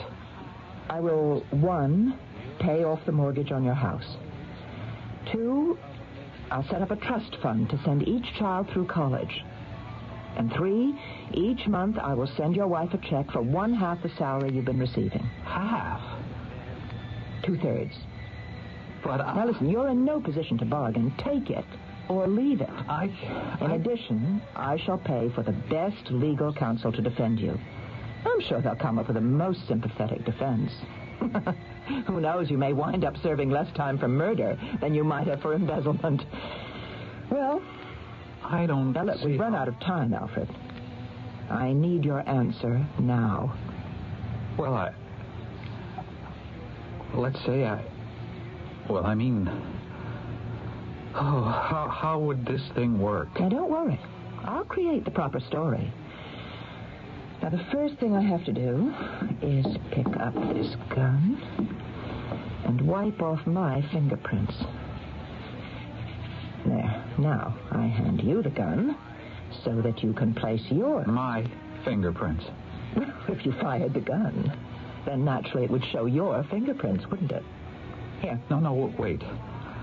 How do I know you'll keep your end of the bargain? You've worked for me for 15 years. Now, in that time, did you ever know me to break my word? I've always tried to get the best of every deal, that's true. But have I ever lied? No. All right, now take the gun. No. No? Well, Take it. And confess to a murder I didn't commit. You have no choice. Oh, my wife, my children, they'll think I'm a murderer. Well, at least they'll think so in a warm house with full stomachs. I don't want them to believe What's more important? Your vanity or their welfare? Take the gun. That's it. Good. Now grasp it firmly. Fine. Now let it fall to the floor. Now, sit down. What are you going to do? Watch. Hello? Oh, police emergency. There's been a murder at my home. I'm Mrs. Rosalind Wallace, 86 Harrison Crescent. Yes. What are we going to say to the police? You are not going to say anything. You are going to be in a state of shock. It's Lieutenant Muller, Chuck. The man's name is Albritton. Edward Donald Albritton. He's dead. Looks like one shot through the heart. You can send the lab people over and get the routine started. Yeah, right. Now, you. What's your name? What's your name? Lieutenant, you can see the man is in a state of shock. Do you know his name? Alfred Graham. Alfred Graham. And he fired the shot? Yes. You know him? He's an employee of mine. What's the name of your firm? Wallace Enterprises. And the dead man? You knew him too? Not really. What does not really mean? Casually. Yes? He worked for a brokerage house, and he'd call on me from time to time to try to sell me stocks, bonds, various investments. What was he doing here tonight? He'd phoned me. He was in the neighborhood. He told me he had a special situation that I simply couldn't afford to overlook, and could he come over and make a presentation? Well, you never know, so I said yes. And what time did he get here? About 6. We started to discuss it, and then I heard a noise in the next room in the library. I was afraid it was a burglar, and I wanted to call the police, and he said, "Oh, nonsense, let me handle this." Yes? Well, poor chap. I guess he really wanted to impress me. Before I could stop him, he'd run into the library, and here. I heard some words, and then a shot.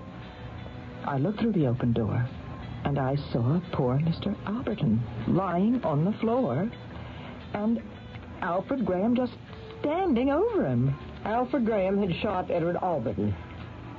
Why? I asked him, but he couldn't answer. He was in the same state of shock he's in now. But I didn't have to ask, really, because I knew why. Was there something between these two? No, I suppose it all has to come out. What does? Oh, I wish I didn't have to mention it. Alfred Graham has been stealing from my company. He's even forged my name on several checks, and recently I confronted him, and I told him I had the evidence.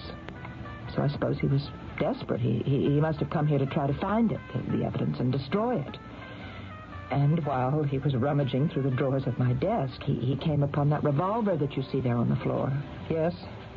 Oh, it's registered in my name. I have a license for it. Go on, Mrs. Wallace. I said he was desperate. I suppose he thought if he couldn't destroy the evidence, perhaps he could destroy me. But Mr. Alberton fought with him, and Alfred Graham killed him.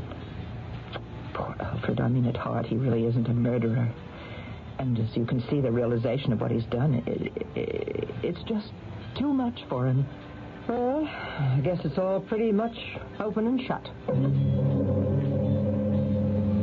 Rosalind. Rosalind. Wake up. It's Edward. Why should I wake up? Wake up. Do you remember, Rosalind? We went to that summer theater, and we saw Shakespeare's Macbeth. Please go away. I'm asleep. Don't you hear a voice cry, sleep no more? Rosalind Wallace. Like Macbeth, you have murdered sleep. Who is... Oh, thank goodness. It's just a dream. It's no dream. Edward. Yes, Edward. Where are you? I am dead. What fool's trick is this? I hear your voice. Of course. You'll always hear my voice. Edward, what do you want? What do I want? You murdered me in cold blood, and you ask, what do I want? I'm imagining this. I'll tell you what I want. I want to make sure you don't forget what I told you as I lay there dying. Do you remember what I told you? I said you won't get away with it. Edward, you're dead. The dead do not speak. Therefore, I'm just imagining all this. I am here to remind you, you will not get away with it, Rosalind. Mrs. Wallace, the state has an ironclad case. I know, Mr. Hollings. You'll even be called as a prosecution witness. Yes? According to the statement you made to the police detectives at the time of the murder, you actually saw him commit the crime. Yes, that's true. In addition, they have his signed confession and his fingerprints on the gun. I realize that. Well, I'm not being vain, but you don't really need an attorney in my experience.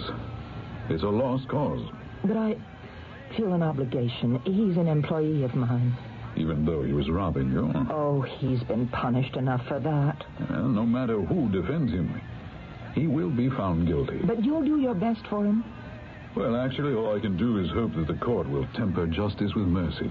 You've always been successful in getting the maximum amount of mercy for your clients, Mr. Hollings. Well, thank you. It's all a matter of selecting the right jury.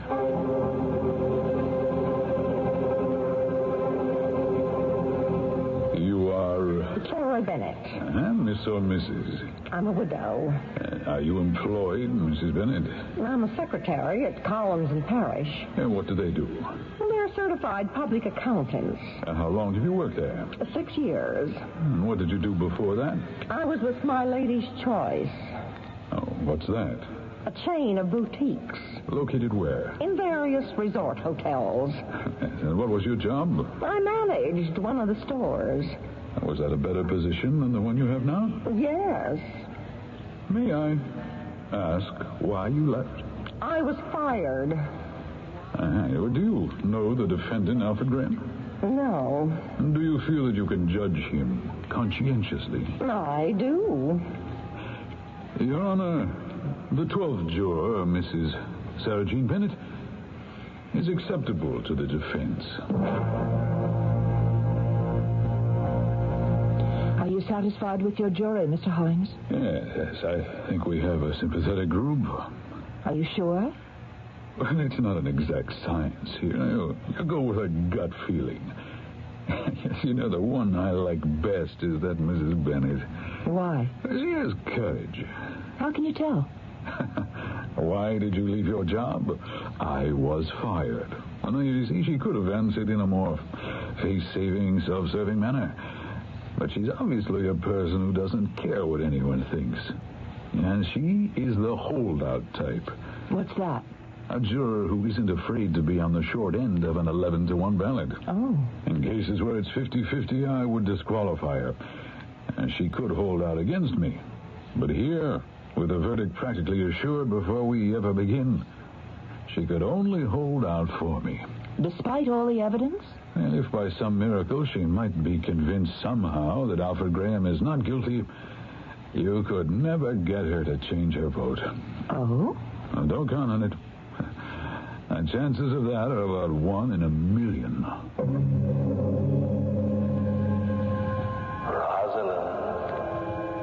Rosalind. What? Oh, God. Rosalind. Oh, go away. Please let me sleep. But you're not asleep, Rosalind. Oh, please let me sleep. You'll never sleep again for the rest of your life. Edward. Sarah Jean Bennett. Sarah Jean Bennett. What is happening to me?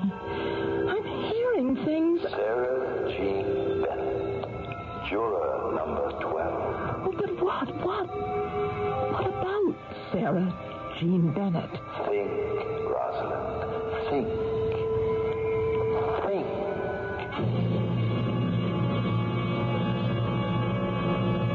Let us all think. Suddenly we are confronted with a new character, and with what appears to be a new complication. Who is Sarah Jean Bennett? What possible effect can she have on our story? Well, you know us. We play fair. You already have enough clues to make a certain strategic deduction. We'll check it out in Act 3 shortly. Come to the White Westinghouse holiday. Right now, your participating White Westinghouse dealer is offering big cash refunds of up to $75 on selected dishwashers. Choose from under-counter and convertible models, all built with famous White Westinghouse quality. Plus, during his holiday festival, he's offering big savings on the full line of White Westinghouse appliances. So see him today. White Westinghouse, we're making things better for you. Serial introduces Mr. Buster Crabbe, film actor and author of Buster Crabbe's Arthritis Exercise Book. I wrote a book on relieving arthritis pain, and I recommend Icy Hot Cream in the tube. Rub it on. Icy Hot's penetrating warmth reaches way down inside to help relieve minor pain, while a feeling of coolness soothes your skin. I'm convinced that greaseless Icy Hot Cream will give you fast, effective relief that lasts for hours. Use only as directed. I bought this gadget by mail. The ad said it would save me a lot of gas. It did. Since I put it in, my car won't start. They said I could make money stuffing envelopes at home. I'd like to give those envelope guys a licking. If you shop by mail and don't get what you were promised, it could be mail fraud, and there are many different kinds, from products that don't work to worthless work-at-home schemes. If you're a victim or even suspect mail fraud, call your postal inspector. It's his job to keep the mail a nice way to shop. The ad said I could lose 20 pounds a week painlessly. What I lost was $20, and that hurt a lot. They said there were hundreds of dollars to be made working at home. They were right. I worked at home, and they made hundreds of dollars. Remember, most of the time when you shop by mail, you do get what you were promised. But if you suspect mail fraud, call your local post office and ask for your postal inspector or postmaster. Don't take getting taken. A public service announcement by this station and your postal service.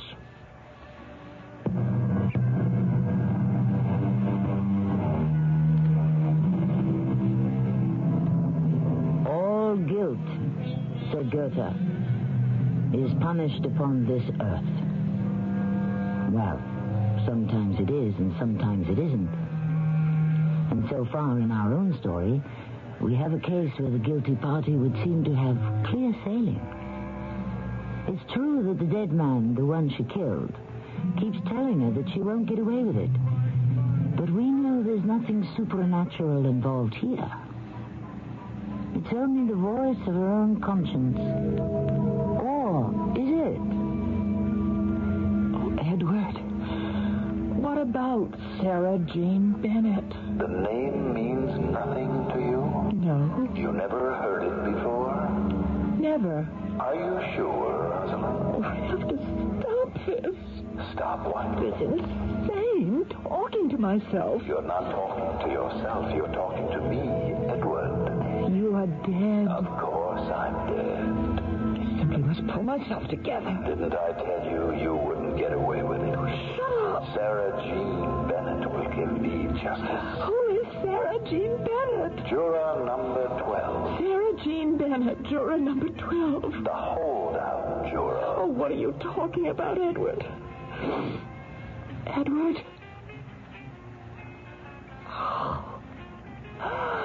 Oh, I must get some sleep. Please, Edward, let me get some sleep.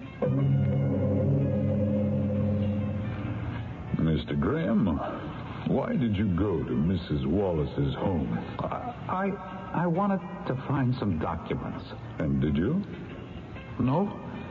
And while you were looking for them? A man came running into the room and we had a fight. And what happened? I shot him. With what? A revolver. Tell me, did you bring that revolver with you? No, I found it in Mrs. Wallace's desk. And so you came there unarmed. You did not plan to kill anyone. No, I'm afraid I just lost my head. I'm sorry. Your Honor, I have no further questions. You're a witness, Mr. Prosecutor. What were those documents you were looking for in Mrs. Wallace's desk? Were they false contracts you had written, checks you had forged, which could prove that you had stolen some $50,000? I must ask you to answer that question. Yes. That will be all.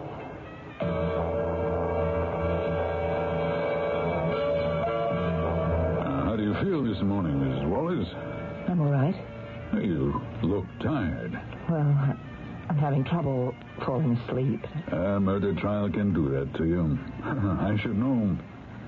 And that juror number 12.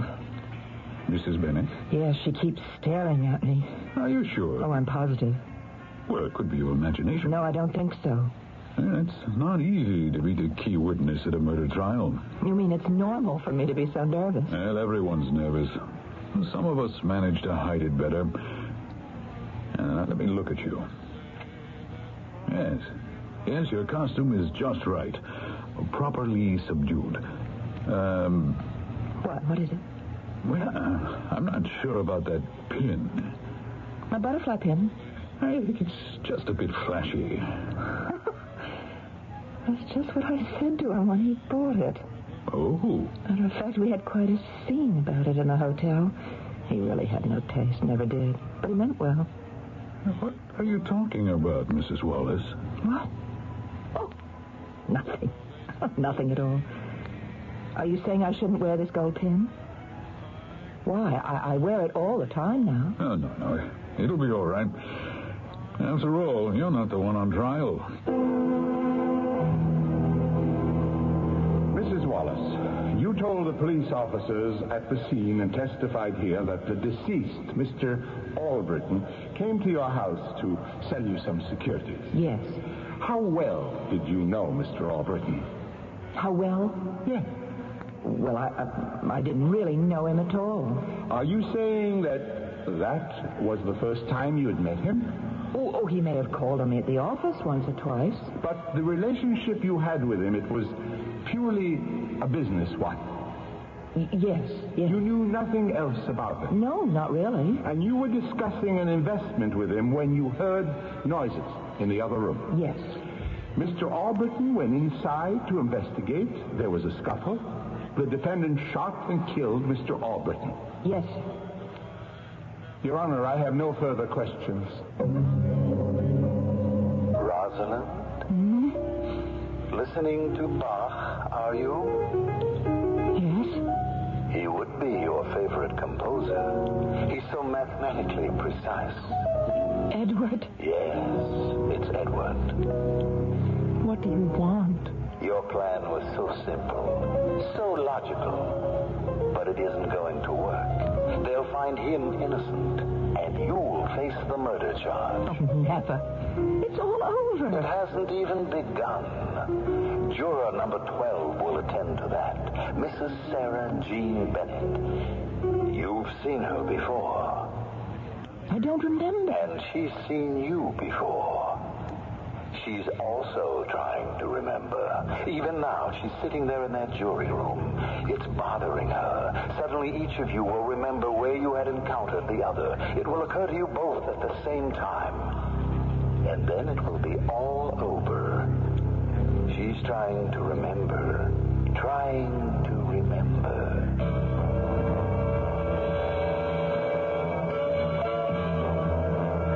I've got all the votes from the jurors. Shouldn't take any time at all. Guilty, guilty, guilty, guilty. And this last one makes it you're not... Oh, what's this? Not guilty. My God. Whose vote is this? Mine. Mrs. Bennett? You vote not guilty? I do, Mr. Foreman. Miss Bennett, the defendant, Alfred Graham, has confessed. No, I don't believe him. You don't believe him?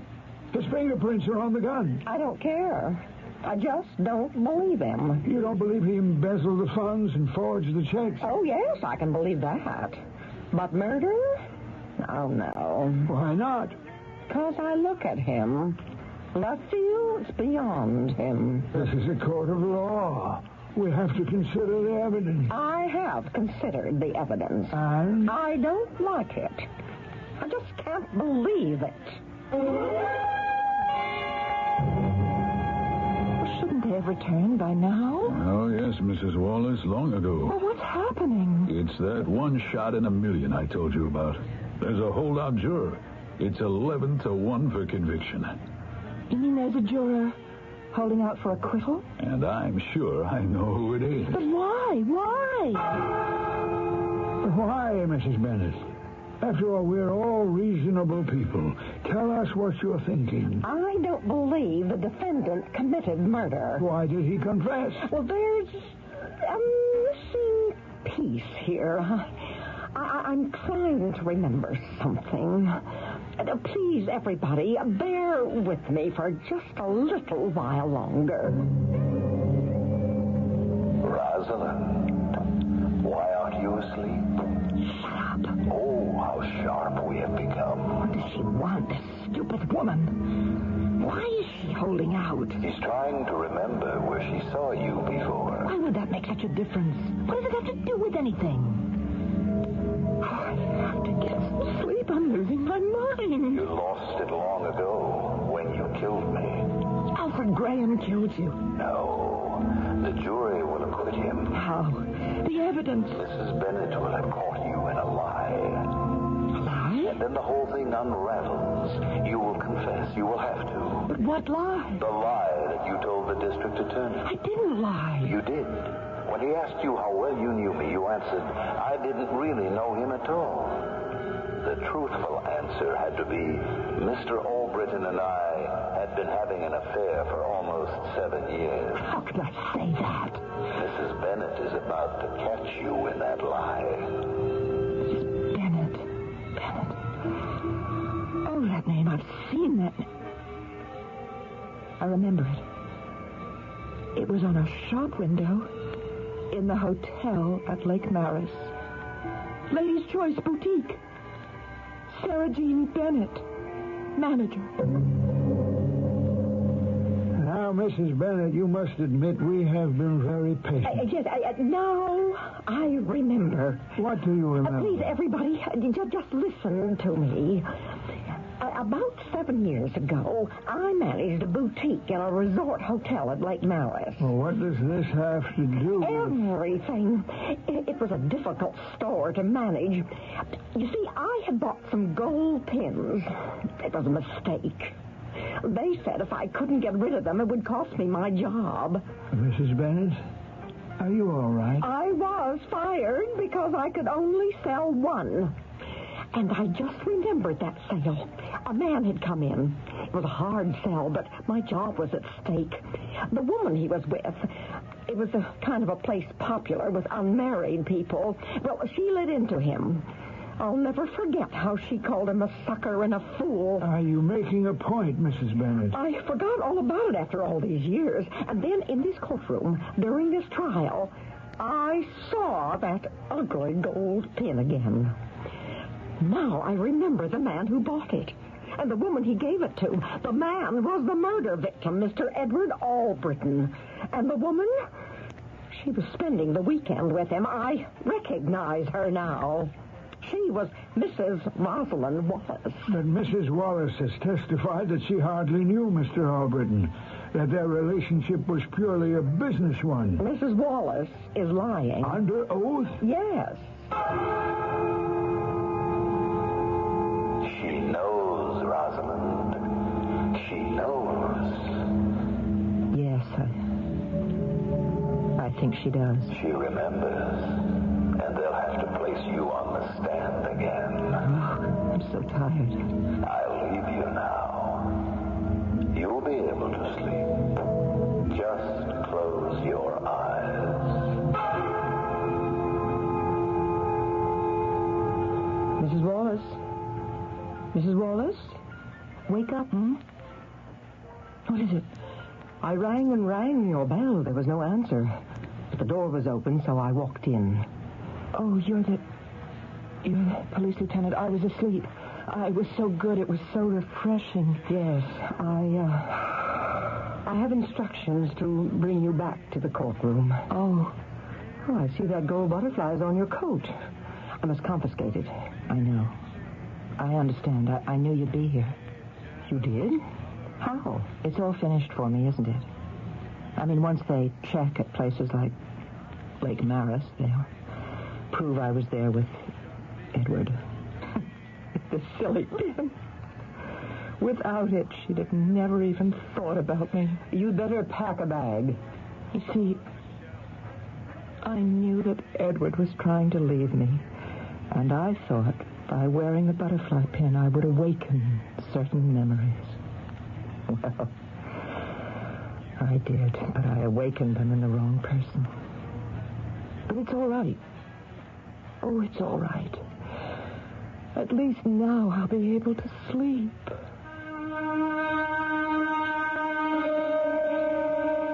A pin. A sort of ugly gold pin. A store manager's mistake some 7 years before. Traps a murderer a long time later. Yes, even Shakespeare had something to say about fatal pins. Death comes at the last, and with a little pin, bores through the castle wall, and soon the king is dead. Meanwhile, I hope that you shall stay pinned to our radio till I return shortly. I've had my share of winning teams over the years, but one of the best teams ever fielded, in my opinion, is not at the stadium, it's in the library.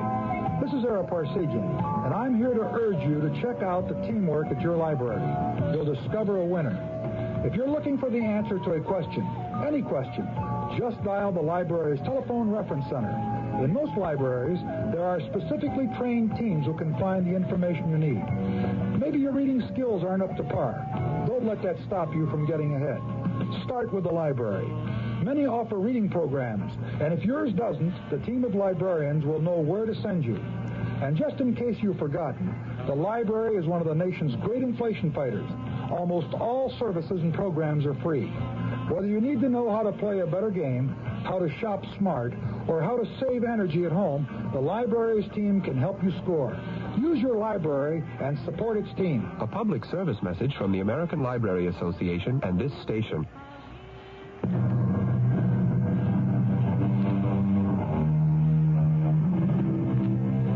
Salvador Dali painted a masterpiece which he titled The Persistence of Memory.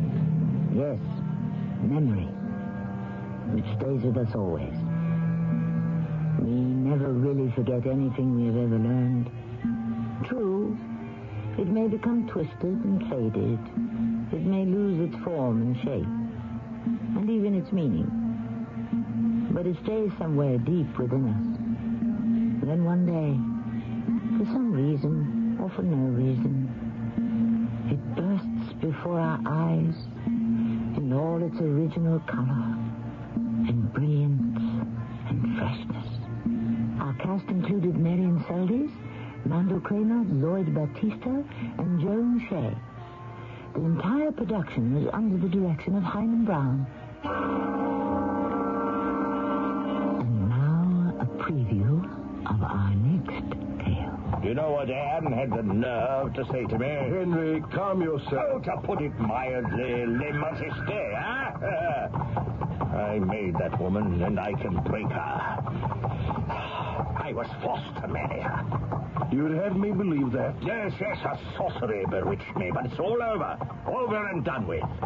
It's because of young Jane Seymour, isn't it? Well, might be. She's a charming creature. I won't be punished if I marry her, I can assure you of that. Your Majesty, who has punished you? Who would dare? For a wise man, you talk like a fool. A man is denied a son. Is that not the Lord's displeasure and anger? Well, I shall marry a third time and please him and myself. Radio Mystery Theater was sponsored in part by White Westinghouse Appliance Company. This is Tammy Grimes, inviting you to return to our Mystery Theater for another adventure in the macabre. Until next time, pleasant dreams. It's just past 11 o'clock, and it's time for the WIP Mystery Theater. Why don't you join us? Just sit back and relax, if you can.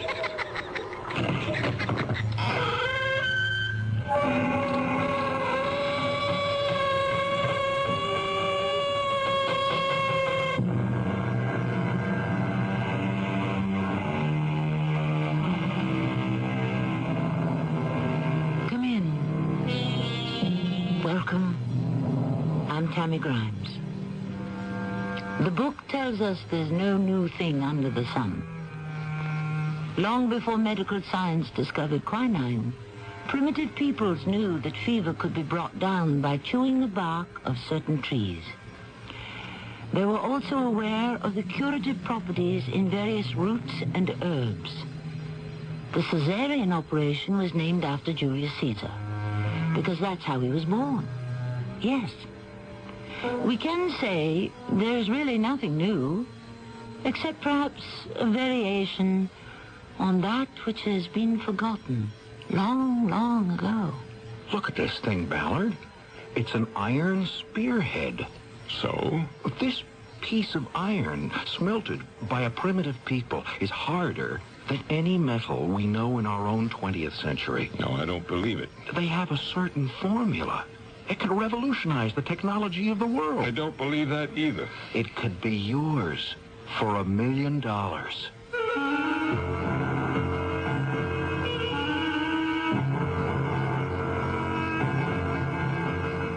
Our mystery drama, The Magic Dust, was written especially for the Mystery Theater by Sam Dan and stars Tony Roberts. I'll be back shortly with Act One. Whether you need a Christmas gift for someone who enjoys gourmet cooking or late-night snacking, you're sure to find it in the wide selection of gift appliances available at True Value hardware stores. Hi, Pat Summerall to suggest you give the versatile Oster Kitchen Center, including mixer, food grinder, dough hooks, blender, and more, to cut big kitchen chores down to size. Then for quick meals and snacks, choose the Oster Hot and Toasty Grill that cooks 4 sandwiches in minutes. You'll find them at participating True Value hardware stores and home centers. And say that Pat Summerall sent you. Irene, you just dropped a day's pay in dishes. Yeah, and strained my back besides. Oh, no. Look, leave that mess there while I get some Doan's pills. You've got some here? In my purse. Lifting trays like we do, I always keep Doan's pills with me. Good advice. Doan's pills for temporary relief of simple backache pain due to overexertion, stress, or strain. Use only as directed. Irene, you finished the shift. Because Doan's pills were on the job. They really work. Mommy, I cut my hair. Oh, no. Oh, what should I do? Oh, Mommy, I'm bleeding. Can you stop the bleeding? Can you clean a wound properly? What if he stops breathing? What if his heart stops too? How do you handle an emergency at home? Many of us panic when prompt action may be needed to save a life. If you'd like to learn what to do and how to do it before you're faced with an emergency, contact Red Cross. We'll help you learn how to prevent accidents. We'll teach you first aid, Red Cross CPR, family health and home care. Countless lives have been saved through safety and health care skills learned through Red Cross courses. And because of these skills, millions of Americans live safer, happier, healthier lives. Learn how to take better care of yourself and your family. Call Red Cross. We'll help. Will you?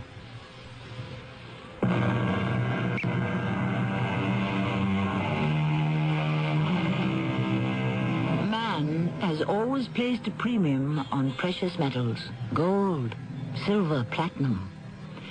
But why should gold, silver, and platinum really be valuable? They're not nearly as useful as, say, iron, zinc, or tin. There is actually no satisfactory answer to this question. What it all comes down to is this. They are valuable because they are valuable. Period. And people will kill for them. Not just individual people, but entire nations. In today's high-technology society, other metals are becoming valuable, dangerously valuable. Some of them are metals you may never have heard of. Ellsworth! Ellsworth! Yes, sir. Let me shut this off. Oh, you're back from Europe, Mr. Ballard. Obviously. What are you doing? I'm conducting stress tests, Mr. Ballard. I can see that. On what? Well, this metal will be part of an airframe. It's taken the equivalent of thousands of hours of constant flight. And the results? Oh, there isn't the first sign of metal fatigue. What did you treat it with, Ellsworth? Asphenate. Is that what you've been using? Well, you see the results. It's miraculous. I believe I've come up with just the right balance. Should I fire you now or later? Fire me? After what I've just discovered? What did you discover, you fool? That asphenate retards mental fatigue. We always knew that. Well, theoretically, but in my formulation... You don't freelance in this company. You're part of a cooperative team. You exchange information. You check each other. Pool your knowledge. But you thought you could come up with something and grab all the credit for yourself, right? Mr. Ballard, I don't need this abuse. I know what I've got. And if you don't want it, I can go elsewhere. Good luck. You mean you're going to let me walk out of here with a discovery I made on your time, with your facilities and your money? I certainly am. And then you'll really make a discovery. Nobody'll want it.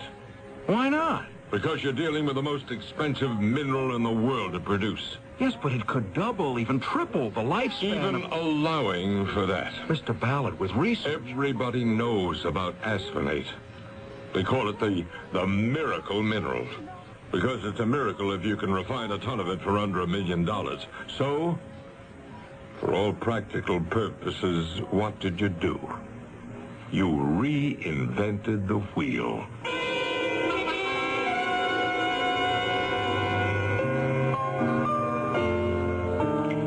Do you have a request?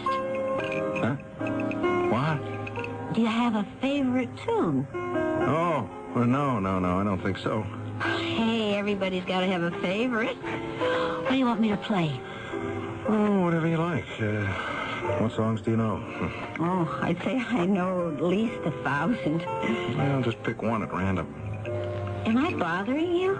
Well, I'm supposed to chit-chat with the customers, and you're the only one in the place. I lost my job today. Oh, I'm sorry. Well, let's see. Do I know a special song for somebody who's just been fired? I wasn't exactly fired. No?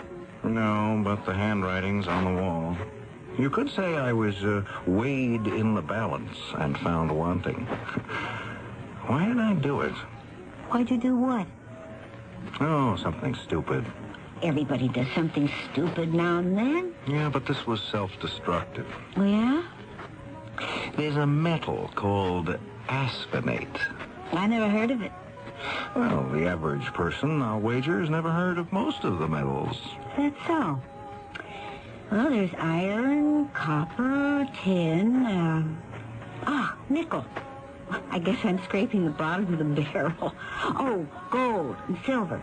What else? Oh, how about promethium? Oh, you're kidding. Yeah, protractinum and samarium, tantalum, thurbium. That could make a pretty good song. But asphenate? How do you know so much about it?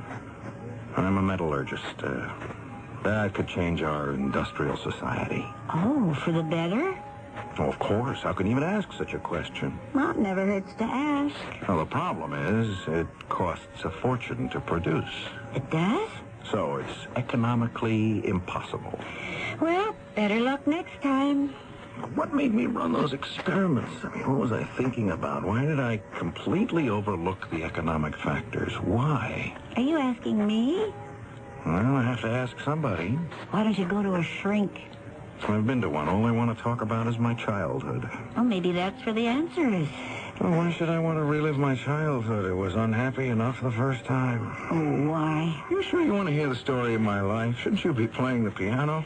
I'll give you a little obligato. You know what I'd like to hear? Name it.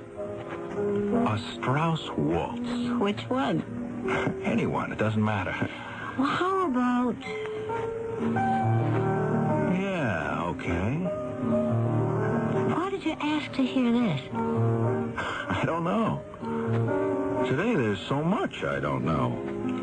Why did I commit to those experiments with asphenate when I should have realized it was a practical impossibility? Couldn't I see I was only proposing to cut my own throat? Maybe you have a death wish. Well, there must be a reason. I'm not stupid. I'm not impractical. What was the reason? Oh, let's see. You said you managed to make it through your childhood and into college. Did things get better there? Yes. Because at school I could lose myself in study. And I did. I discovered science. Oh, you've been playing, Yes, I've been playing. What's your name? Diane. Diane, what were you playing? Vienna Life. I've heard it before. Where? You could have heard it anywhere. In a movie, theater. No, I don't go to those places. I don't have the time. But I heard that song. I know I did. Well, if you don't listen to music, then why did you ask me to play a Viennese waltz? I don't know. Are you Viennese? No.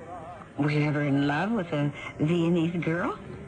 I was never in love with anyone. Oh, why not? Don't have the time. You don't seem to have time for very much, do you? Still, why did I ask to hear a Viennese waltz? Did you ever know anyone from Vienna? No. Wait. Yes, I did. Who? Francesca Platek. I knew it. Dig deep enough and you'll always find a girl. Oh, she wasn't a girl. Francesca Platek wasn't a girl? Well, she was a woman. Oh, it's even better. A professor of anthropology. Yes, I had to take a course in anthropology in order to graduate. It was a small class, and sometimes I'd go to her apartment. Oh, then you did have a romance. No. The class would meet in her apartment. Oh. Was she pretty? Well, she was an old lady. How old? Well, maybe she wasn't an old lady. It's just that when you're 20, a woman who's 40... Anyhow, she was very plain, but she was very pleasant. And very Viennese. And after the lecture, she'd serve coffee and Sacher Torten. Oh, I can taste them now. And one day, I remember, she asked me to stay after everyone else had gone. I remember that day very well now. It was when I was a senior, back in college. Shall you have another cup of coffee, Mr. Edward? Thank you, Professor Platek. And help yourself to another tort. Oh, thank you again. You are wondering why I asked you to stay, hmm? Yes, Professor. You do not care for my course. Anthropology, it bores you, no? Well, I guess I'm just not interested. It is the study of primitive man and his culture. Oh, Well, the truth is, I guess I just don't care about primitive man. I'd rather study about modern things. You are a scientist, no? Well, hope to be one.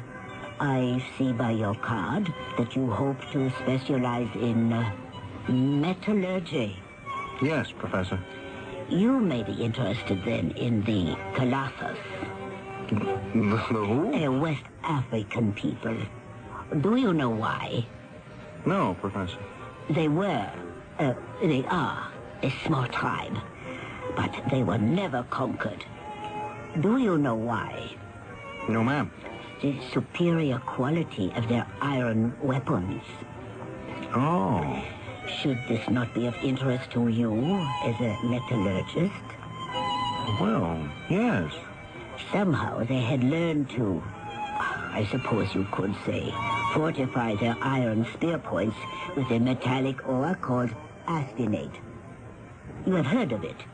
Yes, I think so. Now then, I have been told that this ore is fantastically difficult and fabulously expensive to refine. And yet this tribe, which had just entered the Iron Age, has discovered a technique. Are you sure of this, Professor? I make this claim from observation at first hand. You mean you were there? Oh, yes. You see, the refining of the ore, it is... You see this spear? It is fashioned of iron and treated with the magic dust. There is nothing as hard, as strong as this in our modern technology. Modern science has been unable to construct anything as durable. You don't believe it? No, I didn't believe it. How could I believe it? So I forgot about it. Or I thought I did. That was 20 years ago. But it stayed with me. In my subconscious. Maybe without knowing it, in that time, I did come to believe it. And that's why I committed myself to the asphinate. Because I knew there was an answer, a way to refine it. Well, all I can say is you can thank old Johann Strauss. Do you realize what this means? Oh, sure. You're going to make a bundle. Oh, I don't care about the money. This could mean tremendous things for the economy. Well, you just make sure you get yours. Hey, is there a phone in this place? Oh, I see it. Excuse me. Hello? Mr. Ballard, this is Joe Ellsworth. Do you know what time it is? Mr. Ballard. I've just about made up my mind to fire you, and this isn't helping. You must listen to me. Why? I have to talk to you. Well, see me in the office. Oh, it can't wait. Why not? I found it. Well, what did you find? The dust. The magic dust. Are you crazy? I'll be at your house in 20 minutes. The magic dust. It sounds like a hustle, a scam, a flim-flam. But don't we have all this on the authority of a highly respected college professor of anthropology? Well, you never know. And besides, who says it isn't possible? In this world of ours, can't and doesn't anything happen? The second act will happen shortly. I think the reason that people put their hands over their mouths when they smile is they're embarrassed by their tobacco-stained teeth. I mean, I was embarrassed until I switched to Topol. Topol Smoker's Tooth Polish is a combination of polishing agents and a rich foaming cleanser, especially formulated to help remove ugly yellow tobacco stains. Yet laboratory research has proven Topol cleans gently enough to be used every day instead of regular toothpaste. Topol gave me back my smile. Topol Smoker's Tooth Polish, mint or fluoride.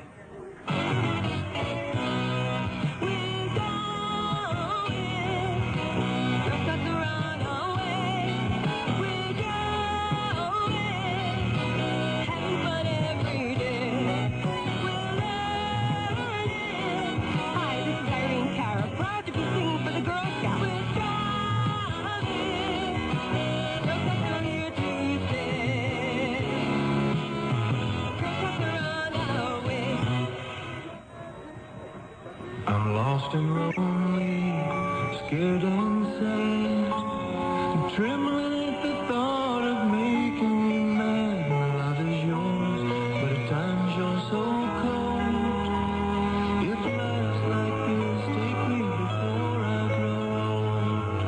about child abuse was written by a man who has served time in a state prison. It tells how he felt growing up as an abused child. Many of the social problems in America today spring directly from child abuse. Yet, with enough knowledge and enough money, child abuse can be prevented. Help us get to the heart of the problem. Write Prevent Child Abuse, Box 2866, Chicago, Illinois, 60690.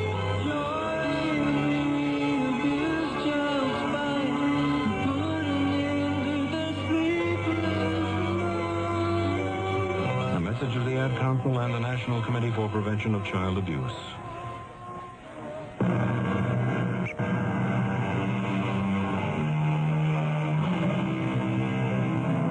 If we seek the truth, we must endure the consequences, which is why so few people actively pursue it. After all, why search after truth? If it turns out you may not like it once you find it. Indeed, you may not even recognize it. The problem is age-old and quite familiar. And what is the truth? We shall have some wrestling with this as our story continues. The long and short of what you're telling me, Ellsworth, is that this woman knows how to refine asphenate. Well, she said she did. Now, what's this tribe again? The Colossus, something like that, of West Africa. And they have iron spear points that are harder than anything ever made. Well, that's what she told me. Well, how does she know? They're treated with this magic dust, which we know is the ore of asphenate. Oh, never mind all that. How can we find out? Where can we get a Colossus spear point? Oh, I don't know that, but she has one. Oh, that is, she did. Well, then get it. But I haven't seen her in 20 years. I don't even know if she's still alive. I said get it. But why should she let me have it? Make up a story. How can I... If you can't come in with that spear point, Ellsworth, don't bother to come in at all.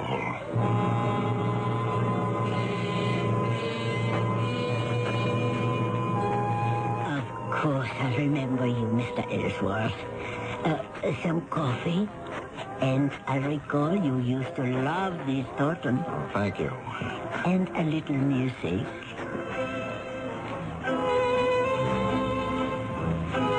So, what have you been doing with yourself?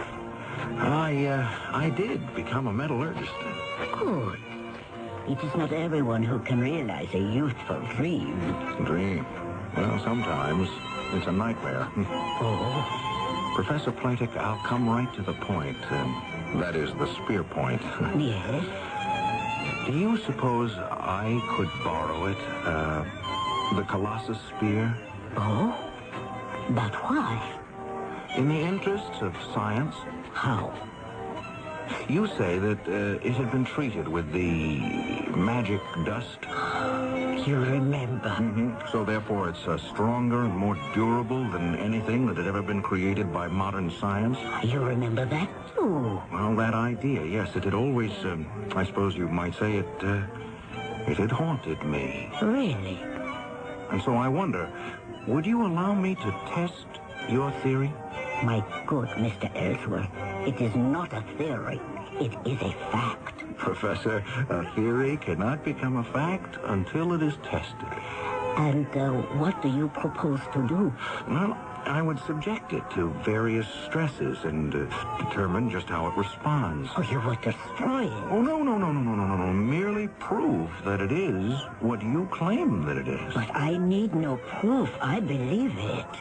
Why? Because I am a true believer. All right. Then how would you like to make a true believer out of me? Well, why not? Why not indeed?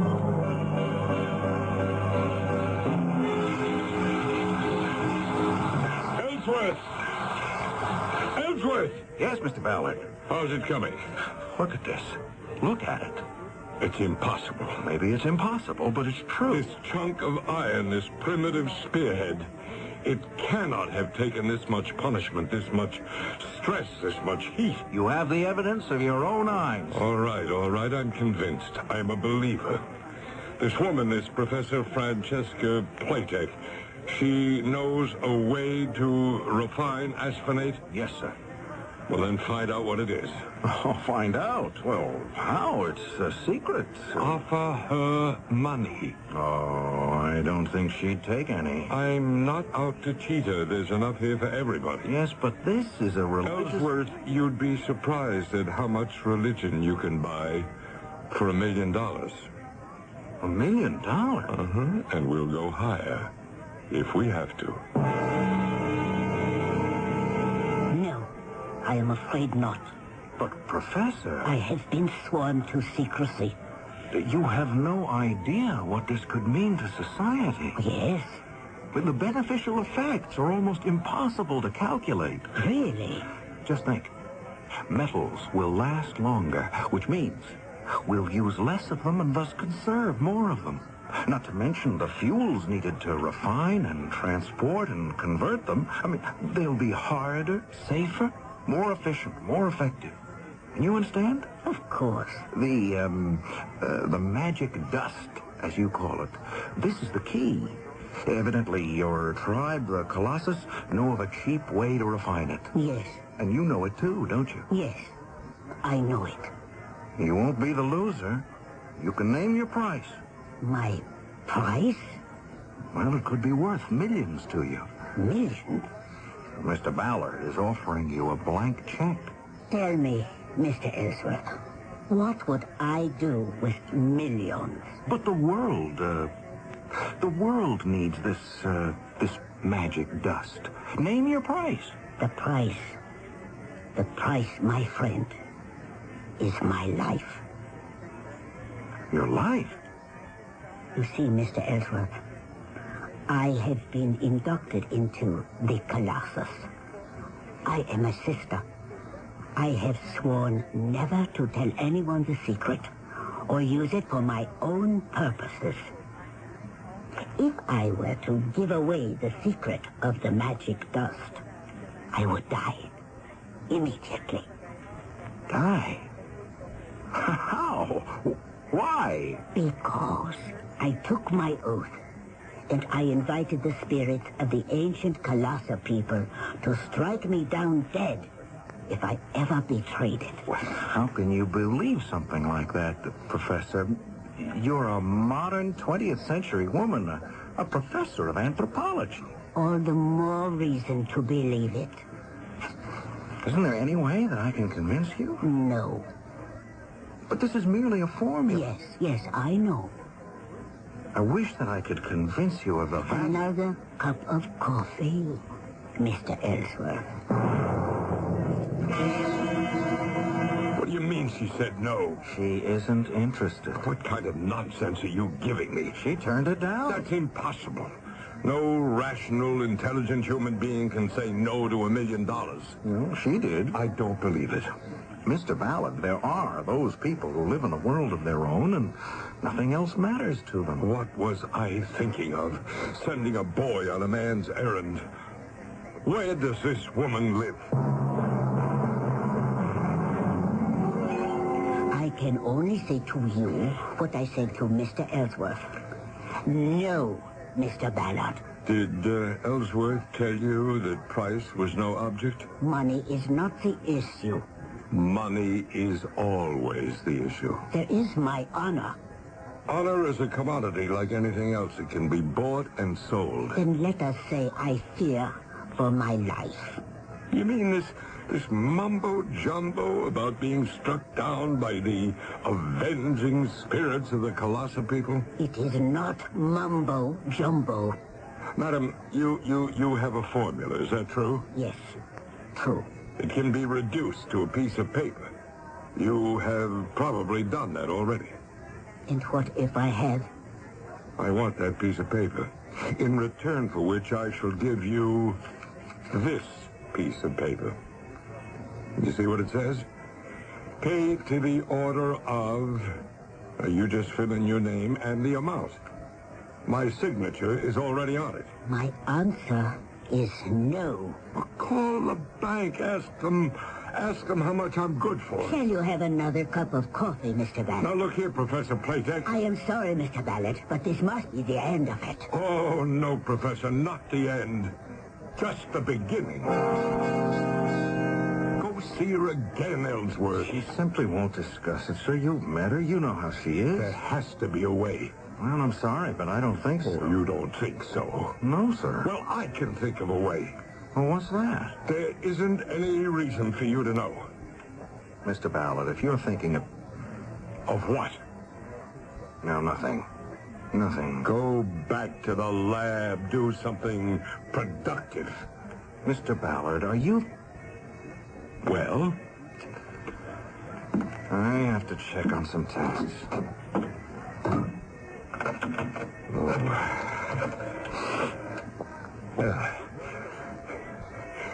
Caraway? Yeah, Frank Ballard. You told me that you know some very reliable people? Yeah. Well, there's something that I need.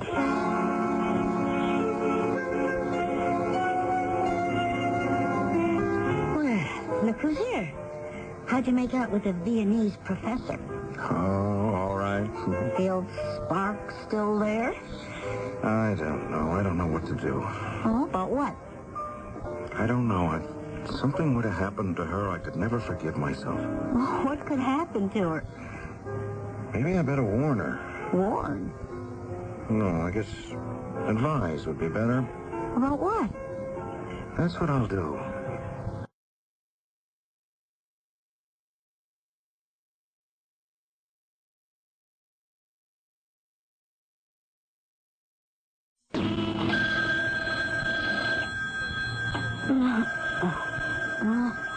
What is it? Oh, the telephone in the middle of the night. Hello? Professor Playdick? Who is this? It's Ellsworth. Ellsworth? I know it's late, but... Yes, but... Please be careful. But I am always careful. Is this why you call me at midnight? Yes. I watch when I cross the street. You could be in danger. Danger? If I were you, I would make sure my doors are always locked and... Oh, what are you trying to say to me? Listen, why don't you go away on a trip? A trip? Where? To Vienna. I have seen enough of Vienna in my lifetime. Well, somewhere else then. Why? I am very happy here. Well, just be careful, huh? Of course.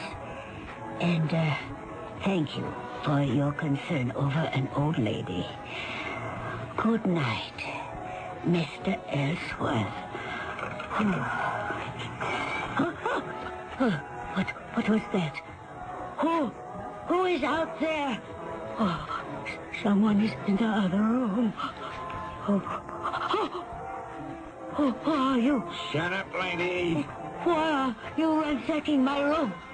What do you want? I called the police. Down that Help me! Help me!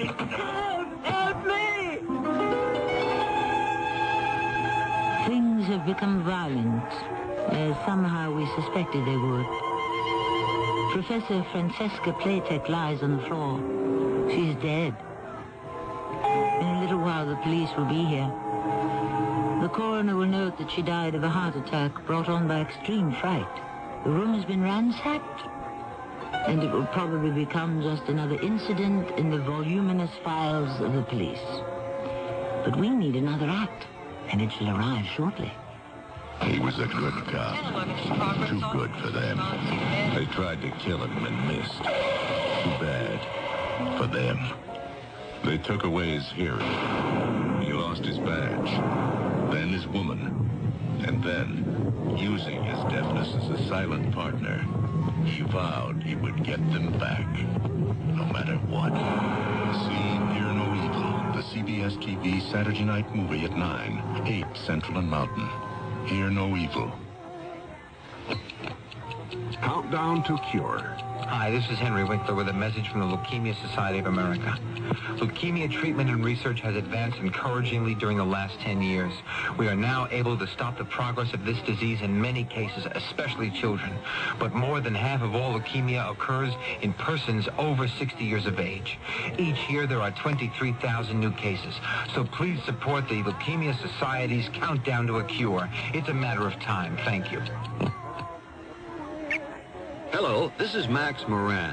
Do you have a sight problem that prevents you from reading? I've got good news for you about Choice Magazine Listening, a free service. Every other month, Choice Magazine Listening will send you, free, on phonograph records, 8 hours of selections from leading magazines featuring writers like William Styron, Joyce Carol Oates, John McPhee, Kurt Vonnegut, Art Buchwald, many others. So if you are blind or unable to read regular print, or if you know someone with this problem, write to Listening, Box 10, Port Washington, New York, 11050. We'll also tell you how to get the special record player provided free by the Library of Congress as part of its Talking Book program. So, write Listening, Box 10, Port Washington, New York, 11050, or telephone 516-883-8280. That's 516-883-8280. A public service message on behalf of the nonprofit Lucerna Fund.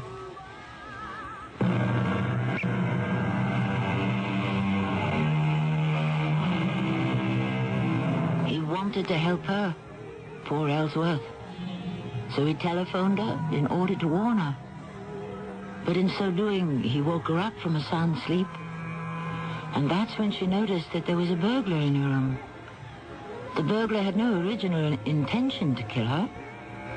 We know why he was there and what he was looking for. Just think. If Ellsworth hadn't called her to warn her, she would have slept through the attempted burglary, and perhaps she would still be alive. But that's why we have stories. She's dead. Yeah, I read about it in the paper. I understand some burglar... No, not just some burglar. A specific, a definite burglar. Oh, yeah? Who? You mean you don't know? How would I know? You didn't hire somebody to ransack her apartment? Well, why would I do that? To find the formula. Then what formula is this? The formula for the magic dust. And what is that? Aspenate, that rare and difficult to refine metal. How could you pretend? Now, listen, Ellsworth. I don't know this magic dust, whatever it is, and you don't either. But I never heard of this Professor Francesca Playtech. I told you about her. Well, I'll deny it. You went to see her. You can't prove it. Mr. Ballard. It was one of those unfortunate things. A very skillful and competent man was assigned to steal her papers. She was fast asleep. It was going very well, and then, do you know what happened? The telephone rang. The telephone? Somebody called her. At midnight. At midnight? Yes. And that woke her up. So she became hysterical. The fellow tried to shut her up, but, well, what can you do? So then, that's the end of it. And you must have lots of work to do.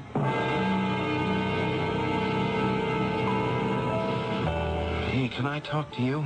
Sure. There's no one else I can really say this to. Whatever it is, are you sure you can say it to me? I killed her. Who? Professor Francesca Playtech. I knew he was going to hire somebody to ransack her apartment. Who was? My boss, Mr. Ballard. But why? No, to find the formula. The formula for the magic dust. The magic dust? Yeah, that's right. Oh, okay. What else? So I'm a party to it. I'm an accessory. Don't you think? Do you want me to believe you? Yes. Okay. If I believe you, then I have no choice but to call the police. Maybe that's all for the best. Why don't you go home and sleep it off? But I'm not drunk. Yeah, I see. That's the problem. I'm going to turn myself in.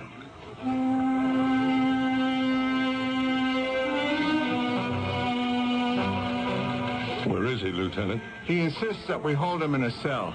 Guess it's my fault. I've been working him too hard lately. He's been under a great deal of pressure. Yeah. There's a connection between this poor murdered old lady, what was her name, Professor Playtech, and Ellsworth. She used to be his teacher back in college many years ago. That's what he keeps saying. If you want to know what I think, the news of her sudden death must have shocked something in his mind. She taught anthropology, you know, primitive peoples, magic, formulae, and whatnot. Do you actually believe that? I don't know. But it's as good a theory as anything else. Well, we can't keep him here indefinitely. My company will see to it that he gets the best of care. Hello, Ellsworth. Hello? You feeling better? No. I'll never feel better. Oh, come on now. And neither will you. But I don't feel bad at all. Well, you should. You killed her. The fact is, you killed her for nothing. No, I didn't kill her. Well, you had her killed. You keep telling this kind of ridiculous story, you see where it gets you. Into a sanitarium. You want to stay here for the rest of your life? You're responsible for her death. All right, that's enough. You're going to pay for it. You're not doing yourself any good. I'll find a way to make you pay for it. Here. Where have you been? Away. That little problem. Get it settled? Oh, sure. Everything going to be okay? I think so. What happened? Well, you showed me how to handle it. I did? When? Just now. Oh, yeah? I was listening to you play the piano. And that did it for you? Yeah. The song. How? Oh, if I told you, you'd really think I was a nut. I think you're a nut anyhow. Do you? Mm-hmm. What a nice nut. Good night. I'll see you when I get back. Oh, from where? Africa. You? Hello, Mr. Ballard. Well, what are you doing here? I'm allowed out.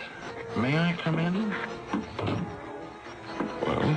What are we going to do about the magic dust? Well, what can we do about it? She's dead. But does the secret have to die with her? What do you suggest? Well, how did she find out about it? How? She was an anthropologist. She went into the field. Oh, wait a minute. Where is all this leading? To the Camelot tribe near the west coast of Africa. Why don't we go there? Well, what for? Well, to discover the secret of the magic dust. How? I looked through my old school papers. I found the notes I took in my anthropology class.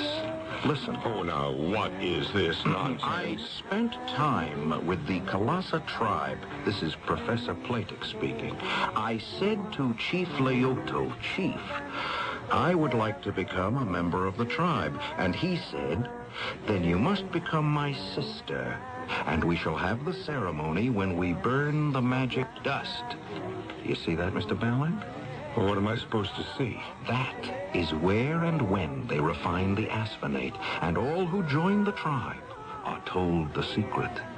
How would you like to become a member of the Camelot tribe? Me? And learn how to refine the magic dust. You know what you're saying? Do you realize what that could mean to the company? Yes. But how? How could that be arranged? Pick up the telephone, Mr. Ballard. Have your secretary make arrangements for us to fly to West Africa. We have company branches along the way. Have a local manager arrange for us to travel to the territory of the Camelot tribe. We can be in West Africa by the day after tomorrow. What's that? Drums. What kind of drums? The guide told me the chief is being informed of our arrival. Hey, where is everybody? Our guides? They left us, all the local help. You mean they've deserted us? No, and we're in no danger. It's just that we are now in the Camelot country. So? Well, it's considered a place filled with magic and spirits and so forth. The country here must be rich in asphenate. The trick is to know how to extract it. And that's what I'm going to find out. Hey, somebody's coming. Well, that must be the chief. All right, you're on your own, Mr. Ballard. Before it's too late. Are you sure you want to go through with this? Why shouldn't I? Because once they teach you the secret, you're not allowed to betray it. The spirits of vengeance... Oh, please, please, spare me. You are... My name is Ballard. You have come here. Yes. Why? To bring the news of my sister's death. Your sister? She is also your sister. She is? She was Francesca. Francesca? Yes. And she's dead? How did she die? At the hands of a thief. Has he been brought to justice? Not yet, but he will. We shall ask the aid of the spirits of vengeance. Francesca was your sister by adoption, and she was my sister by blood. You and I, then, are brothers. We must become brothers. I have come for that purpose. You can still back out? I'll see you later. Here is the place where the waters meet. A land that is rich in the magic dust. Here only the brother and sisterhood may meet. Here is where the dust is made. Here is how the dust is made. Light the fires. The great fires. You, Ballard, speak. Yes. You who are about to become our brother. Speak. Swear. Say, I swear by my life. I swear by my life. I shall never betray. That I shall never betray. The secret of the magic dust. The secret of the magic dust. This is the dust that forms the body and soul and spirit of the people. This is the spirit of our weapons. It must never be used for anything else, save to make the Colossus spear. Swear. I swear it shall never be used for anything else, save a colossal weapon. If I lie or break the faith, may the spirits of the Colossus people take away the sight from my eyes, the breath from my mouth, and turn my heart to stone. I swear. See how it is made, my brother. See how the sand that is washed by these waters is added, so. Yes. Then ashes from the trees that are found on the bank. And now the fires.